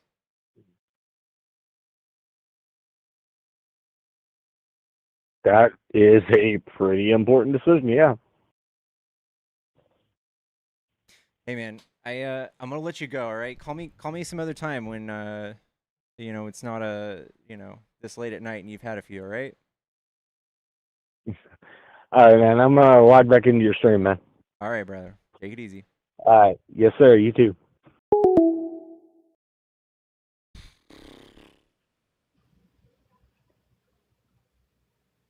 I don't know what that was.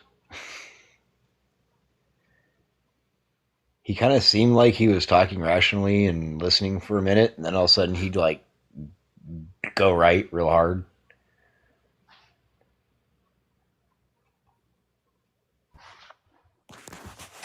Hey. What's up? I don't like the Democrats or the Republicans. I like Adolf Hitler. Hail Hitler, hail Hitler, nigger, nigger, nigger, nigger, nigger, nigger, hail Hitler, hail Hitler. So anyway, Gotta love that TikTok shop. TikTok shop is everywhere. Everybody needs to shop at. yeah, I love the TikTok shops. Can I have therapy now? Right. We're just talking about our feelings about things. Number one would be learning what a communist and socialist is. I think that's super important. I think that we can't just go around calling everybody commies, because not everyone's a communist.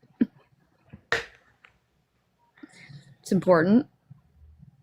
That caller was weird. I'm just gonna be honest. You're better than me, Pickles. I would have been rage baiting the entire time. I've been like, you know what? I won't just blame Trump. I'll just blame all men. Sorry. You're so much better than me.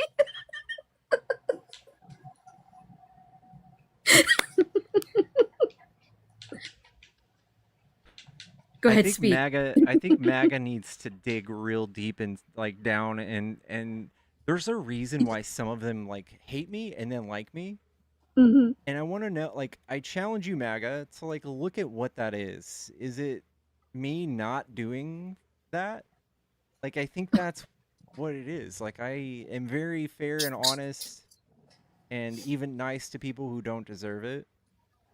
And I think that if you like that, maybe the next person you vote for, maybe look for that in them.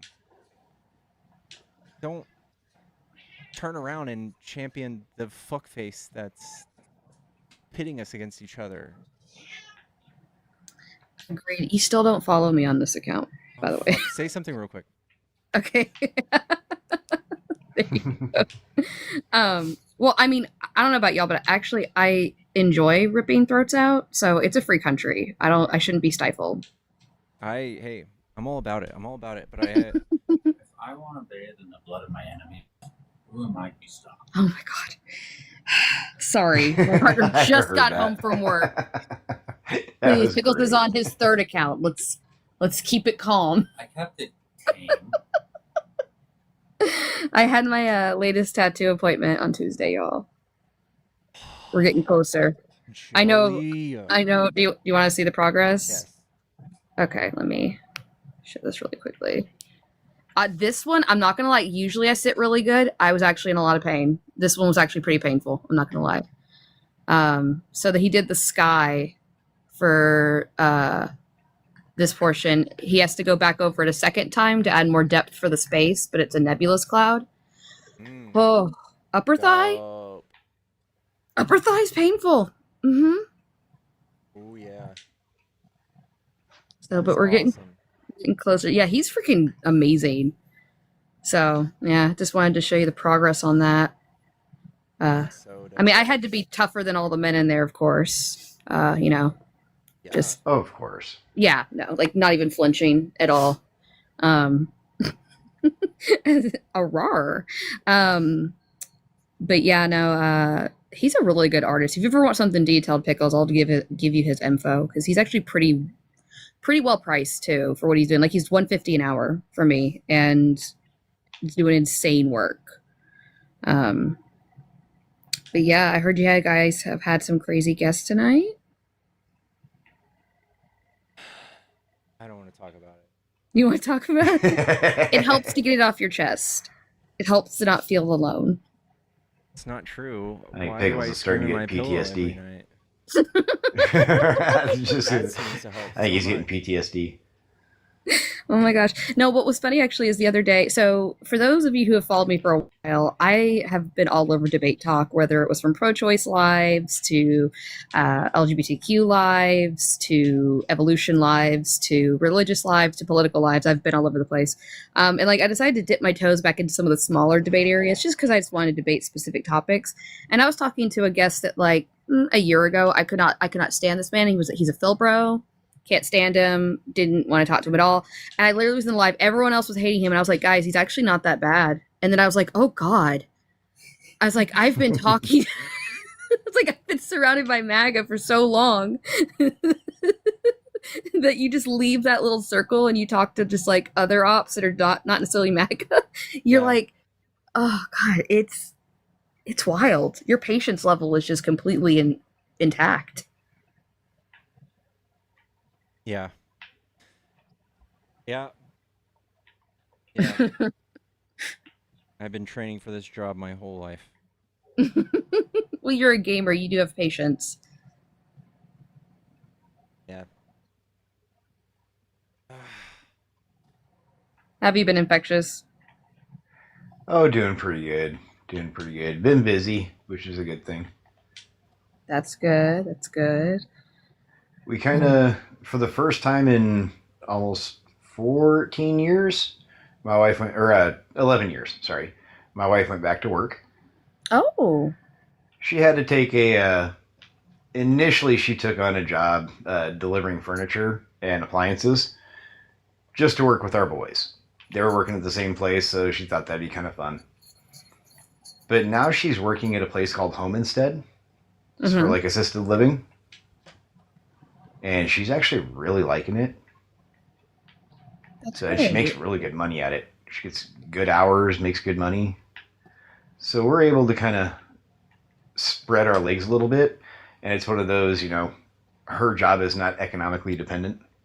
The economy goes to shit. She still has work.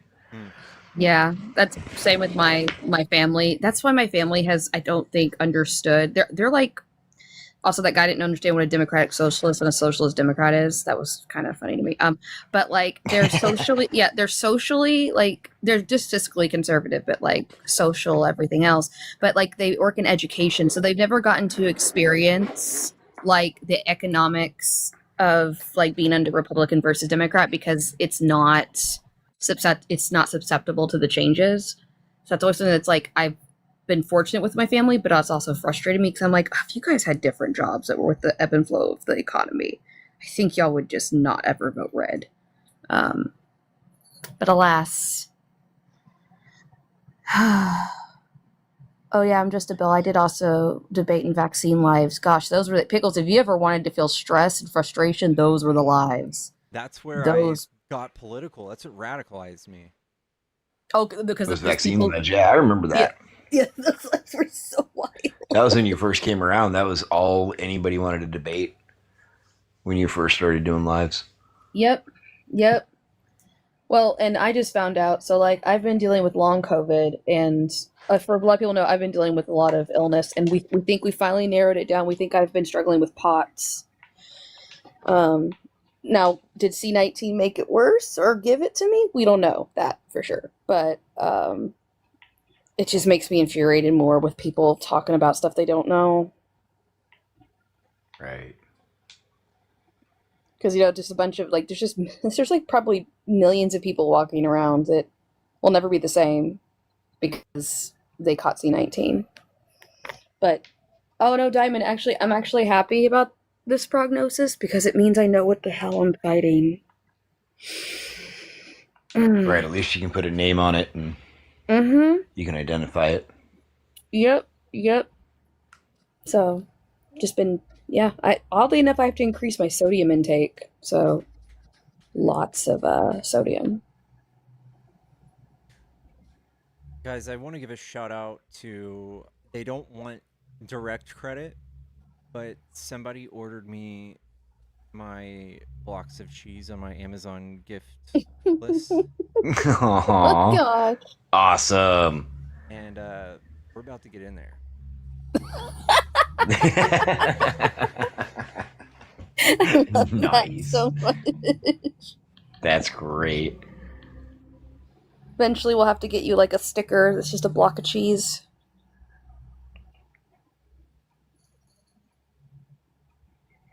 Oh, Pickles, before I forget, you got onto something, you got onto a conversation earlier when you were debating abortion. Uh-huh. Earlier, it was like, a few callers ago. I tell you something. I got turned on to this by a combination of, and I hate to drop the name, but remember Jones? Yeah. It was him and Jeff, End of a Species, were in a live one day talking about this, and they turned me on to some stuff that I did the research. Screw who told me. That the research bared fruit. Look at the correlation between the end of the civil rights movement, when the Civil Rights Act was passed, and then the introduction of the right wing being anti-abortion, especially and particularly the evangelical right wing. Oh, it's Baptist, actually. It's the Baptist. It's literally like within a matter of months or even just, a year or two. It was their call. They switched directly. Yeah. Oh. Right. Yeah, they switched directly. You can literally pin it down. That they switched, that literally the exact same people that were fighting against civil rights movements and things like that and against the Civil Rights Act ended up no more than like a year or two later becoming insanely anti-abortion. Because before that, in the 50s, 40s, 30s, if a woman wanted an abortion, the fastest way to get one and the safest way to get one was to go to the church. The churches were highly supportive of it in the 40s and 50s, especially Protestant churches. Yeah, Catholics were the only ones mainly that had issue with it. Like Protestants. Yeah. It was the quickening is what they went by. Essentially, when you start to feel the baby kick is when you can no longer get one. It also, you could trace it back to patriarchy and the getting rid of midwives. They basically said, well, women can't decide when birth is happening because, of course, that would be the notion. So they started getting rid of midwives and started taking charge of that. But yeah, no, Baptists actually were at I believe the signing of the Roe v. Wade, basically it being initiated into act and in agreement of it. But I can't remember the couple's name, but it was two high up leaders in the Baptist church and they couldn't conceive children. And they went to adopt a child, which, I mean, we could get into the whole topic of the fact of the adoption agencies in America are disgusting and they sell children. But essentially they made the observation, they're like, there's not that many children to adopt because, we're just shopping for kids. And so they were like, I bet it has to do with the fact that abortion is now accessible. And so that's also why they started going after it, was to basically continue the adoption agencies as well. It's gross. It's gross. All of these people that think they're actually that this is all about caring about fetuses and embryos and babies and stuff. Nope. It's never been about that. It's always been about control.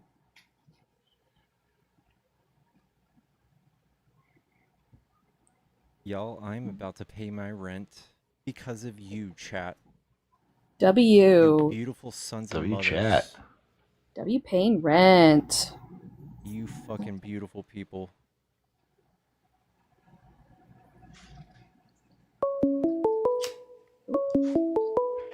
Meet up. Hello, is this a Trump supporter? No. No?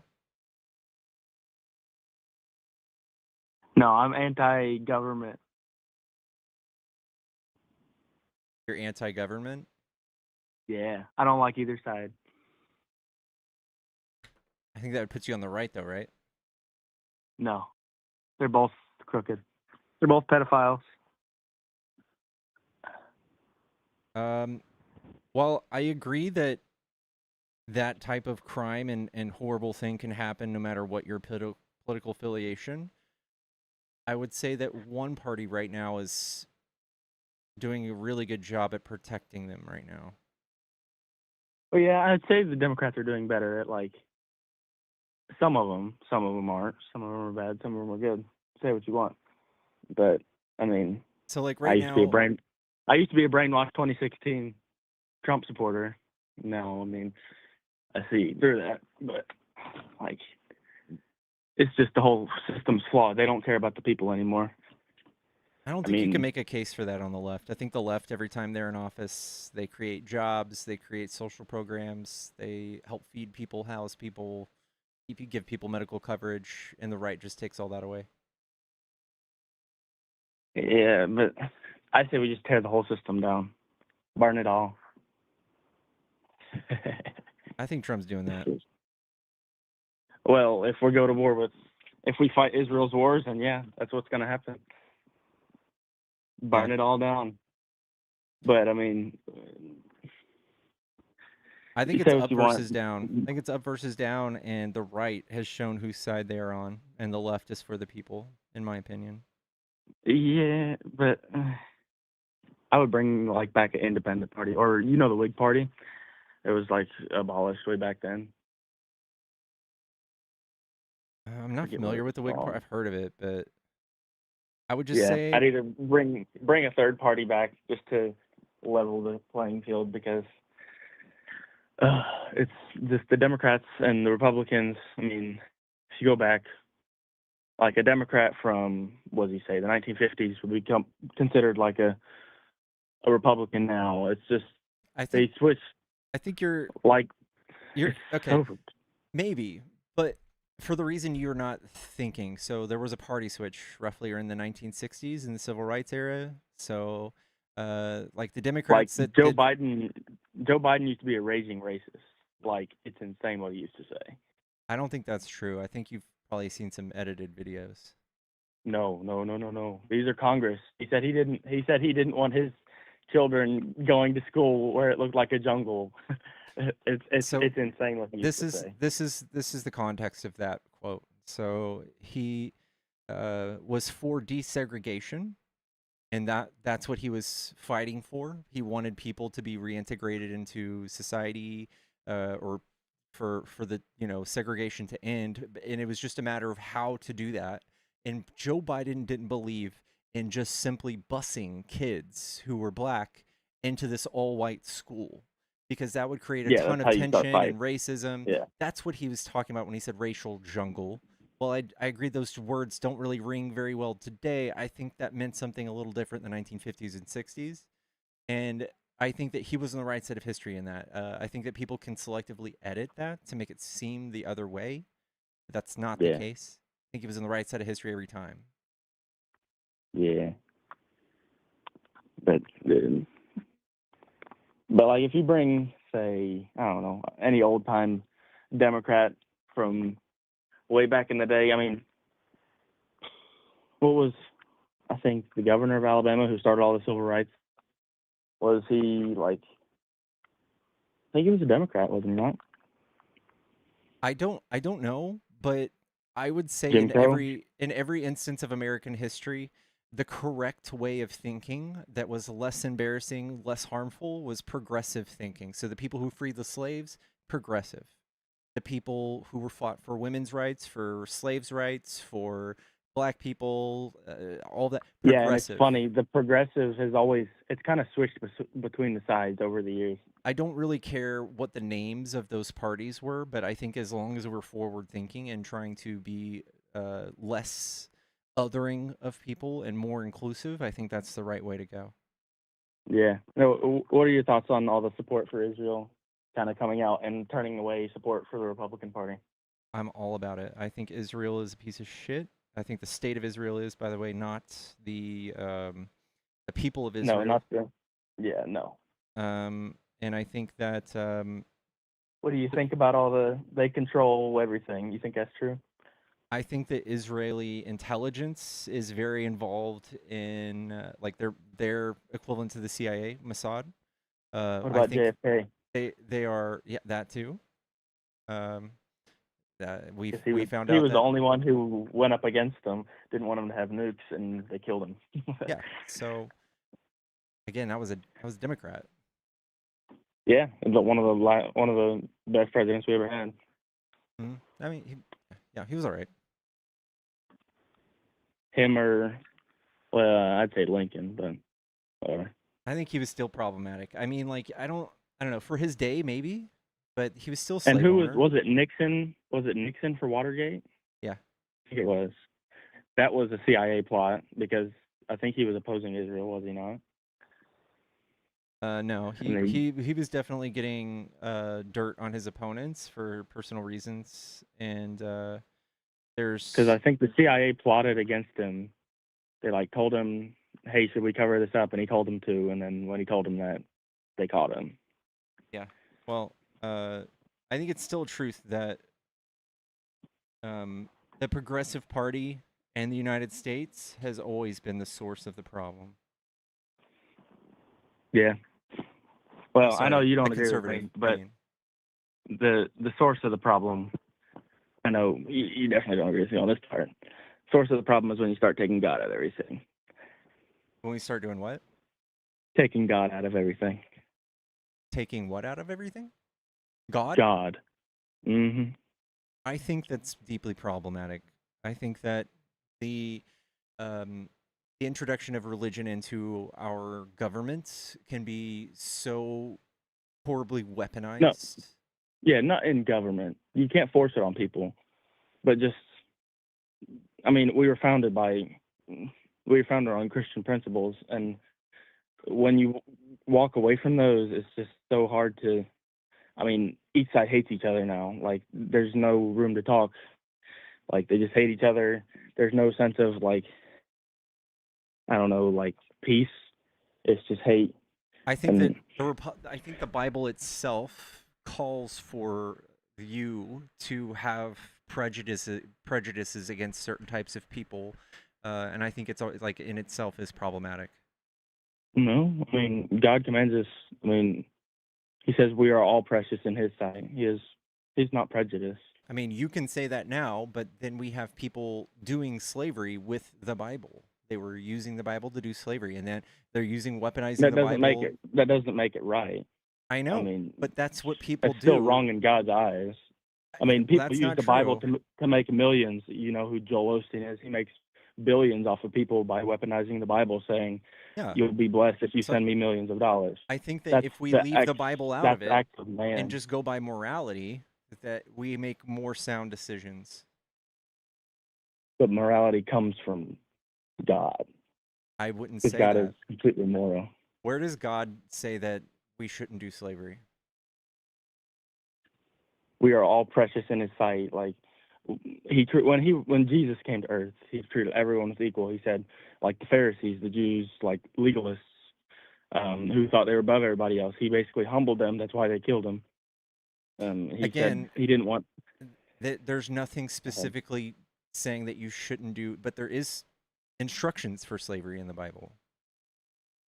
So I don't think our morality comes from that book. Different times, but yeah, I mean, it said there's rules for servants. I know that. I've read that before. It's different, but my very favorite quote. Agree to disagree. Yeah, my very favorite quote of all time right now is that morality is doing the right thing no matter what you're told, and religion is doing what you're told whether it's right or wrong.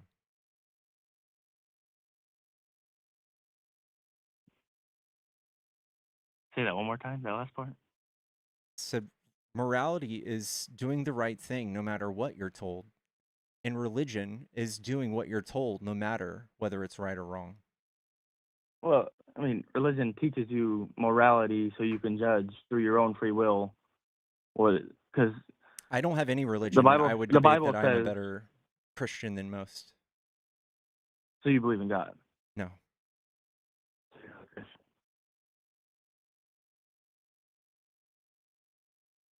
But I do believe in feeding the poor. I do believe in helping foreigners and treating them as natives. I do believe in... Yeah, that's in the Bible as well. Yeah, but the Republicans of today, the people who claim to be the closest to God, are not doing that. They're doing the opposite. In fact, they're doing mostly what the Pharisees would want you to do. Yeah, I mean, judging, yeah, and all that fun stuff.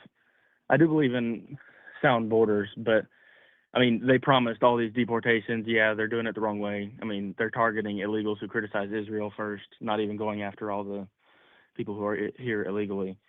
Whatever. They failed. That's They didn't not keep what their the promise Bible on that says either. to do, though, right? Like, it's the Bible says to treat these people as your neighbors. Treat Bible them as says natives. respect the law of the land you're in. Yeah, but you can just rewrite the law, right? Like, if the law said that you had to stab someone if they wore blue shoes, would you do that? No, because the Bible doesn't say that. That's Well, the Bible stupid. says to mind the law. Yeah. So But how do you get around the that? law, there's a fine line between, like, if the law tells you something, if the law completely contradicts what the Bible says, you go by the Bible first. Okay, then we and should be treating you all align of it our to. all of the foreigners as natives. Exactly. But that's not what you're you doing when gotta you talk take about it mass to a certain point. deportation. No, not mass, but you have to treat everybody equally. What about the people that came here legally? I mean, you have to fix the system. It shouldn't take 6 years for a person to get into the U.S. to be a I agree. citizen. So the only side that wants to do that would be the left. I mean, there's a few on the right that want to fix it, like what's his name? Tim Burchett. I've talked to him in person. He said it needs to be fixed. Do you know who that is? Tennessee congressman. I think that if he said that enough, he would lose his seat. He's one of the last honest men in Washington, if I'm being honest. Everybody, I mean, I've talked to him in person. I've met him. He's not funded by Israel. I mean, he's slowly turning, but he's still kind of brainwashed towards the Israel crap. But slowly opening his eyes. What do you think about this is totally pivot. What do you think about the Fuentes guy? I know he's crazy, but do you think he has some good opinions? I think that he has some good opinions the way that Hitler might have had some good things that he did right. Yeah, like the first thing Hitler did was shut down all the Rothschild-owned banks and boomed Germany's economy. He did absolutely not boom the economy. Well, at first. Now, when he got into war, yeah, everything went to crap. But before they attacked anybody, whenever he got rid of all like the Jewish-owned banks, everybody who was slaving away German natives with like loan sharks, he got rid of all that and jobs stored. Their economy started to soar until he started invading people, and that's when it went to crap. I'm sorry to do this. Someone paid my stream. It's a function of my stream that someone pays to kick, and they paid to kick you off of the live. You're welcome to call back tomorrow, okay? Okay. All right, man. Take it easy. Thank you, Georgia, for the kick. Chat. I think I'm gonna get off on that note. I think I'm gonna get off. I just paid my rent and feel good. Feel good. I think. I'm sorry. He literally walked right into the point. They literally went to war and stole the wealth of other countries. That's how they became wealthy. And they didn't Holy shit! And even then, they were like not doing good. They were not doing. No. Good. Like everyone was. No, some of them were doing great, but most of them were still poor and starving. Yeah. Ugh. Well, it was fun to hang out up here for a little bit. You and Baby Pickles have a good night. We will take good care of that tattoo. I am. It has second skin on it right now, so yeah, I'm just letting it do its thing. I don't have to worry about it right now. But come Sunday. Yeah. All right. Y'all have a good night. Bye, everybody. All right. You good too. Love you night. guys. Love ya. Love ya.